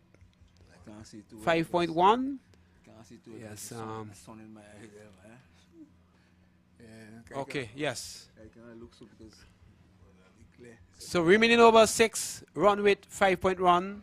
Yes, and Richardson 24 from 42 balls, and he's striking at a meager 75 runs per 100 balls. This is not really what the Dockers required in a 2020 game. 24, so firstly he has faced more balls than runs, and this is not what he required in 2020.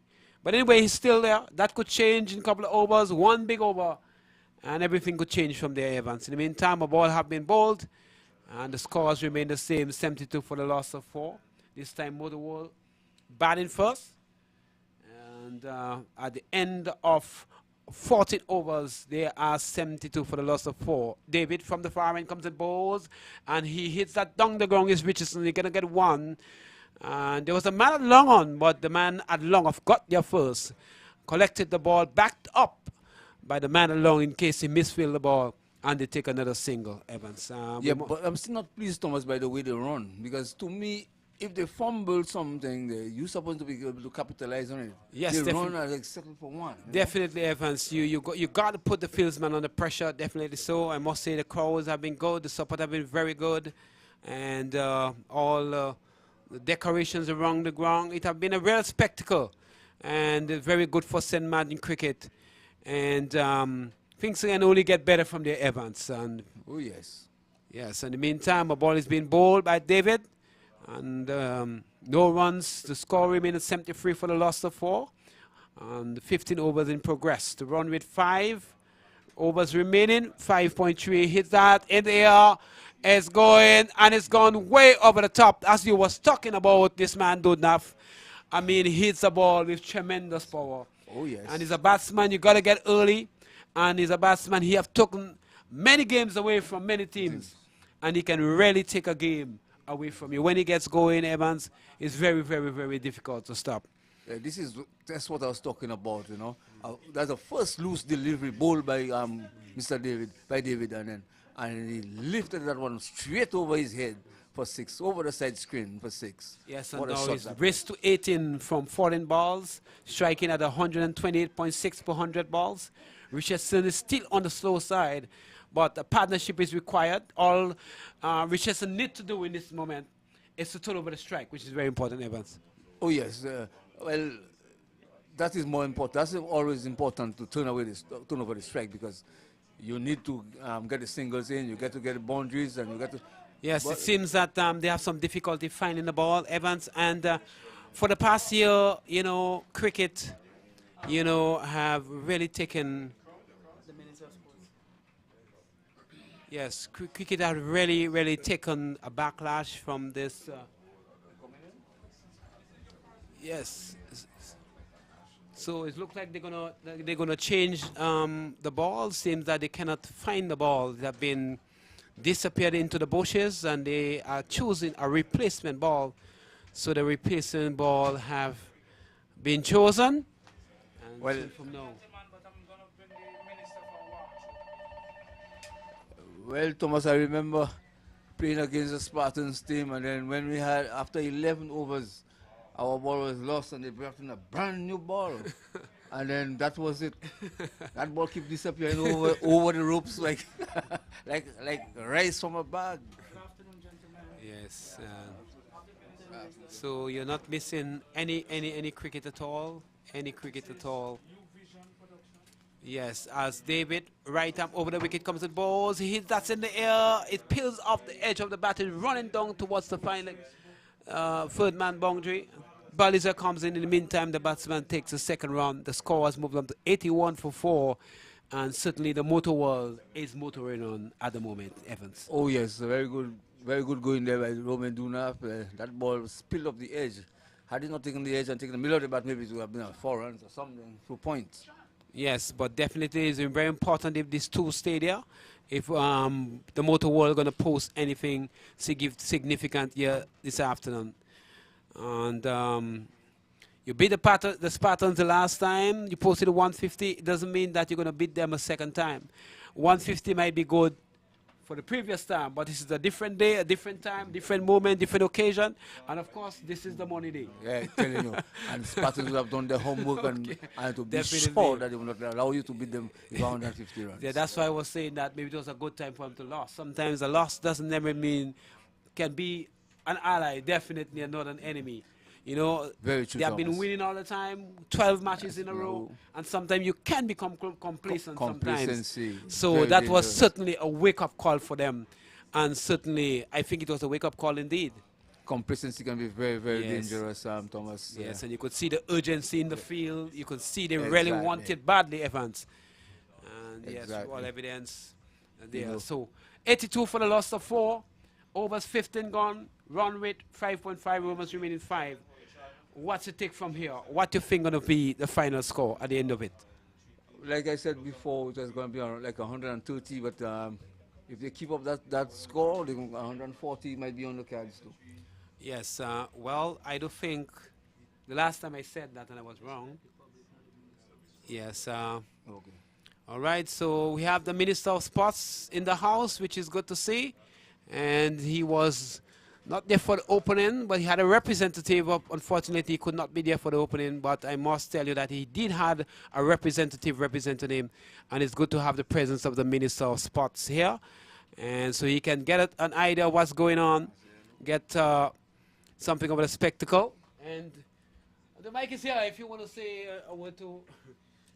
Good afternoon to all the spectators. I know the game has already begun, but good luck to the best winner. Okay, thank you very much for your input, Minister of Sports. And I must say it's a pleasure having you this afternoon. In the meantime, That's a a huge ball is six. being hit for 6. Yes, so definitely the Minister of Sports pitch just brought a 6 to the batting team. Well, So well, you well. brought some good luck to the batting team. Yeah. So they must have welcomed that. I mean, yes. So we are back with the cricket. The score has raised to 89 for the loss of 4.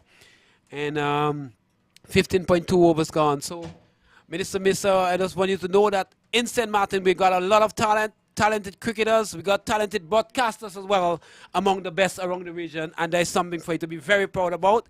And we're looking forward for you to do everything you can in your power to make sure that you promote St. Martin cricket and do everything you can to elevate our cricket in St. Martin, especially for the younger ones who is coming up. And we invite you anytime when the cricket is going on. And I must say, among the talent of the young ones, we have some tremendous talent in St. Martin. And we can only go places, and you're going to be hearing about St. Martin. We have Keacy, of course, which you are familiar about, and there's more to come. Thank you very much for your presence. Nathan Edwards and Keyshawn Charles and Yes, Lavender Singh. Charles comes in bowl, and he's hard and very, very straight. 2-man converge on it. Durham gets the first. Descarte was right behind backing up Evans. And you could see that the Spartans look like a team on a mission, Evans. Oh yes, they gotta be, because if they don't, you see when morning's in fall, everybody's on the alert, you know. Yes, and we can refer that to the West Indies players. I mean, when they play in the IPL, you see the passion, and some of, unfortunately, which is very sad, when it comes to the West Indies, you don't see that sort of commitment and passion, really which is sad. really, really a disaster, we would say. Yeah, but Akim Charles continues. The ball being hit in the outside and straight to the man. It looks like Henry here feeling on the extra cover boundary, and another single. So the charge is on, and just about 4 overs left. 15.5 overs gone, and just about 4 overs left. And they really need to get push going if they're going to put something significant for the mighty Spartans to chase. Charles continues, comes in bowls, and Richardson drive, hand coming off the bat. And where did that go? Did that go into the boundary? Yes, just losing the man at backward point. And yeah, the ball is traveling quickly, but he should have done better with that, Evans. And we don't want to give away any runs at all. You know, as runs on the board, it might look small. Teams have lost by a single run. Very Yes, recently, the West and Indies. 50 partnership between these two, and a good partnership. It came at a very, very good time when they have lost the important wicket of Dino Ryan. These two came together, and so far they are putting a partnership of 53 runs. How many balls it take? I'll give you that in a moment. Yes, so it's 53 in 47 balls, and that will represent some sort of recovery, Evans. Yes, very, very good recovery there for these two. Coming in, do not just coming in a few moments ago and then getting 50 runs in 37 balls. That's very, very good. Yes, very good indeed. Field spread one wide. There's no slip. There's a keeper standing back, a man at backward point, squarish cover, man on the long off boundary, man on the long on boundary, a wideish mid on. He gets a good ball and push it down the ground is Udnaf and gets a single. So Dudnaf is on to 26 now from 20 balls, scoring at a strike rate of 130 per 100 balls. Richardson still haven't reached the 100 mark on the slow side, but he's on 45. The most important thing, he have anchored the innings. He have stood there, and sometimes it's not the big scoring rate. It's a matter of turning the strike over and keeping the scoring going. And no ball signaled by the umpire. And it looks like a full toss, maybe above the waist as far as I could see. And so it's a free hit, Evans, and they will want to capitalize on that. And certainly Spartans will want to keep the intensity going. You don't want to give away these sorts of no balls. And you don't want to give any edge to the opposition as well. So you really got to execute well all through this game of 2020 game. You want to give anything to the opposition, Evans. Oh yeah, a no ball, which means a free hit there. Let's see how Dunas is gonna approach this thing, where he's gonna go. But the field changes because the field change was on. Did it take a run? Yes, because I think they did take Oh, the us different around. ball, I different think so. bowler, So okay. 100 Different is up on the batsman. board, 100 for 4, and over. And well, good Yorker length ball, and that's what they have known for. Good depth bowling, as you emphasized earlier on. We really get the ball to deep and really get those Yorkers going, the slower balls. So he's a very good man to have in the depths in a competition like that. 2020 or limited overs. A very, very good man to have bowling for you in the depths. You're going to continue from the far, and here he is now. Right arm over the wicket, passes the umpire now and ball, and it's driven down the ground. The umpire have to get out of the way. That was hit with tremendous power, Evans. And they think about a second. And one thing of the features of the Spartans to say we have seen a lot of backing up. In case the ball go down to long on, you see the long of it is running across, vice versa, just in case one of them makes a mistake. So they have been very, very clinical this afternoon, and it's good for the spectators, good for cricket on a whole, and good for the youngsters who are watching Evans. Well, I say that Motorway should capitalize on this misfield there, and then they didn't do Yes, that. David Guilty again of it. passes umpire Brian comes and balls, and it's hit down the ground, but it's gonna go straight to the man long on. He doesn't feel that clean on the first ball, just in the awkward bounce, but his body was well behind the ball. The basics, Evans. That's right. As we always emphasize to the youngsters, get your body behind the ball in case that second line of defense, Evans, in case the ball do some funny thing, your body is well behind the ball. You're rather giving up a single than giving up 4, Evans. And so often we see that not being emphasized. Even in the games so far, we have seen that. And I think he's bowling. well, and he's bowling. All He's going to get over a the toe place. crushing Yorker, and he tried to dig that out, and in the end, he's bowled. So Richardson goes after scoring 37 from 39 balls. Tried to put the innings together, but in the end, that one was just too good for him, and he was bowled all over the place. Stumps rocking back, and we see the end of another wicket from the Motor World team, and they are now 103 for the loss of 5. But we all know that Kenroy David is very, very good at Yorkers and things. So I don't know if Richardson knows much about him to try to avoid getting yorked by him. But he's very, I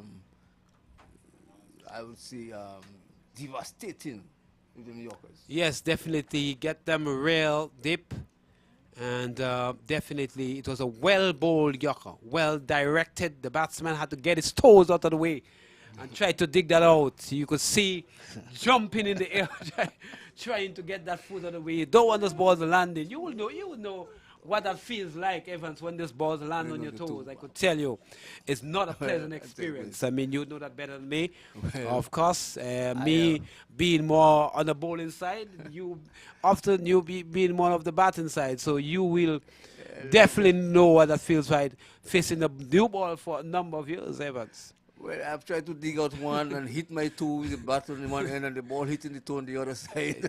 Kenway David continues. Right arm around the wicket comes and balls. It's been flashed in the outside. They go for a quick singles.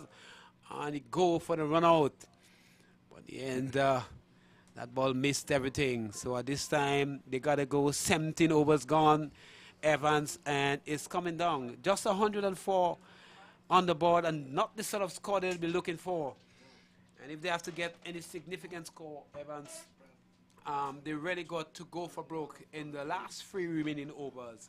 Oh, yes. If they have to post anything significant for those Spartans to face Evans. And I mean, if you follow history, you know the Spartans, the warrior of the ancient days, this man wouldn't back down. Fearless men will battle to the death. And thus they gave themselves, that's what the Spartans is all about. So like gladiators? Yes, and they would battle to the death. I mean, serious fierce warriors. Yes, and certainly we must say they have warried like Spartans. They have really lived up to the name this afternoon, and they have warried like Spartans this afternoon. Oh, yes, they have. And we need somebody from the motor world to really give them a good challenge here, because 104 runs don't look like a very big total. No, Not for the not at the Spartans. moment. Not But for the again, Spartans. runs on the board is runs on the board, Evans, and as we say, cricket, a game of glorious uncertainties. Thomas, I know runs on the board, but to 100 runs on the board in 120 balls, there's no way you can tell me this is runs on the board. That could But you never know. affect anybody. You never know, Evans. This is cricket, man. Thomas, I've played a lot of cricket matches. This is cricket. But not this and, total. and you know the grand prize has a lot of pressure, you know, Evans. Oh, yes, yeah. It adds a lot of pressure. This is what You I'm lose 2 quick wickets, 3 quick wickets, and panic sets in. Normally, when panic sets in, you do things you don't normally do, Evans. You know, This is so. what I'm telling you, because you know there's money involved, so fellas will dig in. So in the meantime, it's Peters to number 24. Comes in balls, he gets a good length ball, yucca length indeed, threatening to, throw down the stumps. And who is that tall figure, Evans? This is one of No, the batsman. The one of Yeah, the got to be overseas over to players. very tall chap. I don't know Must be know about his 6. name too well. Richardson? It's another Richardson? Where is he from? Oh, so it's another Richardson from Angola. Very tall, just around 6'4" thereabout. And he drives down the ground. And most likely he might be some sort of all-rounder, some kind of fast bowler. Yeah, he's a fast bowler. Yes, very tall chap, just around 6'4", 6'5" thereabout. Very tall guy. Equal to me bowling in the mid 80s, you know. Yes, his name is Edwin Richardson. I've never heard of this guy. I mean, played against Angola. Well, I've I seen think Angola. he's based in He's a England. young guy. He's based in England or Oh, New York, okay. or somewhere in the States. or Oh, somewhere. okay. So he's Edwin Richardson. Not really familiar with us. So of course, Angola Yes. being our neighbors, you know, we are familiar with their cricketers. They come here to play all the time. Many of them have developed their cricket in St. Martin, Martin, sure. and always their cricket develop into St. Martin. So, but this guy we're not familiar with, and he goes for a big swing, and good stop down there by the man running around from fine leg from a. Yeah, so it seems to have missed everything. Is it runs? No, that would be biased. Yes, but runs, yeah, so because the umpire had not a signal, so it's runs. So actually he did get something on the bat. Tell me this is biased, it's not biased. Well, technically it is. I mean, runs off the bat. So you're right with that, Evans. You're right with that. You caught me with that one, Evans. You caught me. Here he comes and show Peters. He drive, looking to drive on the offside. The ball taking the inner part. They're going to come for the second. They're going to have to hurry. The throw going to come in. To be struggling, gets in there. The throw wasn't that accurate in the end. He made it in the end. Keacy got racing off the boundary, but the throw was just not good enough. And again, once the one shot. Oh, he's trying to steal an extra run there. Well, probably that's saved him from the runner. Yeah, Probably. Yeah, do not look like he was struggling there, eh? Yeah. So Peters, they are bowled well from the commentary box. Then as the sun is there with all its glory, comes and passes the umpire now, and he's driven into the outside.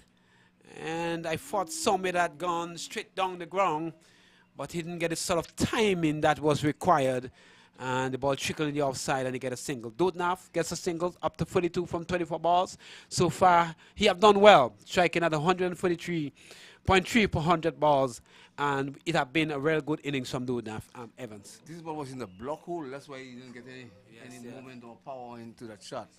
Yeah, so the Spartans will want to finish strong, will want to give any momentum. And what gives a team momentum sometimes is not the score that you have, but how you finish in the end. So it's very important that the Spartans finish well, because if they give the other team any momentum, like giving away some runs, extras, the team could go in with that momentum and come in thinking that they have a chance to win the game. So If you bowl the last few overs loosely, yes, you might go for a few runs and then the other team really will give the opposition get the tails momentum up, you know. going into another inning. So you want to be clinical. Cricket is a game can bite you. You know, it's you know you can. It's the things I love about cricket. It's a game that bring you down to earth. Today you score a double century. Tomorrow you come on first ball without scoring. It's a game of life, man. Yes, man. It's a game of life. Bring you right you back up and to down. earth, you know. Tell you. And that's sort of thing that is so important that cricket got to be keep on playing because it does so much, you know, for the individuals, you know. And It's like it's like you're going to work today, Thomas. You're going to work so tomorrow you don't feel like you want to get off the bed, man. yes, man. And That's what cricket does, you know. That's why it's a very disciplined sport. You cannot take the sport for granted. As David has hit that in the air. It's going, and it's a good shot from Dudnaf. And he hit that over extra cover. And that's an absolutely magnificent shot indeed, Evans. This is what I've been telling you about this man. This young man is a dangerous Well, man. Evans, you don't have to tell me. You know, This I man mean, I've been in the opposition a lot of times, Evans, and I've seen the power of this man. Yes, no, yeah, is David on the way to bowl, and hits that. Good comeback by Peters. No run from 6 to a dot ball, That's David. and David rather, and a very, very good comeback indeed. Yeah, very good comeback. That was in the block hole and that did well to get it out. Yes, definitely so. Now, here is David. We want to finish strong. Right arm now. Passes down on elbow to do that. Hits that down the ground. Man is coming up from long. Will he get there? Yes, he does. Good piece of fielding. And just restricting the batsman for a single. Tremendous piece of fielding down there, Evans. Oh, yes. Good fielding. And this Very is good the kind of fielding that win you games. This is not just catching, but fielding that win you games. This is very encouraging. Very, very important indeed. You can lose by a single, by 2. And who knows, that 2 that he saved, that 3 that he saved could very much be in the match. You know, so you really, yes, you really want to be clinical in your approach. He tried to go for a big hit, missed everything. Swing for the fences. Is Edwin Richardson swinging for the fences, as you say.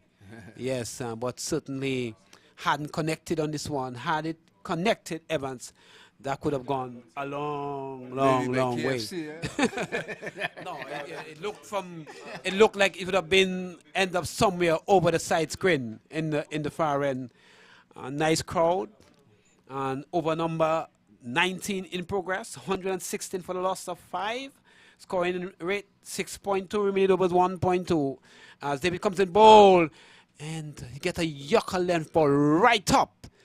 And Richardson missed everything. Luckily for him, that wasn't directed on the stump 7. I can tell you, he's a very lucky man.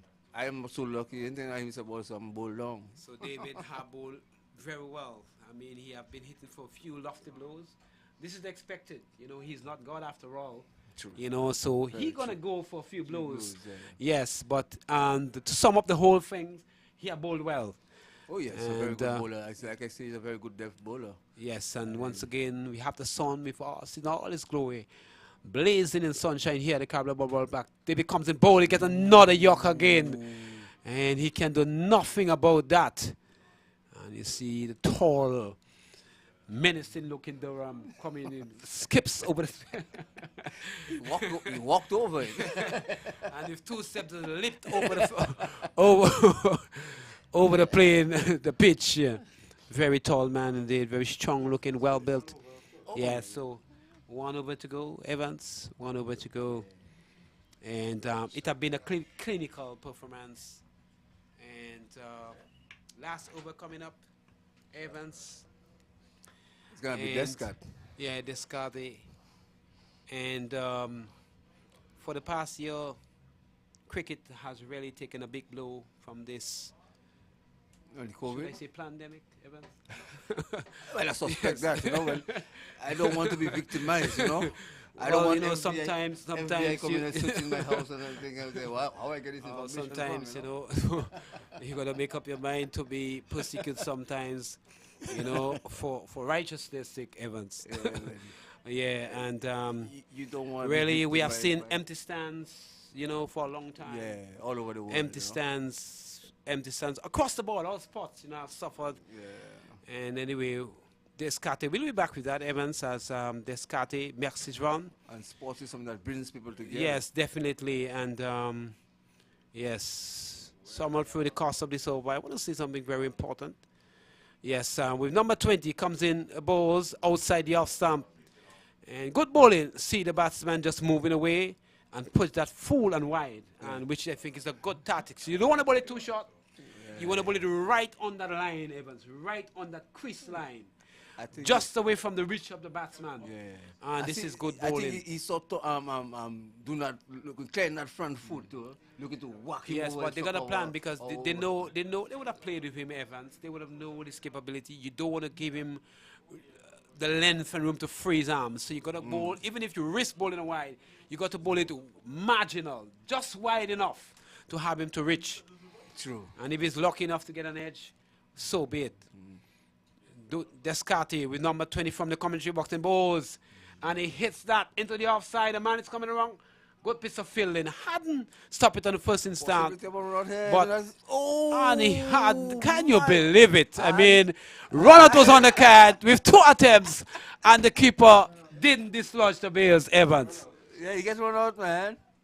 He gets run out. I did not see the Bills fall at all. The Bills come out on the second attempt, man. Yes, yes. So you see, do not run so slow. Yes, so Evans, as I was saying, someone slowing down, man. yes, as I was saying, around the world, spots have been hit hard, and you know, some people, sports lovers, sports players, might be, you know, blaming the Almighty for this and hating on God. Some might be being thinking of becoming atheists and thinking that the Almighty is the one who has brought this down the world. And you know, in defense of him, I would like to say that he's not the one responsible for that.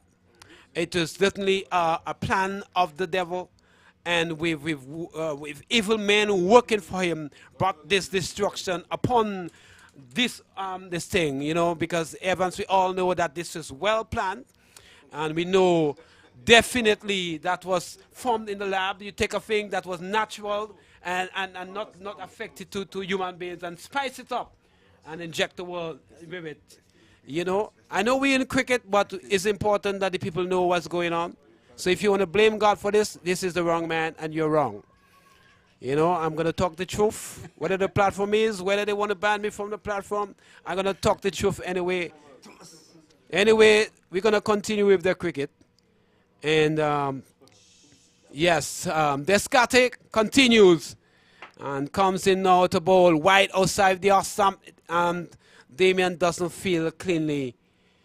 And the throw comes in. Yes. Yes, and as I say, it's cricket. And, well, a wide and another run, 116 for 5 in cost over number 20. Yes, 118. Well, the score haven't come up yet. And there's a screen in front of me. Dudna 39, he's run out for 39.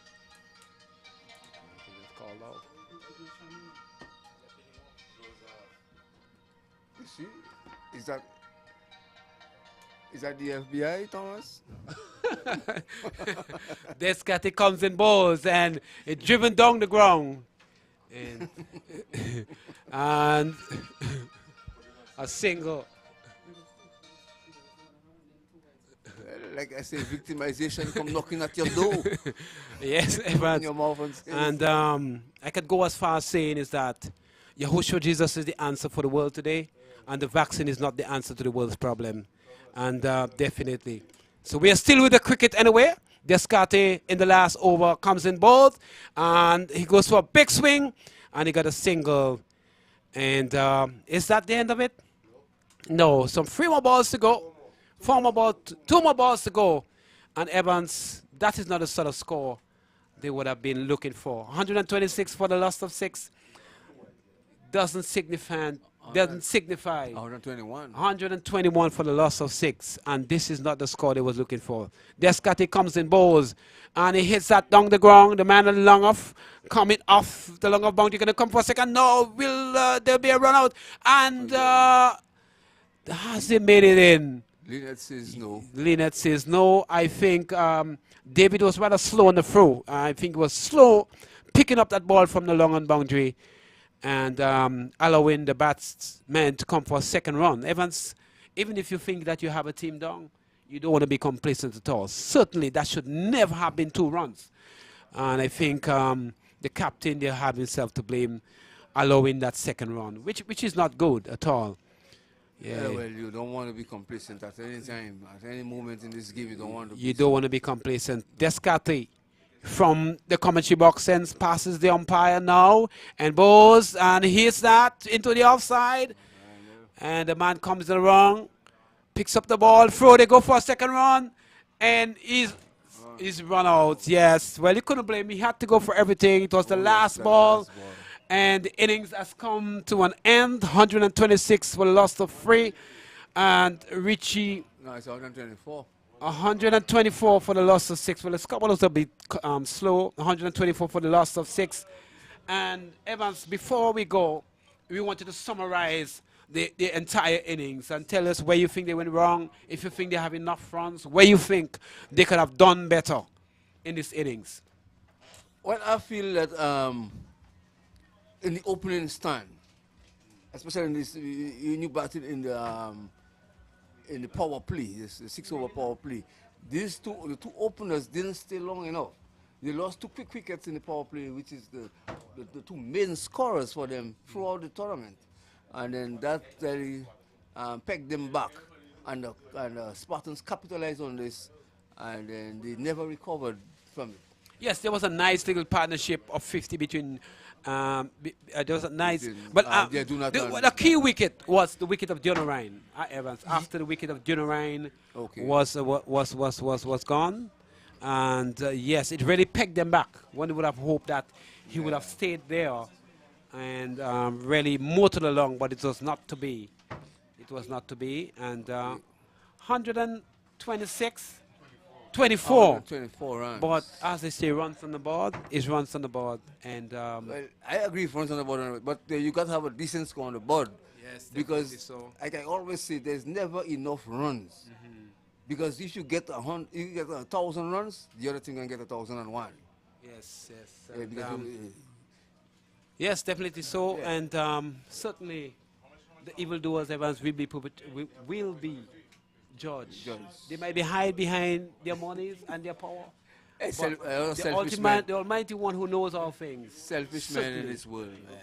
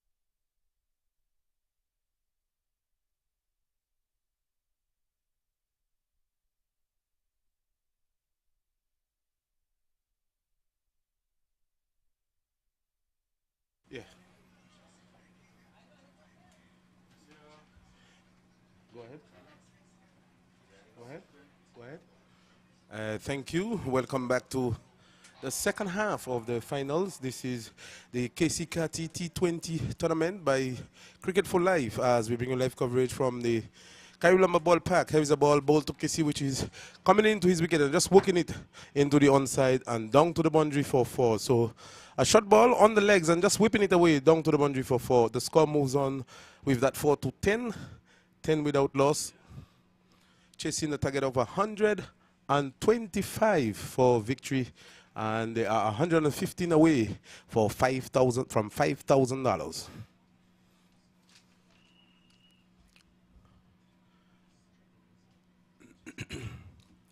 This is the football. 3 balls gone so far. 10 without loss. There is a sleep, a backward point, a short foot man, a backward point, a cover, an extra cover, a mid-off. That's the offside field. That the bowler, General Richardson, from the far end. He's going to move in to bowl to Keacy Carty, who taps on weight and to get his delivery, which is outside the off stump, attempting to cut. And the ball going, passing the bat under the bat and goes down to Sheldon, who doesn't pick up cleanly, who doesn't field cleanly. And no damage done. The score remains on 10 without loss. Keacy Carty has all 10 runs so far. David yet to face a ball. The score 10 without loss in over number 1. As Richardson from the far end moves into bowls to Carty. Carty's coming forward and pushing the ball down to cover where Richie is in the way. And there is no runs. Yeah, backward point. There's a third man, so that's a backward point, a cover. Richie is in the covers. As Richardson from the far end moves into bowls to Carty, and to this delivery, Carty is opening the face of the bat down to backward point where the fielder Anil Prasad is in the way, and there is no run. So a good comeback. It's the end of the over after the first over, chasing a target of 125 for victory. It's GA Spartans, they are 10 without loss after the first over. Nobody here, boy, everybody gone.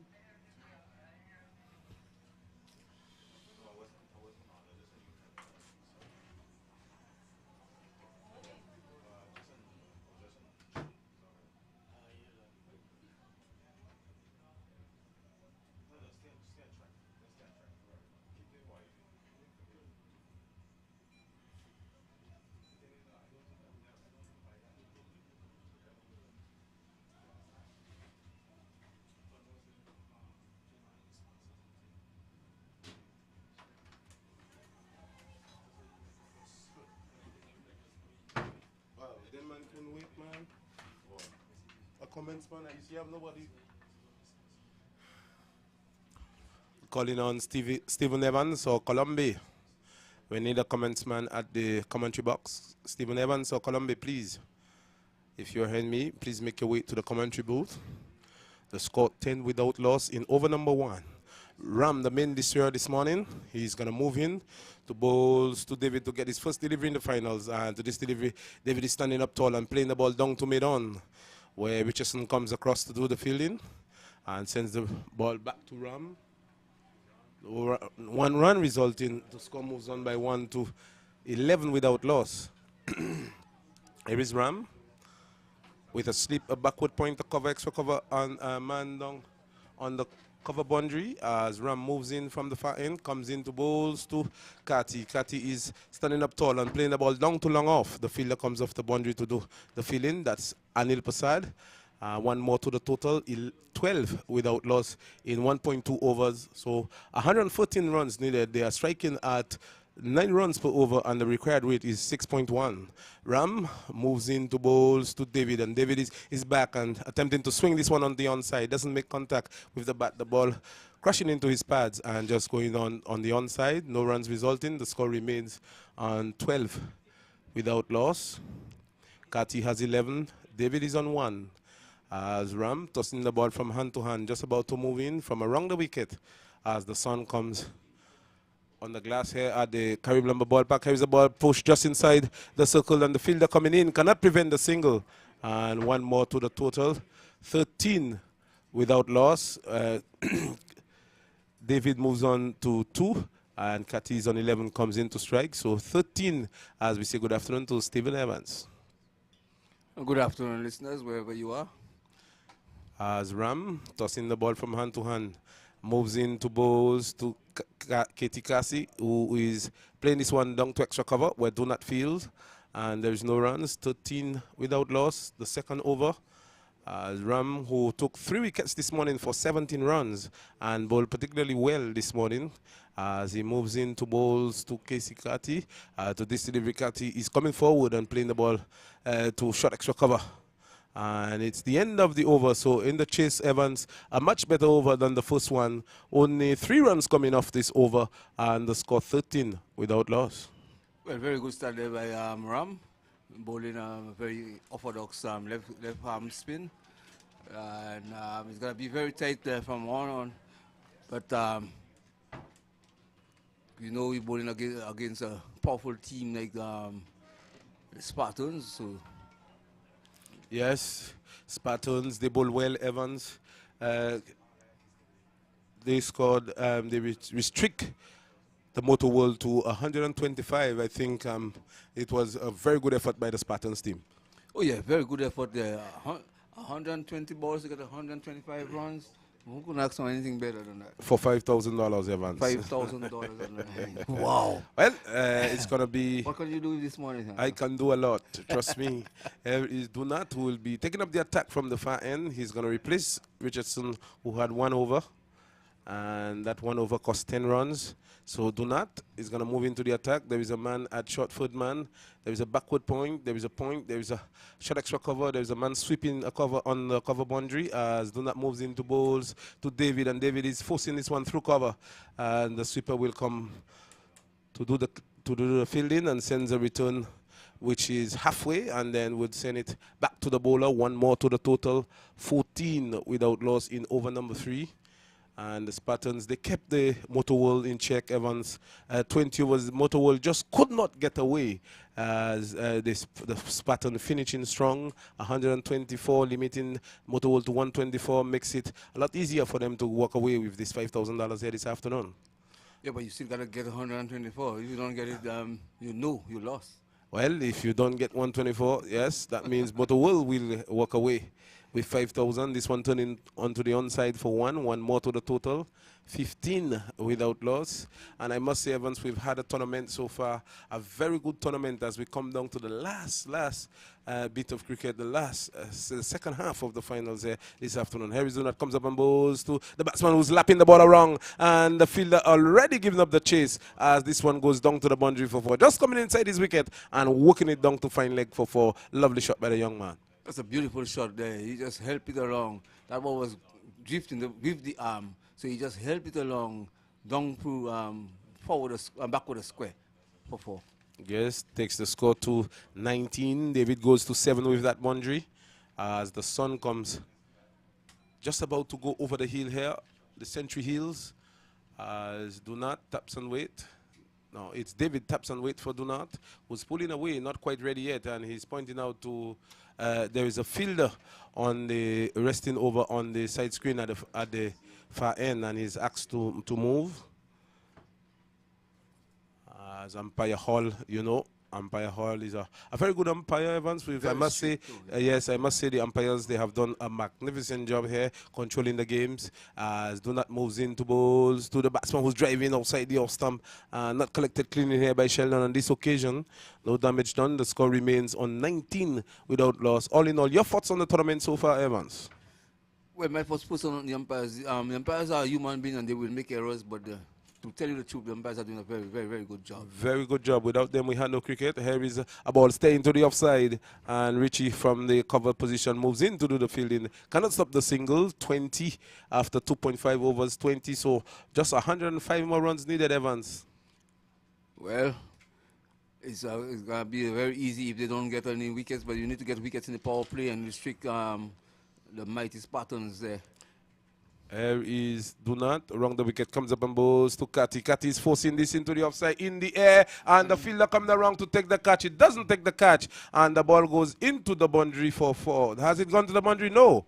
I thought for a moment it went to the boundary because the fielder had no idea of where that ball went, and the batsman settled on one. So here is Keacy Carty presenting a chance. That's the exact spot he got out yesterday, Evans. Just playing the ball in the air, down to long off. I thought the fielder here made a mess of this. Well, throughout the tournament, Keacy has been gifting the opponent with catches and living very dangerous.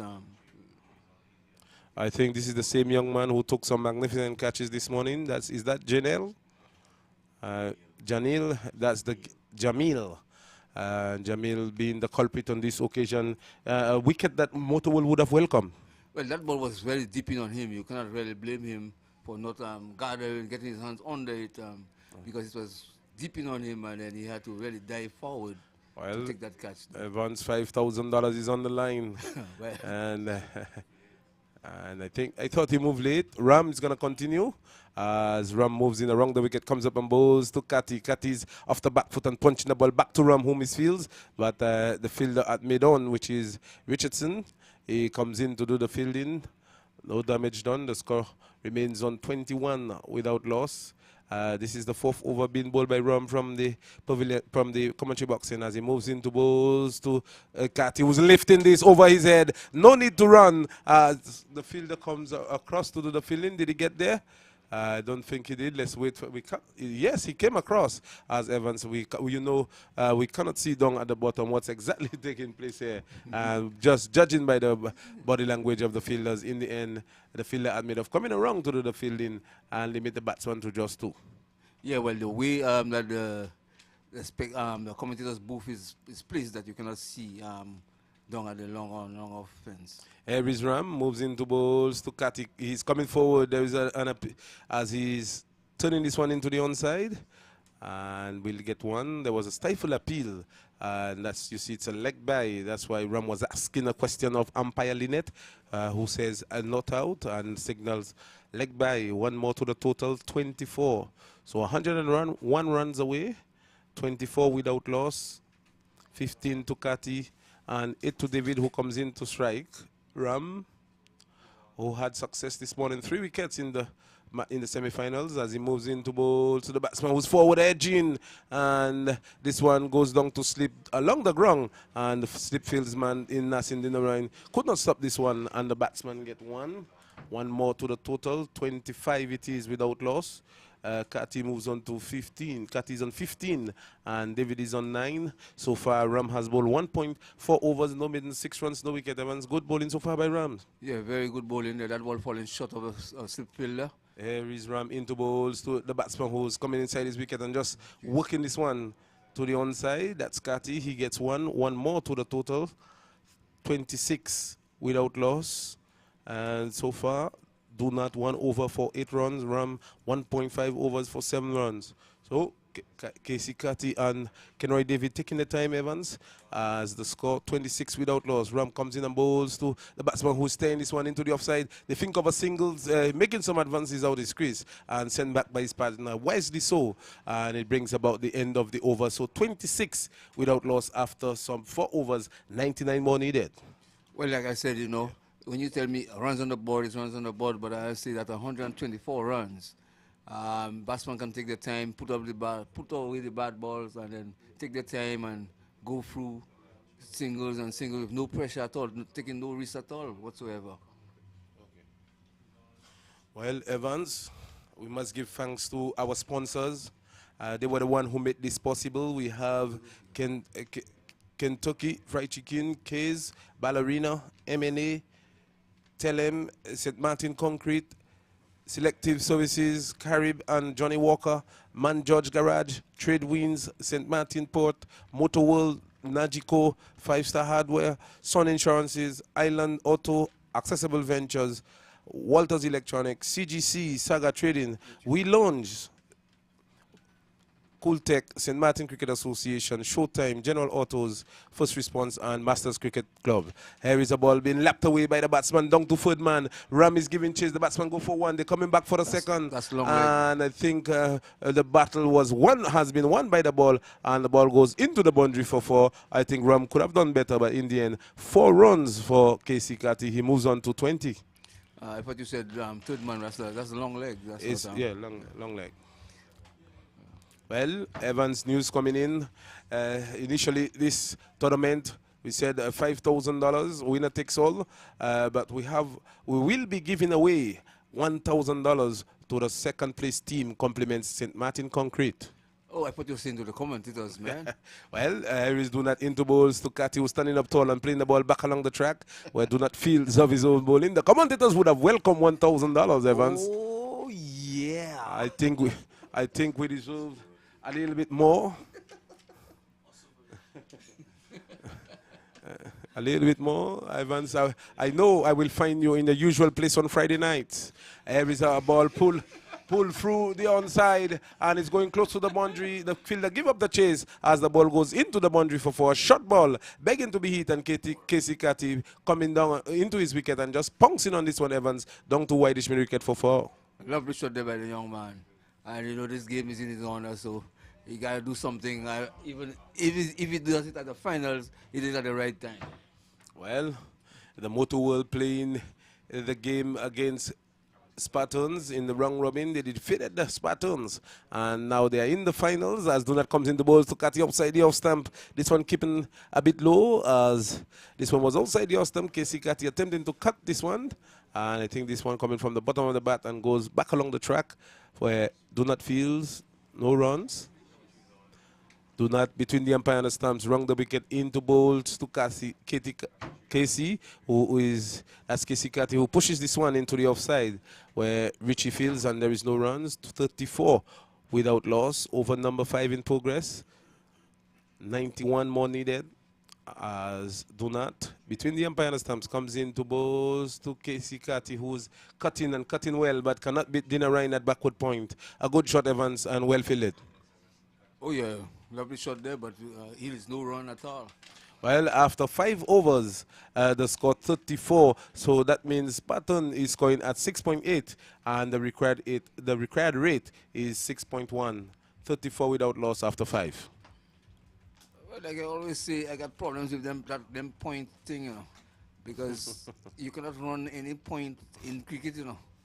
Either you run a run. It is just a mathematical equation, Evans. You can run half. I know there is no half run, but you know there is no half ball, but it's just a mathematical equation. Right? Yes, Evans. Good for the Looking down on the field here, Evans, you could see spectators all around the ground, and we could see the spectators by the food court, the bar, and people are enjoying themselves. I think the people of St. Martin is asking for a lot more. I'm telling you, man, this is a very welcome tournament. Last year we were looking forward to it, but due to the pandemic, it was cancelled. But this year, we receive it with both arms, you know. Yes, indeed. We will want to see this happening around the ground more often, Evans, as cricket continues to play a very important role for St. Martin. Brings people around the region, brings them here. As Ram's going to continue, he's going to move into ball to David. To this delivery, David is letting one go by outside the off stump, and umpire Lynette will come across and signal wide, as this one was wide outside the off stump, and too wide to play. Well, you do have so much runs on the board that you don't want to have bowling wide to the batsman, giving them 3 runs. Here is Ram, moves into balls to David. David is forward and playing the ball into the offside. Keacy wanting a run, but sent back by his partner David, as this one was played straight to Do Not at short extra cover. This would have been a suicidal run, Evans. Very suicidal. It's like putting a shotgun to your head. Here is Ram, round the wicket, moves into balls to the batsman outside the off stump, spinning away, and wide call. I think this is injustice to the bowler here. Yeah, I think so too. This is injustice to the bowler, because it was pitched in line and it moved away. It is not where it finished, it's where it passed the batsman. And yes, this one, some injustice has been done here to the bowler. Here is the score 36 without loss, as Ram moves into balls to the batsman outside the off stump. And he comes across and let it go. No wide this time. 36 without loss. 89 more needed, Evans. A required weight of 6.1. Well, it's easy picking from now on. Here is Ram, moves into balls to David. Outside the off stump, David is flashing at this outside the off stump, as this one was moving further away. And well taken by the wicket keeper. The score remains on 36. Yes, Evans, go ahead. To me, this is a wide. Well, No, this was still inside the line. As Ram moves into ball to the batsman David, who gets one down the leg side. And finally, I think she's going to come across the signal wide. Yes, that is the wide now, Evans. 37 now without loss after some 5.3 overs. Well, I suspect you're using technicality on me, you know. Oh, no. I'm a very simple man, Evans. You know me for a long time. As Ram continues.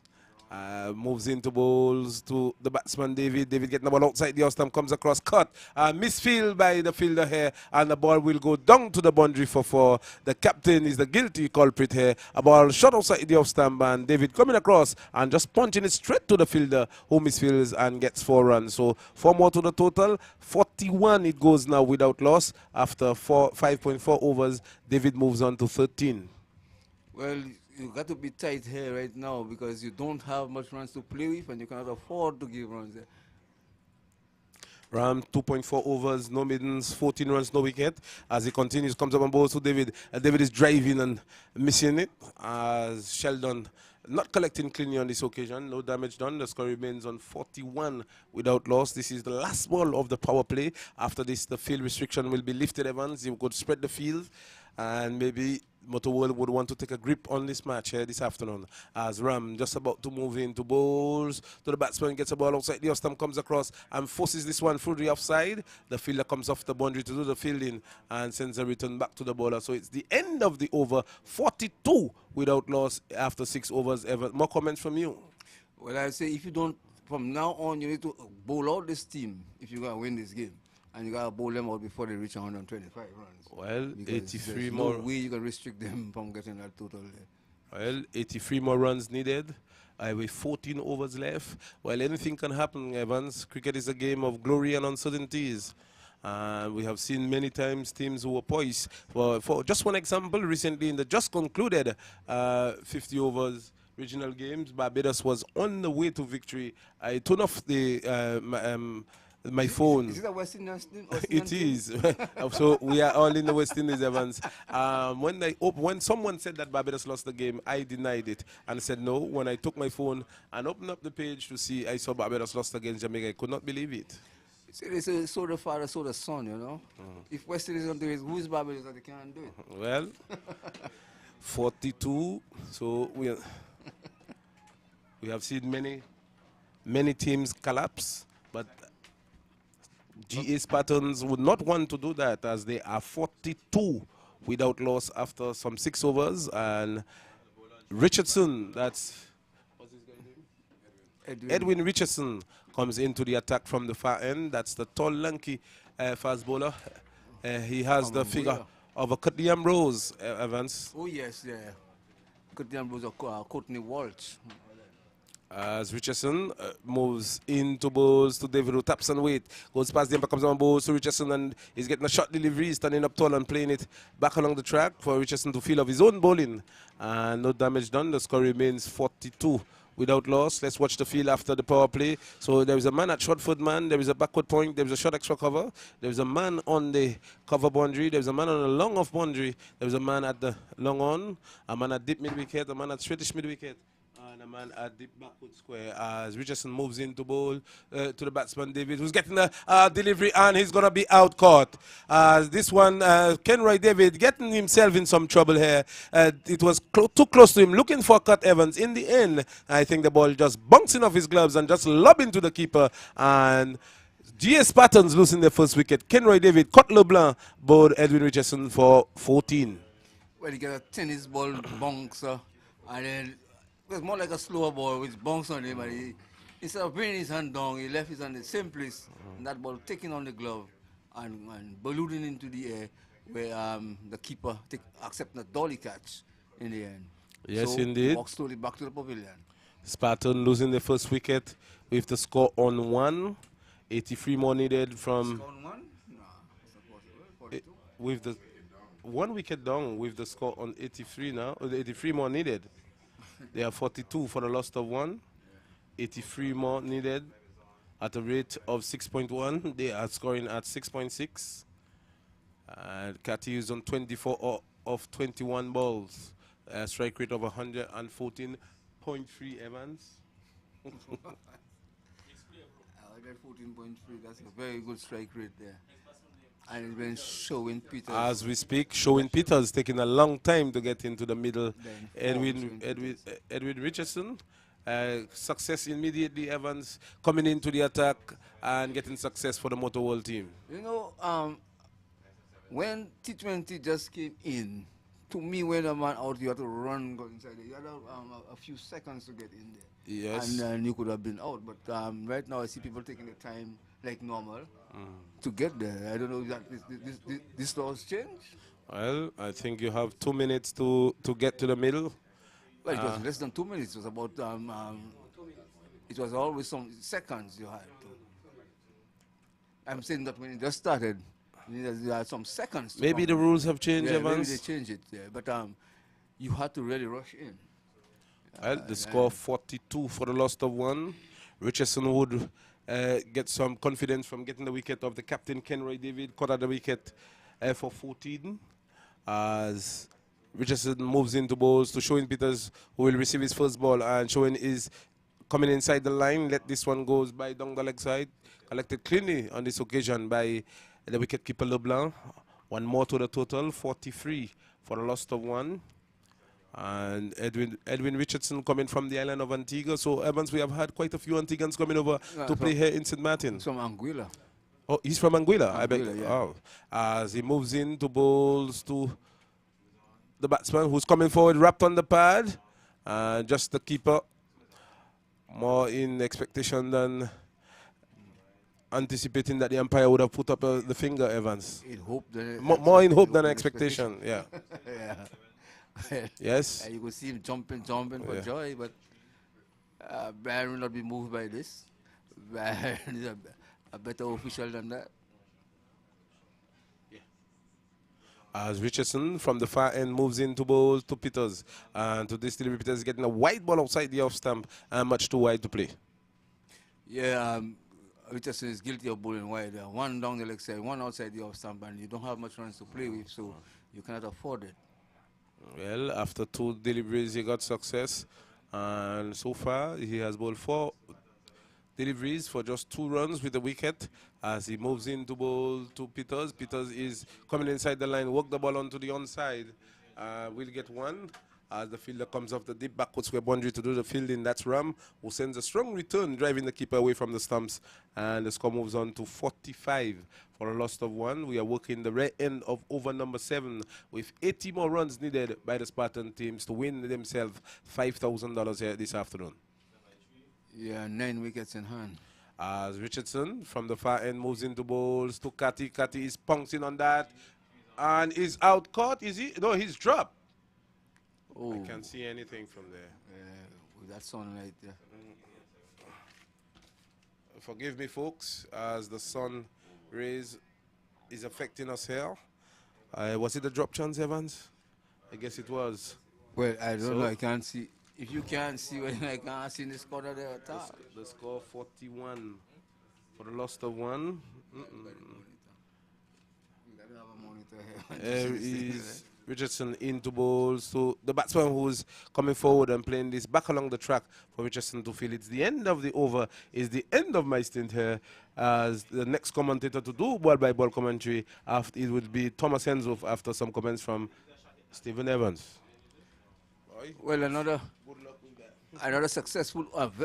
That's the only successful over for the Motor World. We have Richardson getting the prize wicket of Kenroy David, and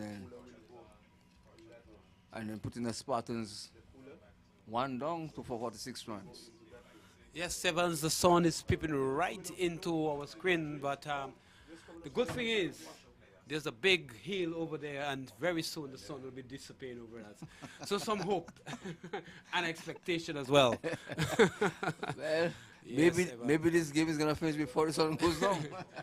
Of course, we are on the south side, and basically the sun will be going on in the west. So over on the other side, which is on the French side, they'll be having the full blaze of the sun. But the good thing is, as I said, we have this big hill, so maybe in about 10-15 minutes we'll have the sun just peeping behind the mountain top.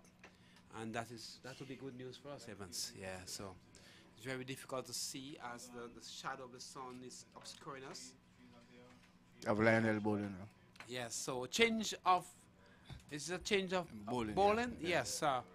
Well, so Lionel far, Richie. Spartans 46 for the loss of 1.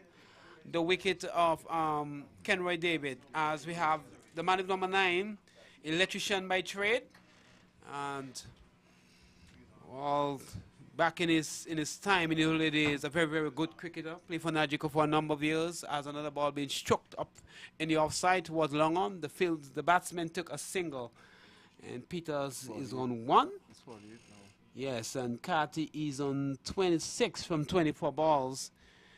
And here, crowd kind of quiet, just in anticipation as Richie comes in from the commentary box and balls. The ball is being struck down towards mid-on. Fieldsman, which is John Ryan, feels well. And there's no run. It's rather strange that we haven't seen John Ryan in the attackers yet as Richie comes in balls. And once again, the ball is pushed on the ground just to the left of John Ryan. The man have to come in from long on, which is a tall, lanky, fast bowler, Edwin Richardson from Angola. But he doesn't stop the batsman from coming back. Antigua? Yes, so, well, he's not from Angola. He's from, we have been told he's from Angola. We have been told he's from Antigua. And, yes, and this time, who is it out? Is it Peters? Yes. Peters hitting the ball straight down to mid-wicket. Well, another wicket down. And once again, I don't think that shot was called for. Definitely 49 for 1. You could have just come in, could have pushed the ball around a little bit, just pick up that one man at mid-wicket, and that wasn't a good shot at all, Evans. But this is what I've been saying. From now on, Moto will need to bowl out this team to win. Now, if Moto will don't bowl out this team, you must win. Because we get 1-1-1-1, you must win. 1-1 win the basket. 1-1 could pull the basket. Yeah, but why would you play a shot like this? I mean, you're chasing 100. It's not like you're chasing 200, 220, or 185, 190. You're chasing 124. A meager total, you know. You understand me? There's absolutely no reason to play that shot. You just come in. You have Keacy, Carty, you have senior. You have just gotten a chance at mid-wicket. Push the score the wrong, push the ball in the wrong, take the single, rotate the strike. You understand? Exactly. You can win this game with singles. Yeah, you cannot leave those behind to make the runs. You cannot take it for granted. You know, we have good batsmen behind. Cricket is a funny game, you know, and you don't want to give momentum to the opposition. And I find that was a very poor shot, very poor execution of cricket indeed. Talking about good batsmen behind, West Indies have. To me, West Indies got one of the best batting team in T20 World Cricket now. And I've seen West Indies collapse. Evans, chasing talking about West Indies can be vexation of the spirit, to be honest with you. And Richie, and the ball being sliced down towards a short third man position, and there's no run. It's the end of the over, end of over number 8. And at the end of it, the Spartans are 49 for the loss of 2. The run rate is 6.1, required rate 6.3. So not a heavy run rate at all. Of course, 124 being posted by the Spartan team. Not a big getting. But anyway, as we say, Evans, runs on the board is runs on the board. And you have to go out there and get it. And get it. I'm telling you, if you fall short of it, you're lost. Yes, definitely. And you don't get it, the team, other team wins. Yes, of course. And I think this is going to be a critical partnership between these two. You know, and James, well, he's known to be a batsman. I've told that he has scored a century. He has been part of the Leewards. I've never heard about him, but I understand from Mr. Kit Carty that he is part of the Leeward setup, and he has scored 100 in the trials, in the Leeward Island trials. So he should know something about batting. Yeah, so I don't know anything about him, Thomas. So in the meantime, is Richardson from Antigua comes in board, and Katie pulled that down the ground, and let's see, and yes, a good stop there in the end. In the end, he didn't stop. And he seemed to have injured himself. Yes, he's going down. He's down on his haunches there. And should needs some attention. I don't know if they have any physio on the ground or if any team physio attached to the team, but he seemed to have done himself from him. But the good thing is he's back on his feet, holding his hands though. But he seemed to be okay. Oh yes, he seems to have done some injuries to himself there.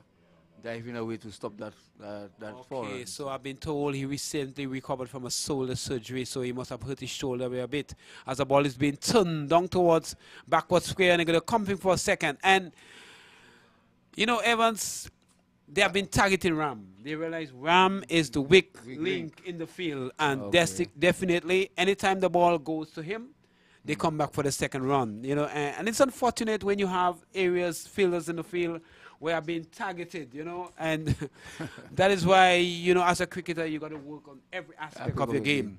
And the ball keep following you. And the ball keep following him around.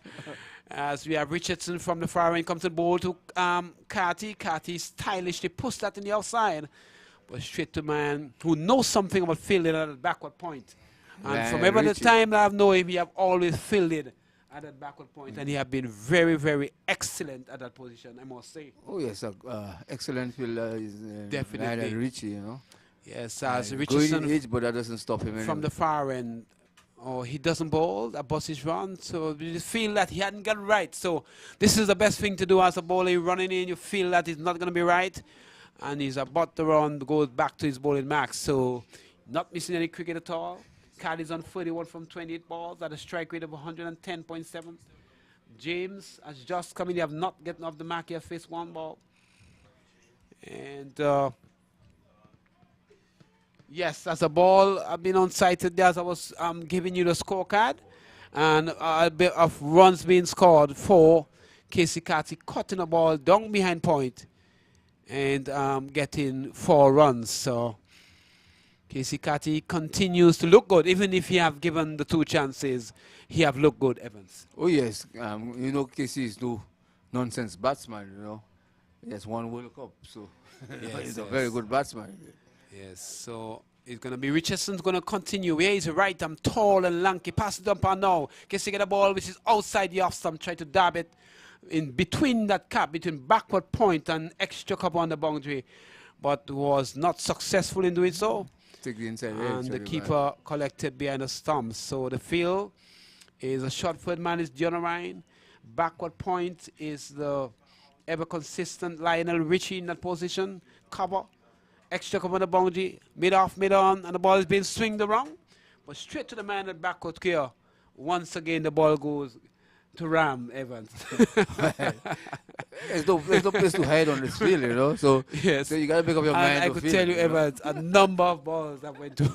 and it's not only now. The other day that he dropped a catch, missed full call, and the ball kept following him around. Yeah. Yes, and I don't know how it happened, but it's just so strange, Evans, that when you begin to have a bad day in the field, it's amazing. They switch you from one place to the other, and that ball just keeps following you around. It's amazing. I've never really understood that. Well, you see, when you drop a catch, you gotta tell yourself, you gotta look forward for the next one, because trust me, it's gonna follow you around. It's gonna follow you around. Yeah, you gotta look forward to the next one. And man, I'm telling you, man, I've seen cricketers have a bad day, and Evans, you change them. And anyways, Richie gonna continue from the commentary box in case he pushes think about a single. Have to put the brakes on, as definitely is not on. And once again, the ball who is good to? Do not or Ram? Do not, yes, it got backward point. As Richie with number 9 comes in, bowls to Keacy Carty. Keacy goes back, cuts straight to Dudnav once again. Dudnav, no slouch in the field at all. He mightn't be as good as Lionel Richie, but nevertheless, no slouch in the field as well. And Evans, as we speak, the sun has just peeped behind the mountain, and all of a sudden we can see clearly. Very it's good. Amazing. And he's bowling. And is he gone? Yes, he's got behind. The prize wicket of Keacy Carty looking to drive that footy outside. He been dropped twice and previously, but this time he locked and run out. Yes, and strike out, foot strike, and he's out. The prize wicket of Keacy. And really... Not caught behind ball. Is he bowled? Is he bowled? Yes, I thought he was caught behind, but actually he's bowled. Yes, trying to cut. The ball must have taken the inside edge. And, well, he hadn't capitalized on the 2 chances get, and he's out bowled. And even if the score is a small score, Spartans,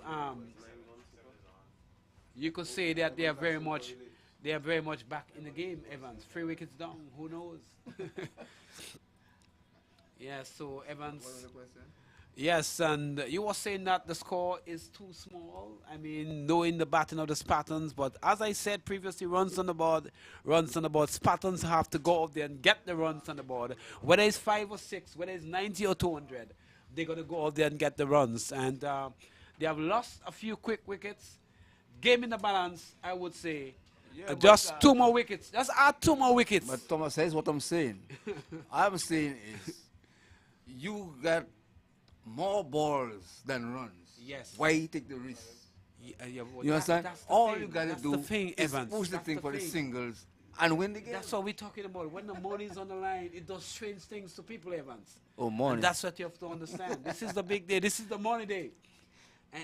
And strange things happen in the mind. You don't think rationally, you know, and so many things can go wrong. I remember in the semi-finals of the last tournament of St. Martin that I was batting, and after the game, one of my colleagues come and tell me, "Oh, I could have hit the ball. I could." But I said, "But I only have 111 runs to score in 120 balls." You understand me? At the end of the day, I need to win. Well, Charles is in, and well, he's a good player, very good player. We have James, you have Charles.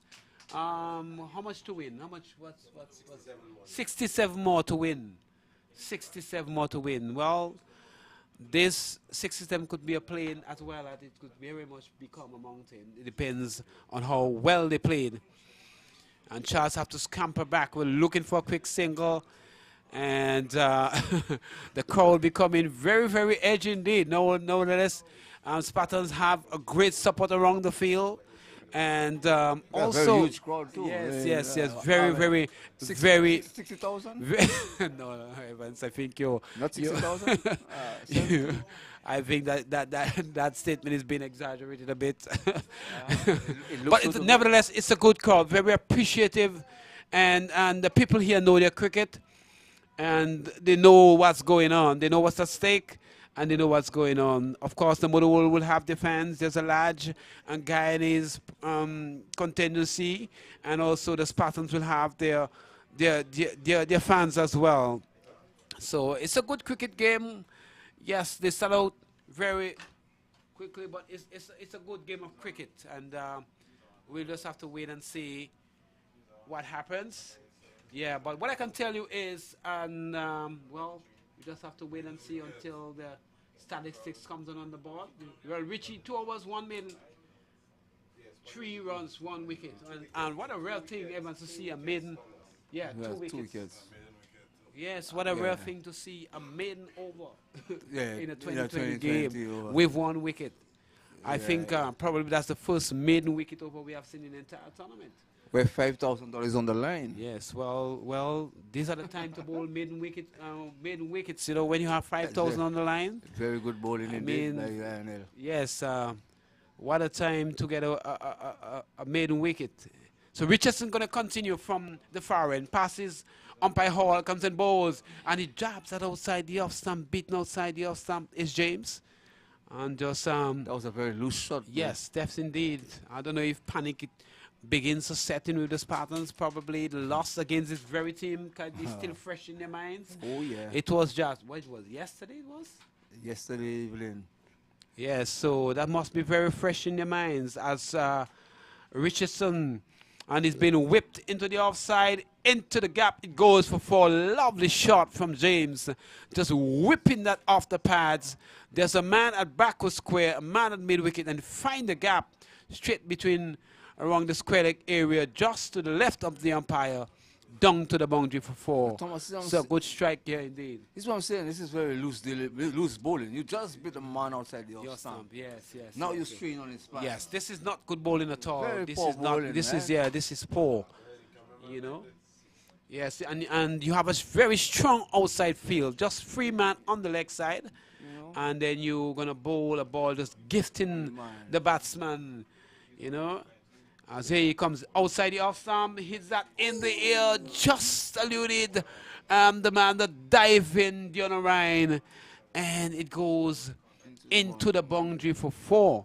Well, it's rather strange that there's no third man, Evans. I find this a very strange field. Exactly. You got a fast bowler bowling in, you got no slip, and you got no third man. Very strange field indeed. Man is bowling close to 80 miles an hour, you know, and you have no third man, a short third man, and you're looking to defend. Yes, yes. This is not good at all. It's either you have a fly slip or something, but once the ball eludes that man, it's gonna go for 4. And to me, it's not a good feel. Anyway, Richardson from the far end comes in outside the off, some wide signal by the umpire, takes the score by 1 to 67. And for the first time, we have seen this score 66, Evans. I remember in a game, couple games, the team were in identical scores at the end of the power play. I can't remember which game it was, but both teams were exactly 66 at the end of the power play. That's yesterday. Well, I think it's very 2 teams. I think it was. And here is Richardson. He's got a 4 toss. He's been struck nicely for the offside, but a man comes in from extra cover. Looks like Richardson down there. Feels well. Throws the ball back in at a bad time. In the meantime, the batsman take a single. So it was Charles there taking a single, stroking the ball nicely in the offside. And Charles, I'm seeing that Charles is still not off the mark. Is that so? Yeah, and he's only faced how many balls? He only faced 3 balls. Okay, so actually it was James. It was James who struck that ball. So Charles is in strike. He's still not off the mark. He has faced 3 balls. So Richardson on the way to bowl to Charles. Charles pulls that. Doesn't get the sort of contact what he was anticipating. He was looking to hit that somewhere, cow corner, somewhere between the wide, long one and mid wicket. There's a big, huge gap in that spot. And his eyes lit up.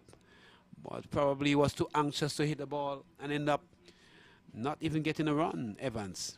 Trying to hit the ball too hard. Yes, and yes, Richardson comes in right arm over the wicket, comes in balls, and he gets a ball which doesn't make the sort of height. It was shot, but the ball certainly didn't make the sort of height that Charles was anticipating, and he missed everything the keeper collect.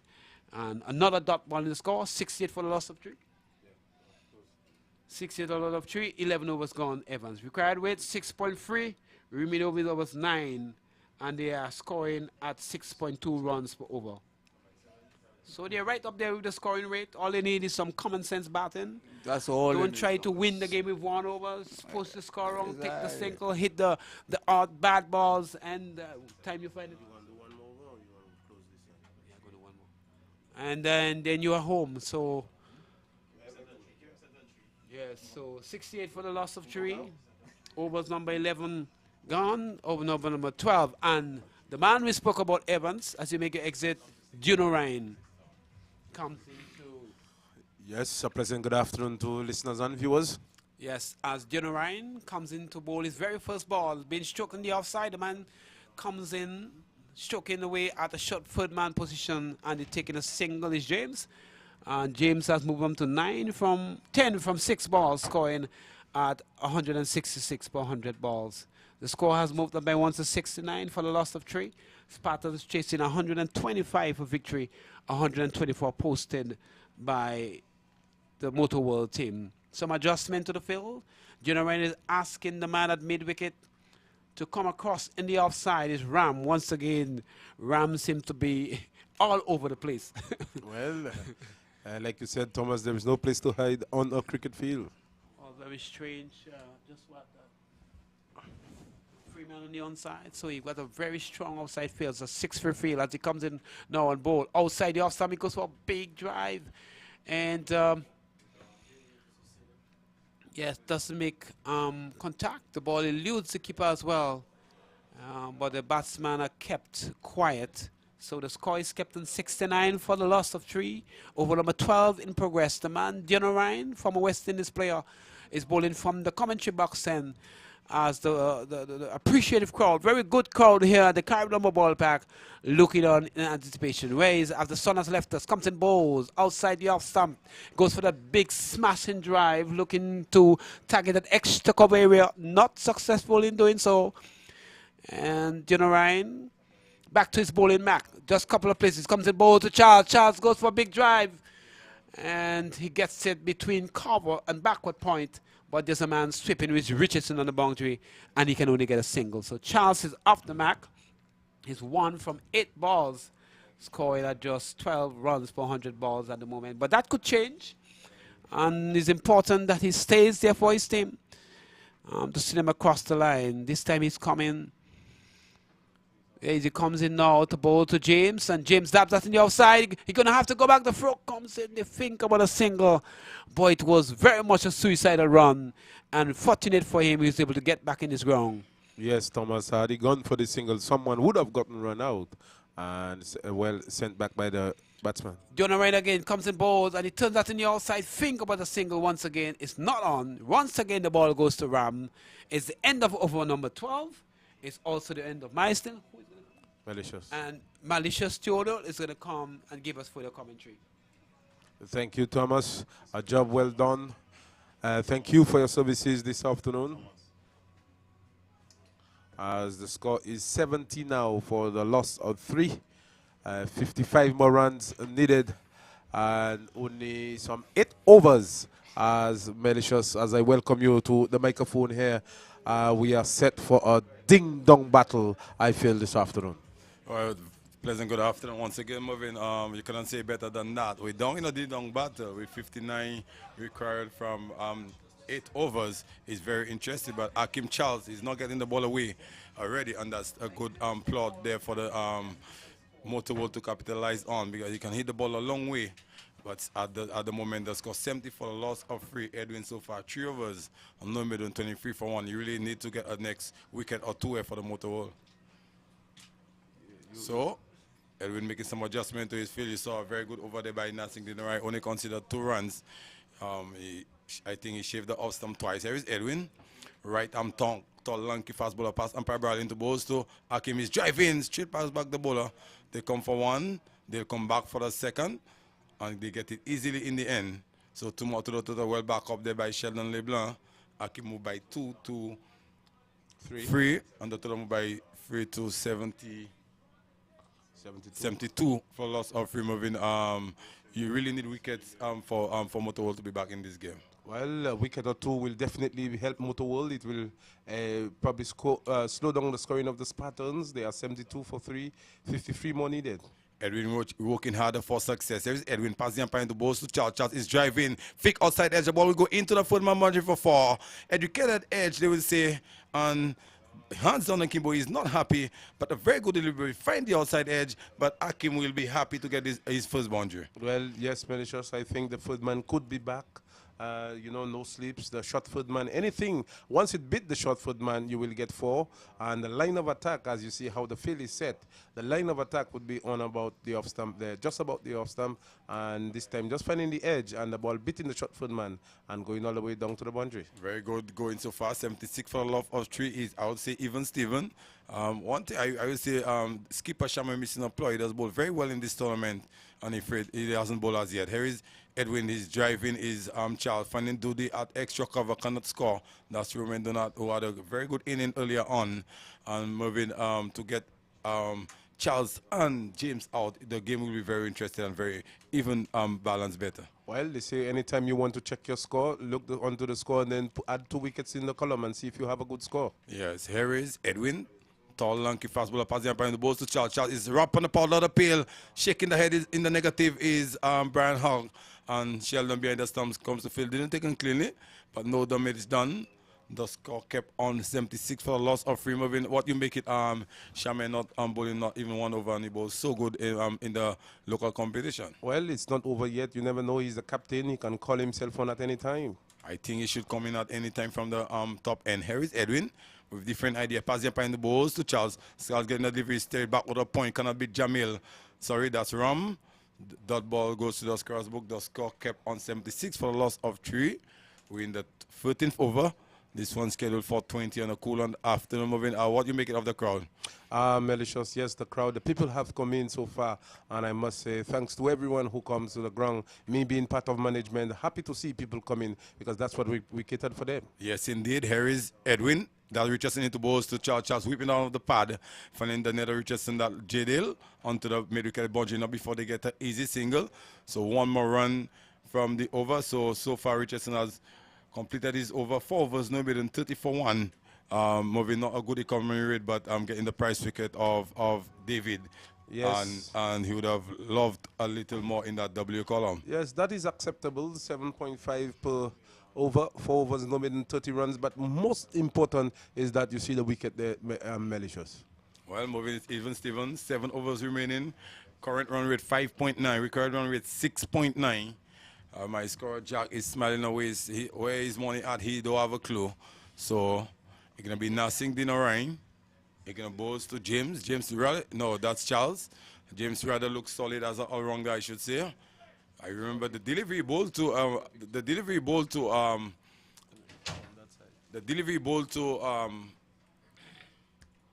Posad was a very quick delivery. I think he bowled down into the 70s. Harris Nassing with number 8 on his back. Pass up and the balls to Charles. Charles is cutting down straight to backward point where Jamil's field. He cannot score. How impressive are you with young Jamil so far? Well, he took some, I think, 2 lovely catches today, malicious, in the first game that they played. Harris Dinarain into balls to Charles. Charles is driving over cover. Jadel is coming off the boundary. Comes to field. They come for 1. Will they come back for the second? They're coming back for the second. And a wild throw. And no backup. That's poor cricket here by the Motor World team. And they come back for the second. So 2 more to the total. The score moved by 2 to 79. And carries Charles to 10 of 16 deliveries. So 46 more runs for victory. You really have to get wickets there and put in some dot balls. Here is Dinner with different idea. Pass the umpire the balls to Charles. Charles is driving through cover. Once again finding Richardson on the cover boundary. And they get an easy single. So the ploy is Dinner really trying to bowl Charles offside the off stump. Yes, you could definitely see the plan with 2 fielders set back on the offside boundary and 3 inside the circle and bowling wide outside the off stump and flat. And Charles only could get it. Haven't got a boundary so far in the over. So Dinarain is keeping it tight. Yes, indeed. He was brilliantly caught by Durham at backward point. That's Dinarain. Earlier on a short delivery outside the off stump. He cut and straight to Dinarain. He's driving all along the ground. That looked like Jamil from back of the square. He comes to field. Now before they get the easy single. So 1 more to the total. They really finding the gaps moving and they not rushing at the moment. Although required rate is 7, but they can always pick it up. Well, both batsmen on 11. The score 81 for the loss of 3. It's building up to be a very, very, very tight match here, malicious. Yes, indeed. 125 for victory. Here is Dinner into balls to Charles. Charles is driving the ball in the inner portion of the bat. That looks like the Captain Shame. He comes to field now before they take a single or by signal by the umpire. For a moment, I thought that was an outside edge movement. No, they clearly did not have any contact with the bat. This one went down to a short fine leg and the batsman gets a single. Well, a small total like that, you don't want extras. Extras move by 1 to 8. Here is Dinner, passing up behind the balls to the batsman. His advance is on the track. They come for a quick single. Lionel is up pursuit, shy of the stump. Brian shaking the head in the negative, that umpire hall. Nothing Dinner is not happy. Straight to a fielder with caliber like Lionel, and they get an easy single. So 1 more to the total. So after some 14 overs, looking for 125 for victory moving. Even Stevens, the score 83 for a loss of 3 at the Carmel Ballpark. T20 Keacy Carty, cricket for life. Yes, malicious. As we are winding down, we've had 4 good days of cricket. We will say thanks to the Heavenly Father who has brought us some good weather conditions for 4 lovely days of cricket, and well supported here by the spectators as we unwind for a very, very tight finish here. 83 for the loss of 3 after some 14 overs, 6 more overs, 42 more runs, 7 runs needed per over as the Motor World team, the more senior heads coming together to come up with a plan to bring them this $5,000, malicious. Yes, indeed. You have to, including the experience of Nasing Dinarain. I think you're going to bring back Jadel Richardson. I don't think, from my point of view as a commentator, he has been roughly treated from the top end. I think the captain should have tried him in from the commentary box in and even brought up himself or Anil Prasad. Yes, I haven't seen Anil Prasad, but probably the captain would have other ideas, malicious. And most of the Spartans batsmen love the ball coming onto the bat. I think Shama missing a trick here. But he's the captain. He have different ideas. Also, young Jamil can spin the ball. So it's very interesting. Let's wait and see how Ty gonna be. 36 balls moving, 42 runs. The crowd eager to see who's gonna run away with that $5,000. Where your money at? Well, my money is safe in my pocket. Oh my golly, well, I thought you have the crystal ball. You have a clue who's gonna win this match? I have the crystal ball, Malicious. Can you give me a quick note of who winning this match? If you don't want to say it on the air, most time you have been so accurate moving, and I just want you to give me a little signal. Well, looking in that crystal ball, I see cricket winning, Malicious. All right, well, I was left out of this game for a groin injury.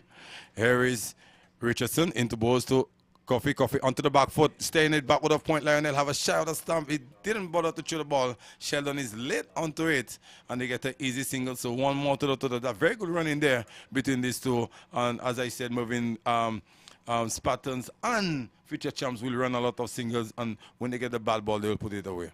Yes, they have done that well. You'll see a very good single on display here as this ball was pushed into the offside, and the non-striker responding immediately and making it comfortably in the end. 41 from 35. He making some adjustment to his field. That's Richardson. So far he has bowled 1.1 over no middle, 11 for no wicket. He decided to go around the wicket, pass the umpire into balls to Charles. Charles getting a delivery. He beat it outside the stump for beauty. Sheldon didn't take it clean in that slibber. And that's a beauty of a delivery, a moving pitch up delivery, looking to drive for extra cover, beating all hands up. And that was didn't take it clean by Sheldon, they'll take the bye. So extras move by 1 to 9 and carries a total to 85 for us of free is GT Spartans. Well, just releasing the pressure there, the left-hander coming to strike. A ball outside the off stump, very close to the off stump, and the keeper allowing the batsman to get an extra here. You need to be tighter than this. Yes, indeed. Here is Richardson passing umpire into balls to James. James is beaten outside the off stump. Well ball.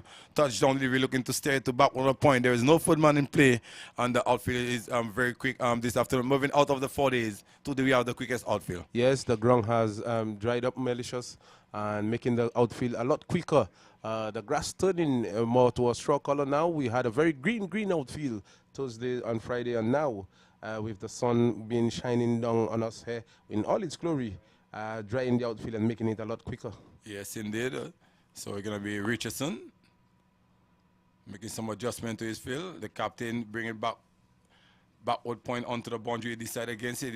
He rather the backward square on the boundary. So he clearly do have confidence there. He's bowling outside the stump, and maybe he thinks he's going to bowl a short delivery. Here is Richardson into balls to the batsman, flicking down over backward of square. The ball running very close to the boundary. In fact, Ram plays some football and pull it just inside the line, and Jamil's clean up, and they're going to get 2. And it's a no ball signal by umpire Brian. What we would not like, and I think 1, 2, 3 inside the circle. No, there is 4 in the circle, Malicious. There was always 4 in the circle. Yeah, so I think he's overstepped. Free hit coming up. Here is Richardson, pass the umpire into balls to James. James is tugging down wide of mid-on. That look like Walters comes to fill the fumbles, and they'll come back for the second and get it easily in the end. So Jadel really not having a good day, a good tournament with the ball moving. Not with the ball. I think he batted beautifully this morning for 38 runs not out. And Malicious with the ball, and not happy with the returns that he have got so far. Not at all. Harris, he coming to the end of his second over. He's into balls to James. James is beaten outside the off stump. Very good length, back over length delivery. James looking to cut back with a point, and the ball go into the gloves of wicketkeeper Sheldon LeBlanc, and the dot ball goes to the scorer's book, and Moto will be very impressed in every dot deliveries. Yes, every dot delivery would be like money in your pocket. Well, I don't have none in my pocket at the moment. Harris Richardson is into balls to Coffee. He's back on a crossfield line. Backward point cannot stop the single. No back up onto the stumps once again. So as I said, that's poor cricket on the field inside. And once again, an easy single to Coffee. Move with that single to 18 of 16 deliveries. And so far moving, he has been really playing some sensible cricket here. Yes. It's 91 for the loss of 3. 91 for the loss of 3. 34 more runs needed. They are scoring at a 6.1. That's the scoring rate. And the required rate is just a touch above that at 6.8. So we need the GS Spartans need 34 more runs to win of 5 overs. Well, 30 balls, 34 runs, even Steven. A wicket or 2 will be very interested. So Hakim Charles requesting for gloves, a pair of gloves. Well, Marvin, which player you have ever seen bat with the most gloves?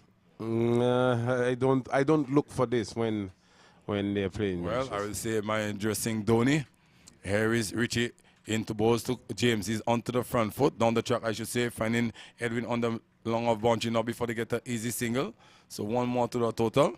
Well, moving, if Dhoni bat for half an hour, he will use 7 gloves. One more to the total, 92 for the loss of 3. 15.1 overs gone so far. Required run rate 6.8. Current run rate 6.1. Moving, coming very interesting here. So Hakim Charles gonna take strike. You know he can hit the ball a long way.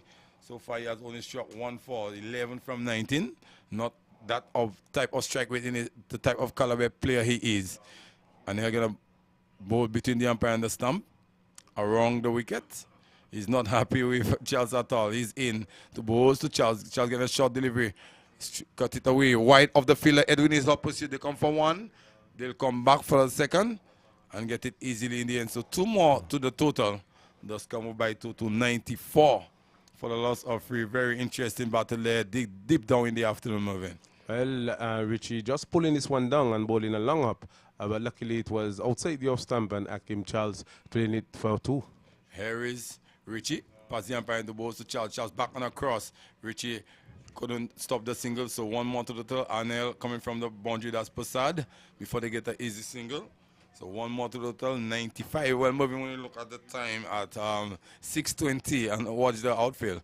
Yes. A beautiful weather for cricket still. That's the summer weather, malicious. St. Martin, Sunshine City, blessed with sunshine and good weather. Well, yes, indeed. Here is Richie, pass the umpire into balls to James. He advances on the track and drive in all along the ground. Passad coming off the long on boundary. Not before they get an easy single. So far, these two has kept down in terms of boundary, but so far rated in the strike to perfection. Yes, working the ball around, bringing every run counts, malicious. Richie, 2.4 overs, 1 maiden, 8 for 2.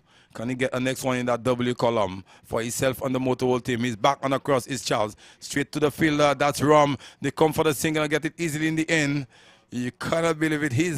Cannot believe it as well, moving straight to him.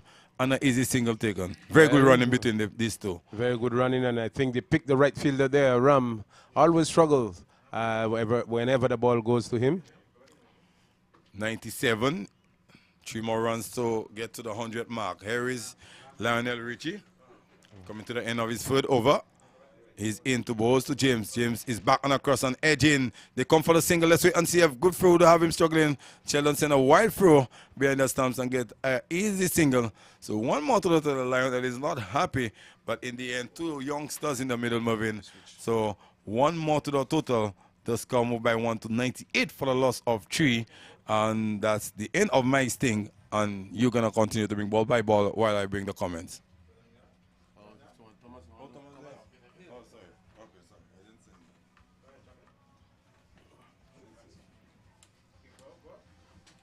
Well, thank you, Malicious. Thank you for a job well done, coming in and giving us some help here in the commentary booth. Well-needed help.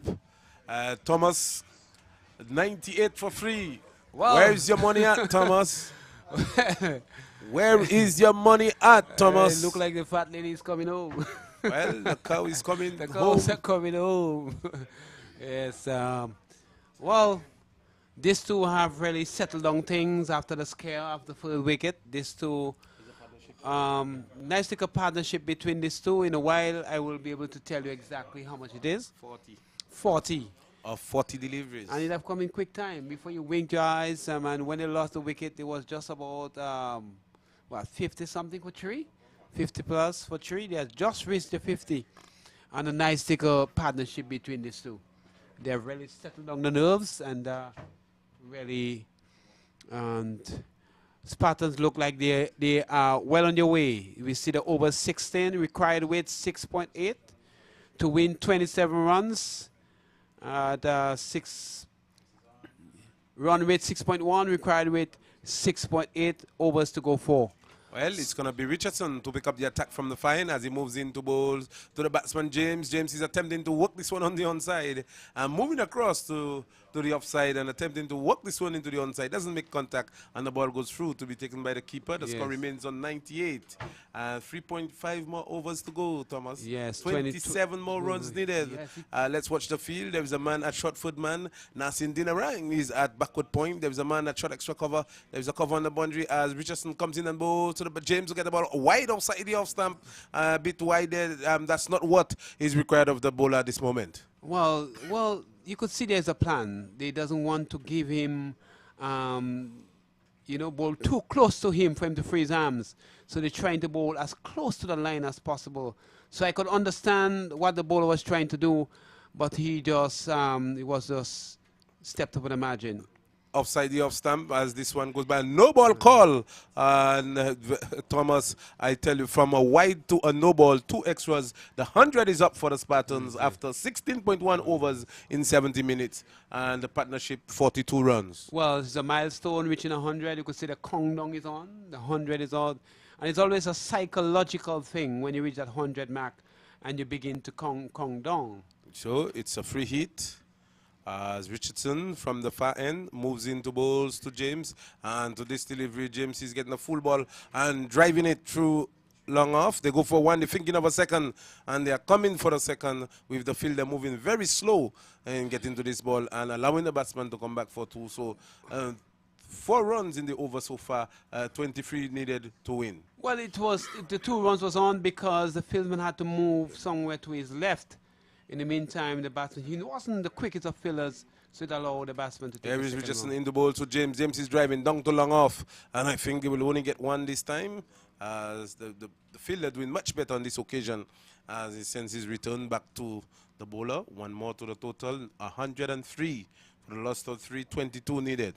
And they're getting closer and closer to that grand prize. No more, well, the hats must be pounding a bit, and you're just anticipating reaching the finish line. But there's still about 24 runs to get still, and 16.3 overs. So they got 3.3 overs to get those runs. There is Richardson into bowls to Charles. Charles is driving back past Richardson. The fielder comes off the long off boundary. They go for 1 and they will settle on 1 as the fielder Kelbert Walters do the fielding and sends his return back to the bowler.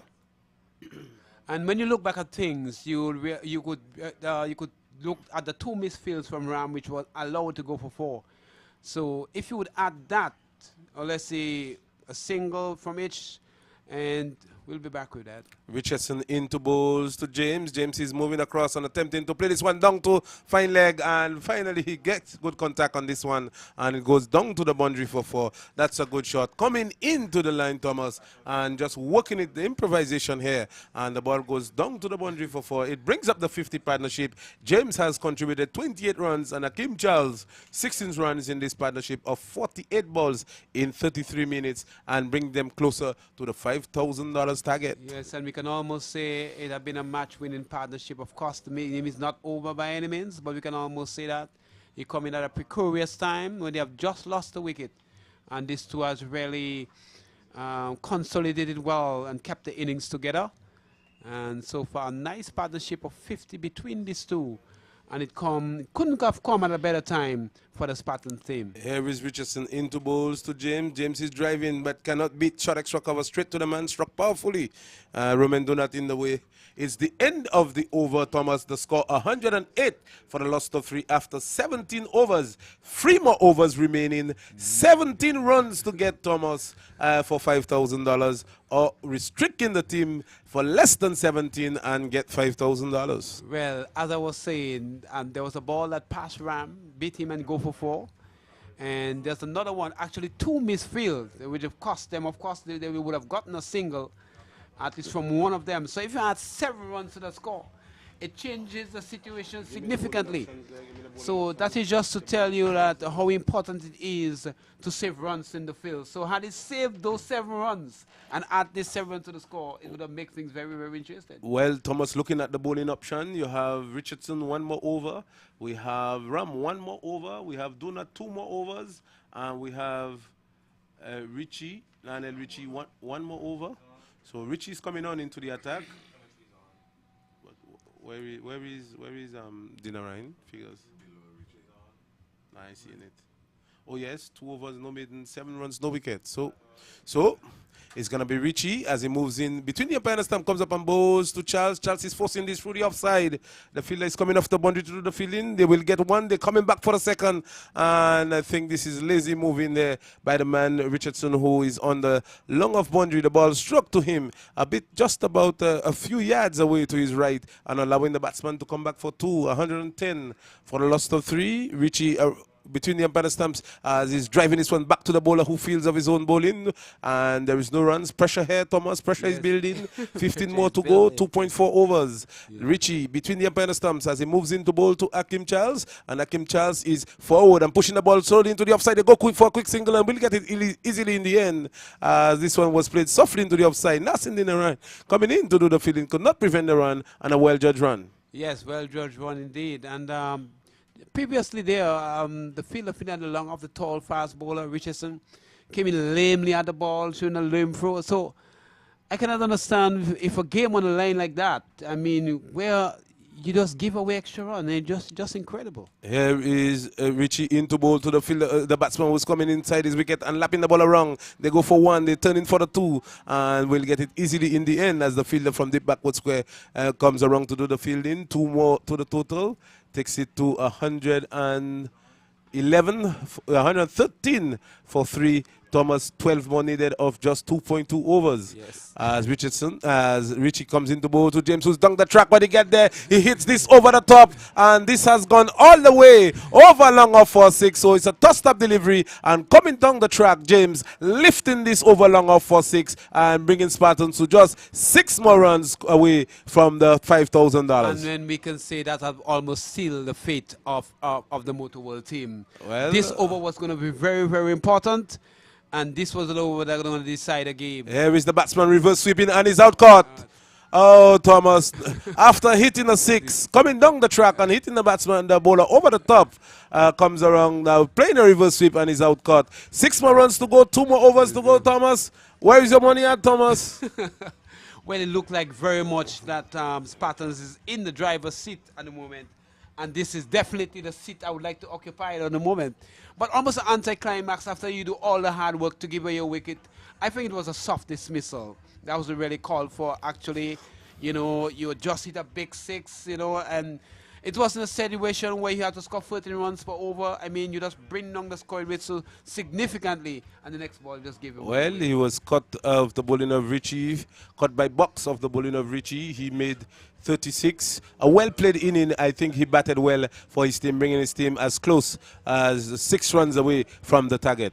Yes, as I said, he bowls well, and he's no slouch with the bat. Of course, he had been around the leeward circle, I've been told, and also that he has scored 100 in a trial, Leeward Island trial game, so he's no mock with the bat.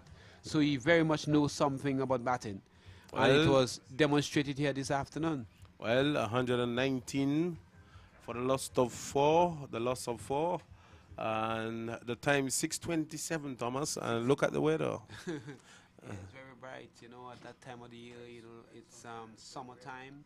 And the sun, you know, later on in the year, like November, you're going to find it's going to get dark very, very quickly. Yes. And until January, February, and then February towards March, you see we start to get the brightness back at a late hour. But for now, summer until August, okay, so we're going to have... Okay, it's going to be Nassim Dinarine who's going to come into the attack at the far end. Let's watch the field. There is a man at short foot man.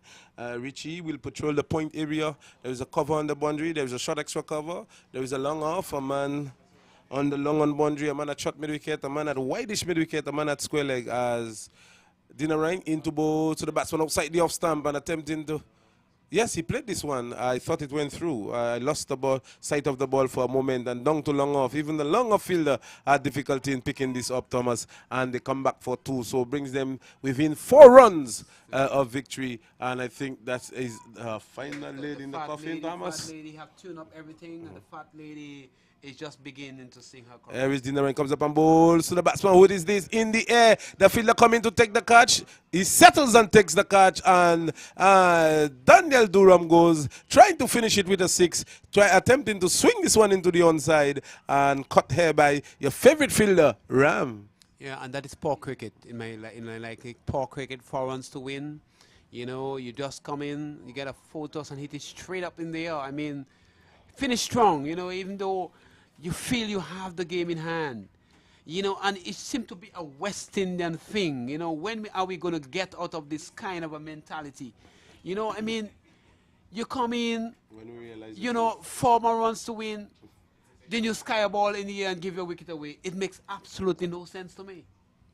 Well, it's not Charles. It's Durham. You know, and our cricketers really need to learn. You know, it's just giving away the way. You know what I mean? Finish strong. Send a strong message. You know, finish 124 for 4. It makes a difference, you know. It shows that you dominated the game. Don't just give your wicket away. We have seen previously the batsman gave his wicket away. Now Durham gave his wicket away. You know, you don't want to finish like that. Well, 121 for the loss of 5. The curtains are coming down here on the Caribbean Ballpark. A tournament well attended here. And we are just about to bring down the curtains with 4 more runs needed for victory and 1.4 overs to go. So the batsman crossed while the ball was in the air, and Akeem Charles is going to take strike. Let's watch the field. There is a man at short foot man, a point, a short extra cover made up. There is a man down at foot man boundary. As Dinaran comes into bowl, so Charles, who's advancing when he get there, can do no more than just push this into the offside for a single. As Lionel, who is at point, comes into the fielding and cannot prevent it. So 1 more to the total, 122. So 3 more runs needed, Thomas. Just 3 more runs away from $5,000. Yes, I've seen Keith Atherton defend the 2 runs for the West Indies. Well, that happened in Guyana. Yes. It's amazing. Against Steve Waugh and company. As Dinaran moves into bowl to the batsman, shot outside the off stump, attempting to cut, misses, and a wide call by the umpire. So further and further, Thomas, 2 more runs needed. 123 now for the loss of 5. A wide, yes. As Dinaran moves into bowl to the batsman who's playing this 2 mid-wicket, cannot score. Oh, it beats the do not, and they will get a single. The scores are level now with the score 124 for the loss of 5. So just 1 more run needed for victory, Thomas. 124 for the loss of 5. A good victory by the Spartans team. Well, a bad miss there by Dudnaf. You know, you gotta be professional. I mean, a ball just crawling to you. You cannot think you have lost the game already. The 3 other balls could be dot balls, and the team having to maybe defend, maybe thinking 2 in the last over, and who knows what can happen. Every Dinaran comes up and bowls to Charles, who's hitting this, and I think it's all over. Driving it through the offside, it goes all the way down to the boundary for 4. And congratulations to the Spartan teams coming around as they were defeated by the Motorola team, coming around in the finals and winning with 5 wickets in hand. Congratulations to the Spartan teams. Yeah, congratulations to them after losing to that very same team yesterday. And they came back. As I said previously, that the loss was certainly a wake-up call for them.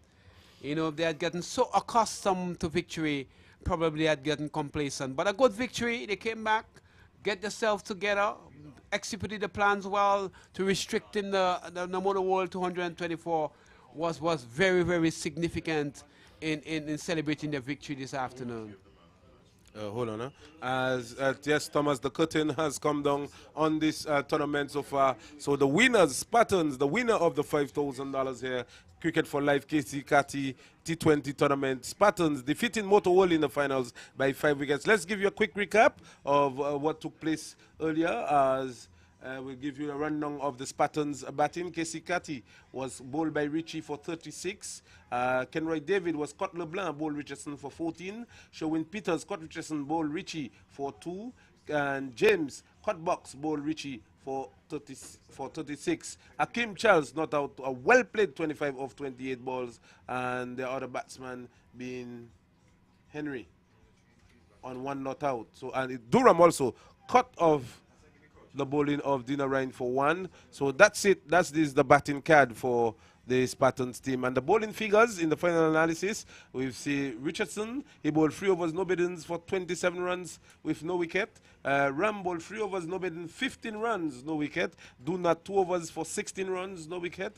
We have Richardson, he bowled 4 overs, no bidding, 30 runs for 1 wicket. Lionel Richie, 4 overs, 1 maiden, 21 runs, 3 wickets. And Nassim Dinarain, 2.4 overs, no maiden, 16 runs, 1 wicket. Where did you think they fall short, Thomas? I think, first of all, in their batting, I mean, in a final like that, in the previous game against the Spartans, you scored 150 and defended it. And it would have been wishful thinking this time around to think for the second time in a row that they was going to post a low score and defeat the Spartans again. It's very much wishful thinking. Spartans executed well from the beginning. And from the very onset, they put the pressure and the brakes on the Motorola team and restrict them to 124, which was never going to be enough. And they was hungry. There was a hungrier team. They fielded well. They backed up well. Unlike the motor world, we see a number of misfields, drop catches, and especially defending a low score. You don't want to do that. You just, you're just defeating yourself already. But I must say that the games have been well attended. I mean, in the end, cricket is the winner. No matter what the price is in the end, cricket is the winner. We have seen the talented of the youngsters able to showcase their talent, being seen on the international scene, and very much the crowd have been well appreciated, the organization, all the hard work. I mean, it's a tremendous, so much tremendous. And we must say thumbs up to all those who have made this thing a reality. And I must say thumbs up to St. Martin Cricket. And he could only spell great things and great things for St. Martin Cricket. Yeah. And I myself, it was a great pleasure to be part of this whole spectacle here at the Carmel Ballpark. And certainly it was a good final, good cricket all the way through. And we must say it has been a successful tournament by all means. Yes, as we say our final thank you to our sponsors who has made this possible. Make this possible.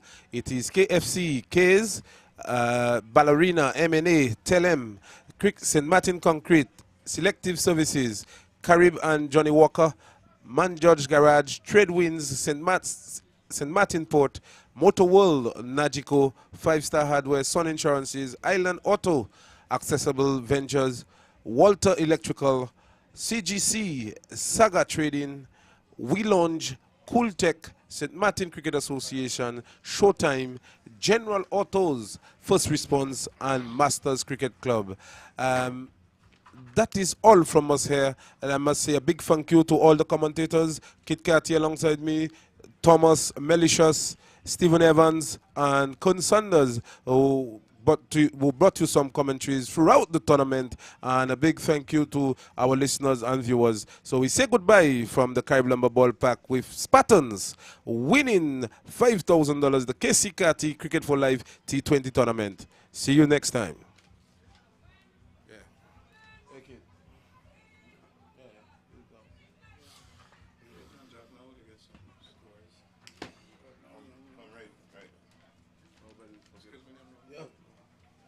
This is only the first game you're going to write.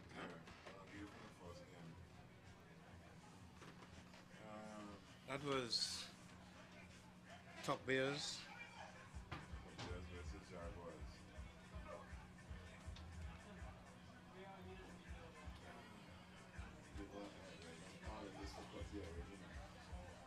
Okay, I ready? Okay, so Jaguars win by 19 runs. What do you want? I just want a man of the match. And how much he scored? John Luke with 64 runs.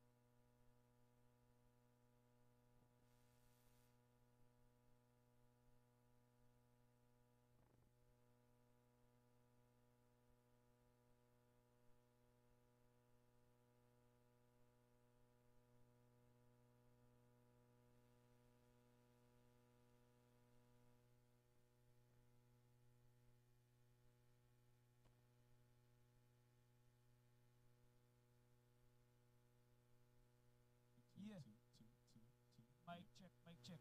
Here we go. Two, two, two, two. Two.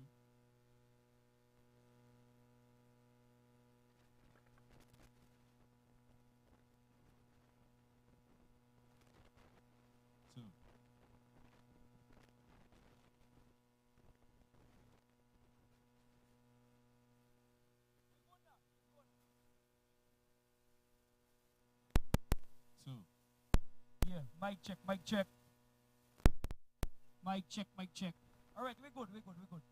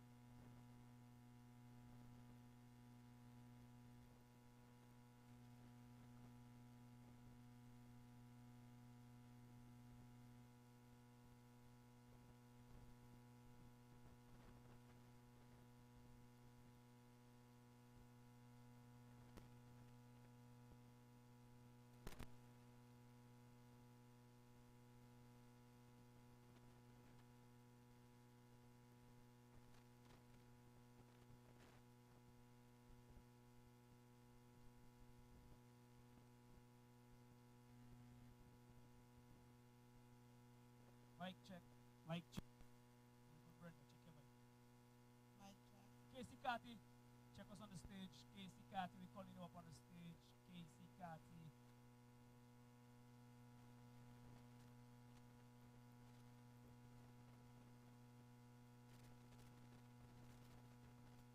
Check us on the stage, Katie. Keacy.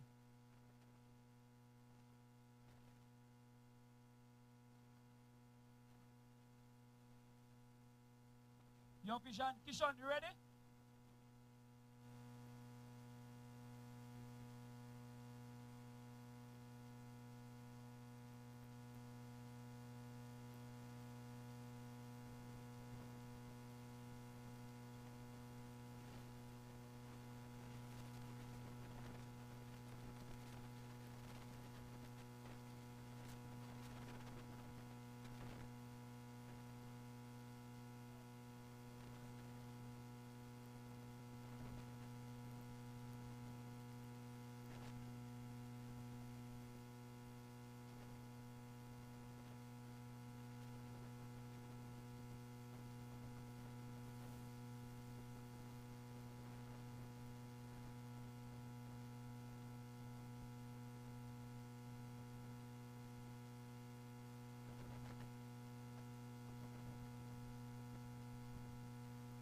We ready, your vision?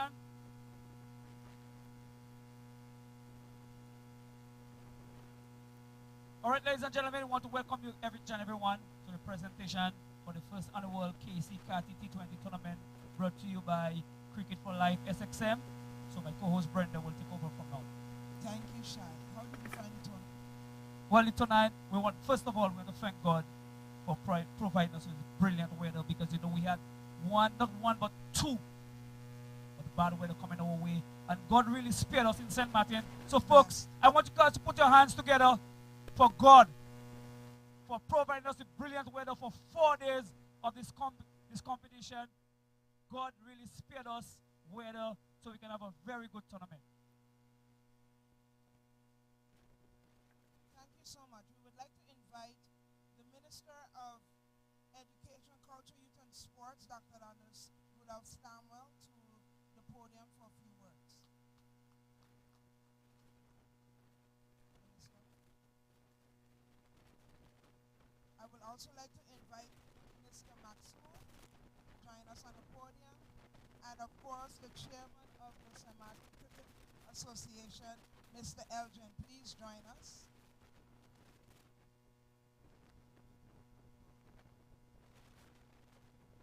Okay, let's get this good. Mr. Maxud is the chairman and Mr. Elgin is the president. Okay, see they didn't form it properly. Thank you, gentlemen, for your continued contribution to the sports of cricket in St. Martin. I now yield the floor first over to the president of the Cricket Association for a few words. Thank you, Madam Chairman. Good evening, everyone. First of all, congratulations to the GNA Spartans cricket team. They did really well to win this tournament. Congratulations also to the Motor World cricket team. They played well. They played well, and all the other teams that participated. To the organizers, I think you did a fabulous job. So let's hear it for the organizers, please. Despite the challenges that you may have endured, you have pulled off a great tournament. Cricket St. Martin is very grateful for what you've done. You certainly helped to lift the sport, and I hope that we will see a lot more youngsters play in the game after this tournament. Congratulations again, and I wish you much success in your future endeavors. Thank you. Thank you so much. And thank you for always cooperating with Cricket for Life St. Martin. Thank you so much. Now we'll hear a few words from our president, Mr. Kirtland Warner, who was one of the persons that pushed along with the board to have this event this afternoon. Mr. Warner. Ladies and gentlemen, first I would like to say thank you to all our sponsors for making this event possible. This event couldn't have made possible without all of our sponsors. I don't have the list, it's sponsored with me, so I don't want to go through it and miss anyone.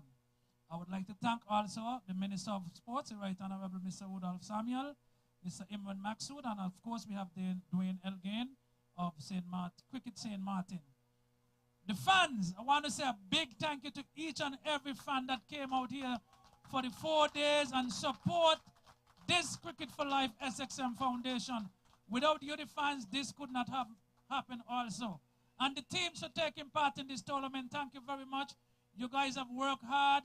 We have had an injury-free tournament, and we thank God for that also. We thank God for the weather. And most of all, I want to thank my team. This is a hard-working team. I'm going to call them out, and I would like them to step forward, and everybody should give them a round of applause.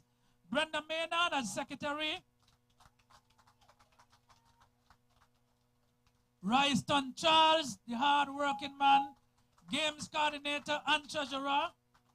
Mr. Odswin Aldridge, assistant treasurer. Vice president, my vice president, Mr. Samuel Scott. The man, let me say this real quick. Mr. Scott is one of the men that found this organization together with myself. As I go along with my board, I have Mr. Mervyn and Miss Diane. Diane, where are you? Diane Nisbet also is the assistant.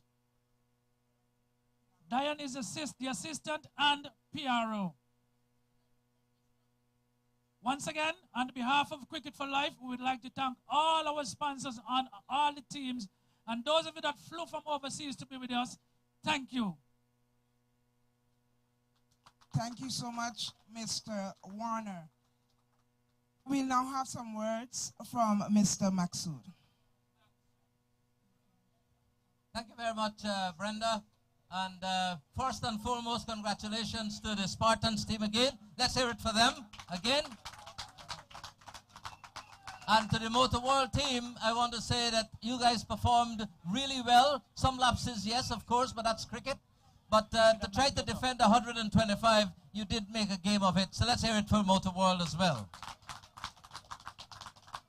To the people from Cricket for Life, I mean, I said in a chat the other day that the amount of work involved in this must be mind-boggling. And I'm sure that it must be financially challenging as well. But you stuck to it. You did a very good tournament. I think this was a really, really, really good tournament. And I'm very happy personally to see that cricket is still alive and well in St. Martin, despite all the challenges that we've had with COVID and so on. Yeah, let's hear it for cricket. So despite all the challenges that we have had with COVID with difficulties to get sponsors because so much businesses are closed. Government has other priorities, as we know. I know Mr. Samuel will talk about that in a few.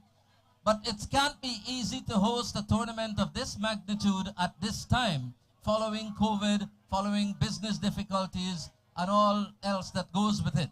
Also, I want to give a special thanks to all the people who, the support cast, to the Cricket for Life people, those persons on the grounds, for example, Mr. Rishi Singh and his team. Let's hear it for them, people involved with the grounds. Because at the end of the day, cricket is not played in your home. It is played on a field. And so many games on a limited amount of field in the last 4 days was probably some feat. And I want to really, point that out and say how special that is. To the umpires, the commentators, the supporters, the people who help with every little bit to make this possible, I want to say thank you very much. And look forward to see your continued cooperation. I was especially pleased in this tournament anyway to see the way the youths have developed to come into the tournament and have 2 wins, right? And even in the game today, for the first 5-6 overs, they probably caused a few sweats, right? So the youths, which is the future of the sport, I want to really say how much I am happy to see them stepping forward, winning games, but also, and most importantly, what I found with the couple of games that I've seen the youths play is their discipline and their behavior. And I want to say thank you for that. Because cricket is a game that really develops and really discipline and behavior and attitude is the most important things. And the youth guys, so Rishi, you and your coaching staff and the members of the cricket board, congratulations to all of you who have made such a good impression to me and to many others that we have a youth team that will ensure that cricket continue for many years and decades to come on this island.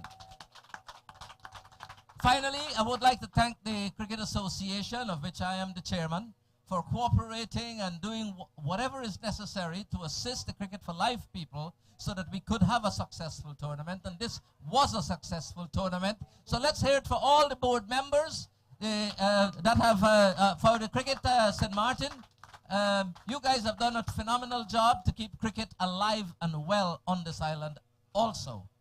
And I will now close by saying thanks to all the fans for keep coming out time and time again, regardless of all the problems and the circumstances that we have had. So to all the fans, congratulations to you, because without you, we can't keep the game going. Congratulations and all best wishes for greater cricket tournaments in the future. Thank you. Thank you, Mr. Maxud.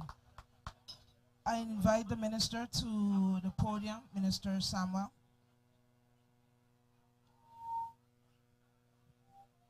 Good evening. First of all, let me say thank you to the Cricket Association and the Cricket for Life Foundation for making this event possible. Thank you to all the teams that participated. Congratulations to Spartans team, the winners. Again, we can give them a round of applause. And most naturally, they could not have won if they did not have a good team competing against. So for Motor World team also, congratulations. To the fans, most naturally, without you, it could not be possible. So continue to give the energy, continue to support, continue to be there for the players. And most naturally, I will continue to support also.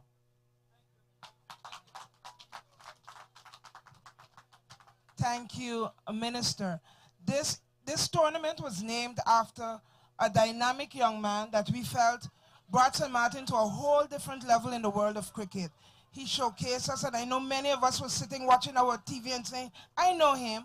And so, Mr. Carty, not the old Mr. Carty, the young Mr. Carty, we are extremely proud of you. wish for you much success in your future as a cricketer, and we know we'll one day see you in the headlights and you will represent us well. On behalf of the St. Martin Cricket for Life St. Martin Association, we would like to present you with this plaque. This plaque is in appreciation of all your achievements and continued achievements.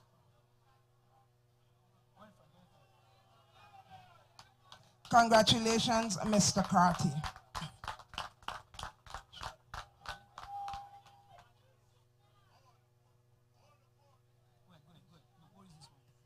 The next one is to someone that when you say cricket, everyone calls his name.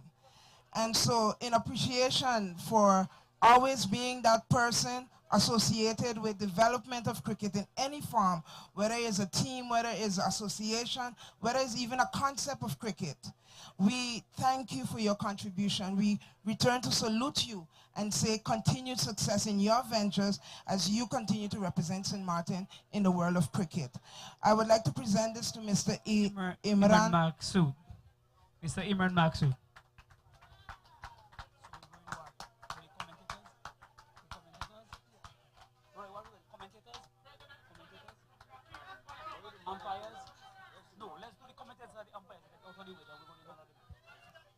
All right, so we want to honor our commentators for this tournament. We want to honor our commentators for this tournament. So first we call on Mr. Mervyn Leno. Mr. Mervyn Leno. Commentators. Mr. Mervyn as a commentator. Secondly, we want to call on Mr. Ainsworth Thomas. Mr. Ainsworth Thomas, can you come up, please? Mr. Ainsworth Thomas. Mr. Ainsworth Thomas. Mr. Ainsworth Thomas, can you come up, please? Ainsworth, Mr. Ainsworth Thomas. All right, so we call me Malicious Theodore. Malicious Theodore. Malicious Theodore. Next commentator. Malicious Theodore.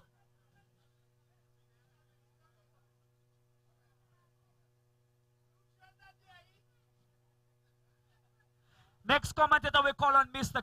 Carty. Mr. Carty.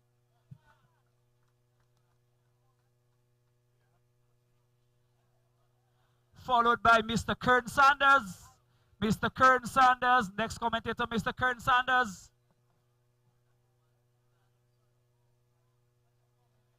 And we have Mr. Lambert Williams, a.k.a. Calambe. Mr. Lambert Williams.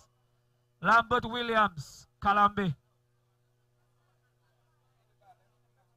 All right, so Mr. Lambert Williams is very busy at the moment. He's coming? Okay, he's there. Mr. Lambert is here. Mr. Lambert is here. Mr. Lambert Williams.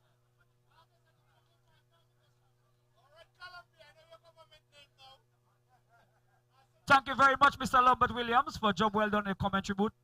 So we move on to the umpires right now. The umpires. So, Mr. Scotty, can you go forward and present that, please? We're moving on to our umpires. First umpire, Mr. Brian Hall. Umpire Brian Hall. Umpire, Mr. Brian Hall. Followed by Mervyn Randolph. Followed by Mr. Mervyn Randolph. Brian Hall is there. Brian Hall. Mervyn Randolph. Elijah, Mr. Elijah Stapleton.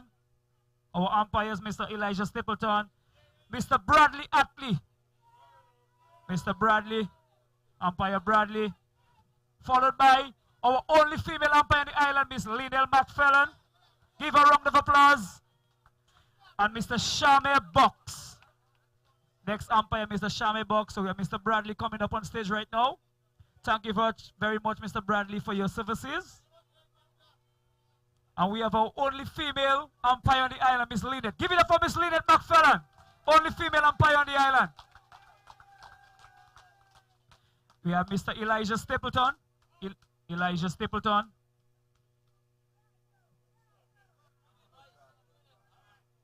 Mr. Shamia Box. We have Mr. Shamir coming up. Give it up for Mr. Shamir. And we have Mr. Mervyn Christopher. Miss Mervyn Randolph, sorry. Mr. Mervyn Randolph. Mr. Mervyn Randolph. Take over, Brent. Thank you so much, Shai. We're now moving over to the man of the match for every match. Our first match was between Sun Insurance, Jaguars, and Tug Bear. The man of the match is Mr. C. Ram. C. Ram is the man of the match in the first match. Mr. C. Ram from the Motor World. Mr. C. Ram, come forward, Mr. C. Ram. We need you on the stage. And this presentation is done by the Carib ladies. And each presenter will get $100 for the man of the match. Not this one yet. The semi-finals. The first match. First match. C. Ram. Okay, we have a mistake. Seventh match. Okay, so the seventh match, the man of the match, Mr. C. Ram. He gets presentation from the Carib ladies. For match number 1. Match number 1, the man of the match is Mr. John Luke. Mr. John Luke from the Jaguars team. Match number 1, John Luke. So the manager of the Jaguars team, that's Mr.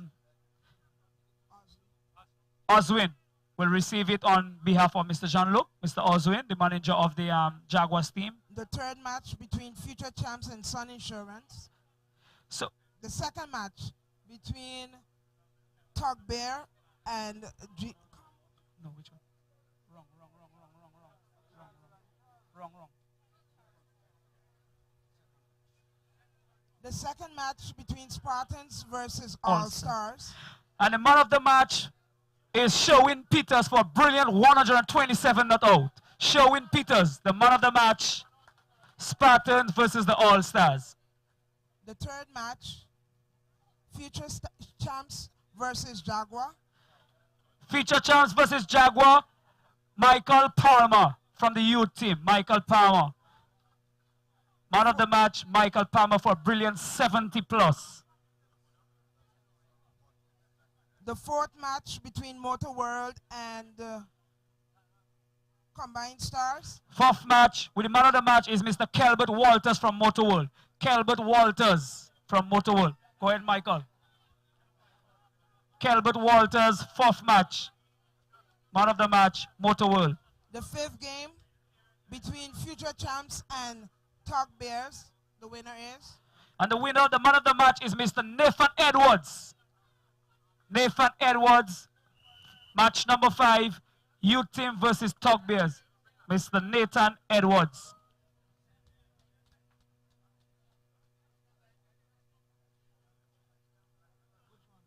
Match number 6. Match number 6.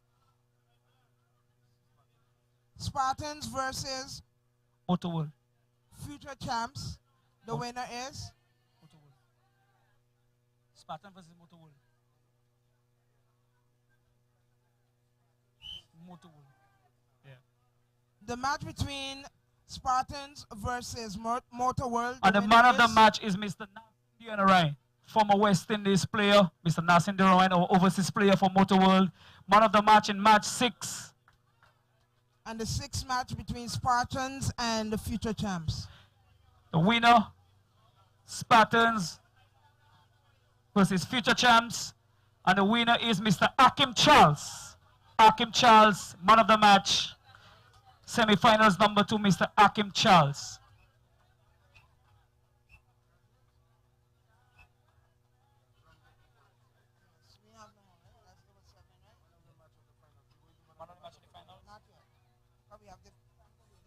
We would like to thank Carib for sponsoring and always being part of. Hey, give it up for Caribbean. Give it up for Caribbean. Thank you give so it up for much. Carib.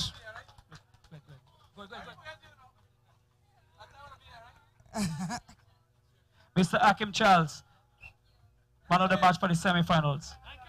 Thank you, Caribbean. Give it up for Caribbean. People, give it up for Caribbean. We invite Mr. Maksud and the minister he left, Minister and Mr. Elgin to step forward, and also Mr. President.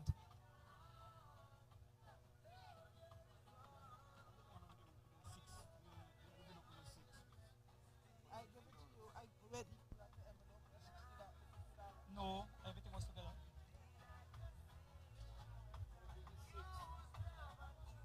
Shit, wait, go boy.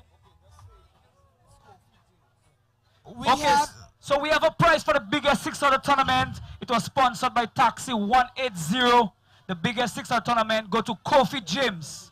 The biggest six of the tournament, Mr. Kofi James. I think it's from Antigua. That's the overseas player for the Spartans team. Mr. Kofi James, the biggest six of the tournament. $50 from Taxi 180. Just give him the envelope and tell him. Just tell him. Shake his hand. Just shake his hand, Mr. Carty. Mr. Kofi, we lost your envelope, so after the ceremony, we'll present your winnings to you. Give me this.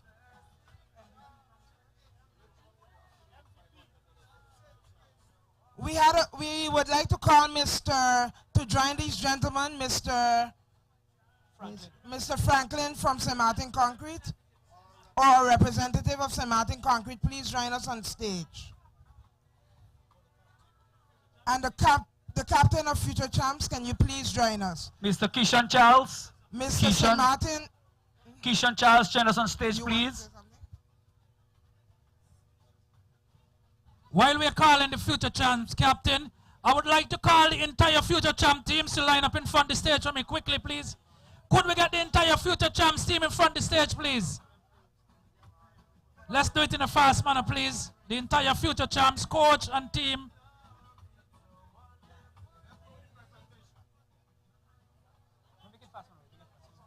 Yes. We have $500. Representative of St. Martin Concrete.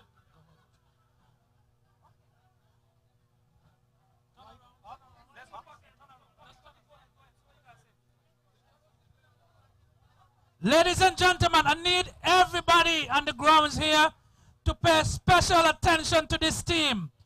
This team is called Future Champs.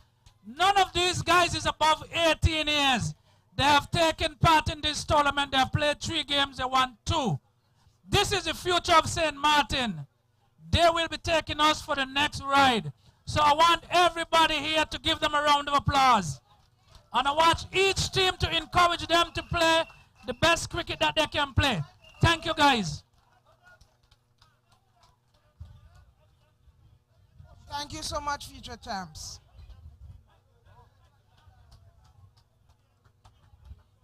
Thank you, St. Martin Motors, for always being St. Martin Concrete, Franklin, for always supporting Cricket for Life and cricket in general on St. Martin.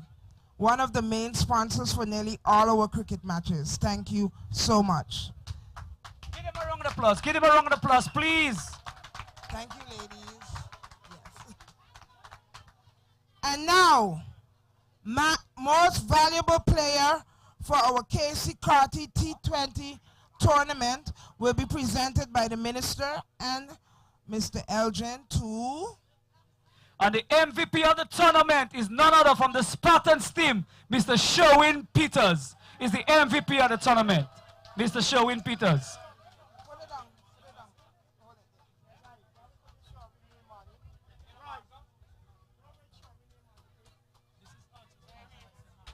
So this is the MVP of the first annual Keacy Carty T20 tournament, brought to you guys by Cricket for Life, the MVP of the tournament. So we have the next representative for St. Martin Concrete. This is also sponsored by St. Martin Concrete. Our next representative for St. Martin Concrete, can you please make your way on stage to help present us to Mr. Sherwin Peters? Hold on, Sherwin. Hold on, Sherwin. This is the sponsors. So the MVP of the tournament for the Keacy Carty, the first annual, brought to you guys by Cricket for Life, SXM. The MVP of the tournament, let's give it up for Sherwin Peters. Let me hear a round of applause, Mr. Sherwin Peters, the MVP of the tournament. Sherwin played some brilliant innings. 127 not out versus the All-Star team. This was the main contribution and earning him the spot as the MVP of the tournament. So we're going to call the second place winners. So Mr. Minister and Mr. President, we're going to present this to the runners-up of the tournament, the Motor World team. So when the captain, Mr. Shame, to come up, of the Motor World team, the runners-up of the tournament. Mr. Minister and Mr. President, this is a trophy for the runners-up. $1,000, again presented from St. Martin Concrete. So St. Martin Concrete, when you stay on. St. Martin Concrete representative, stay on, please. To present to Mr. Shame. I don't know. So this is the runner-up, the second place of the first annual Keacy Carty T20 tournament brought to you by Cricket for Life SXM. And the second place goes to Motor World. Give it up for Motor World. Give it up for Motor World. Let's hear a round of applause for Motor World. All right. Thank you very much. Thank you very much. So we call on the captain now. We call on the captain. Was it a winner take it all? Yeah, it was a win. No, but lately we got a sponsor who came in and made a second prize, and we have to thank St. Martin Concrete. People, give it up for St. Martin Concrete, please. Because it was a winner take it all, and St. Martin Concrete came in today and decided to pay a prize for the second runner-up. So now we have to call on the captain of the Spartans team, the captain of the Spartans, Mr. Kenroy David. Can you make your way to the stage, please? Mr. Kenroy David, the captain of the Spartans team. So we have a president for Cricket for Life, president of Cricket St. Martin, and the Minister of Sports, Mr. Samuel. He's going to present after three. You ready? Are you guys ready? One. And the winner of the first annual Keacy Carty T20 tournament, brought to you by Cricket for Life, is none other than the GA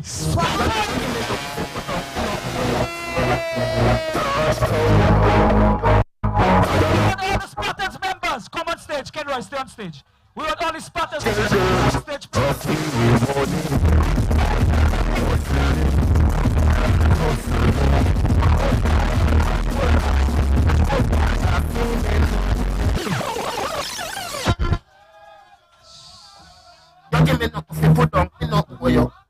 So this is the champions of the first annual Spartans.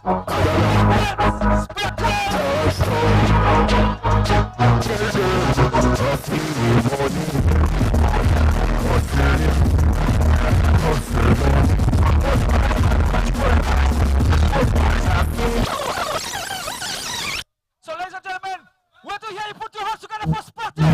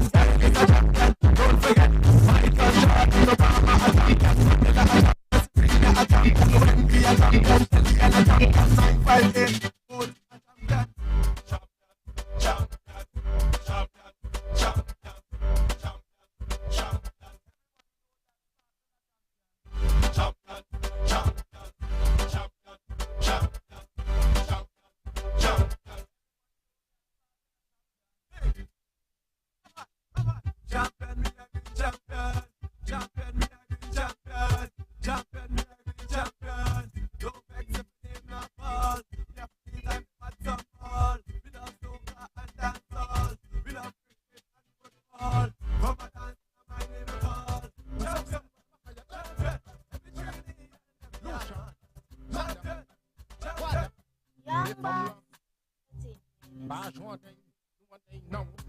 Fire one drop. Epic then fight it up. Look at the way come back Baba shop now. Come, fire one drop. Epic up. Then fight it up. Look at the way come back Baba shop. Bell neck, west gate aye. Who got the bell from go up aye. Good man, them where got it. Who nai aye. Where to that where it aye. Who near style the original. Press up the pop on ball. Who na chalet on the fair shall. Where emola or rasta man eme idol from. Press up your one drop. Epic up. Then fight it up. Who got the way come up Baba shop now. Come, press up your one drop. Epic up. Then fight it up. Who got the way come up Baba shop. Come, versa buene, descend buene. Versa roule bon ballon, on let it way. Wet bon c'est way. Comme car oui mais, ma pour toi loin.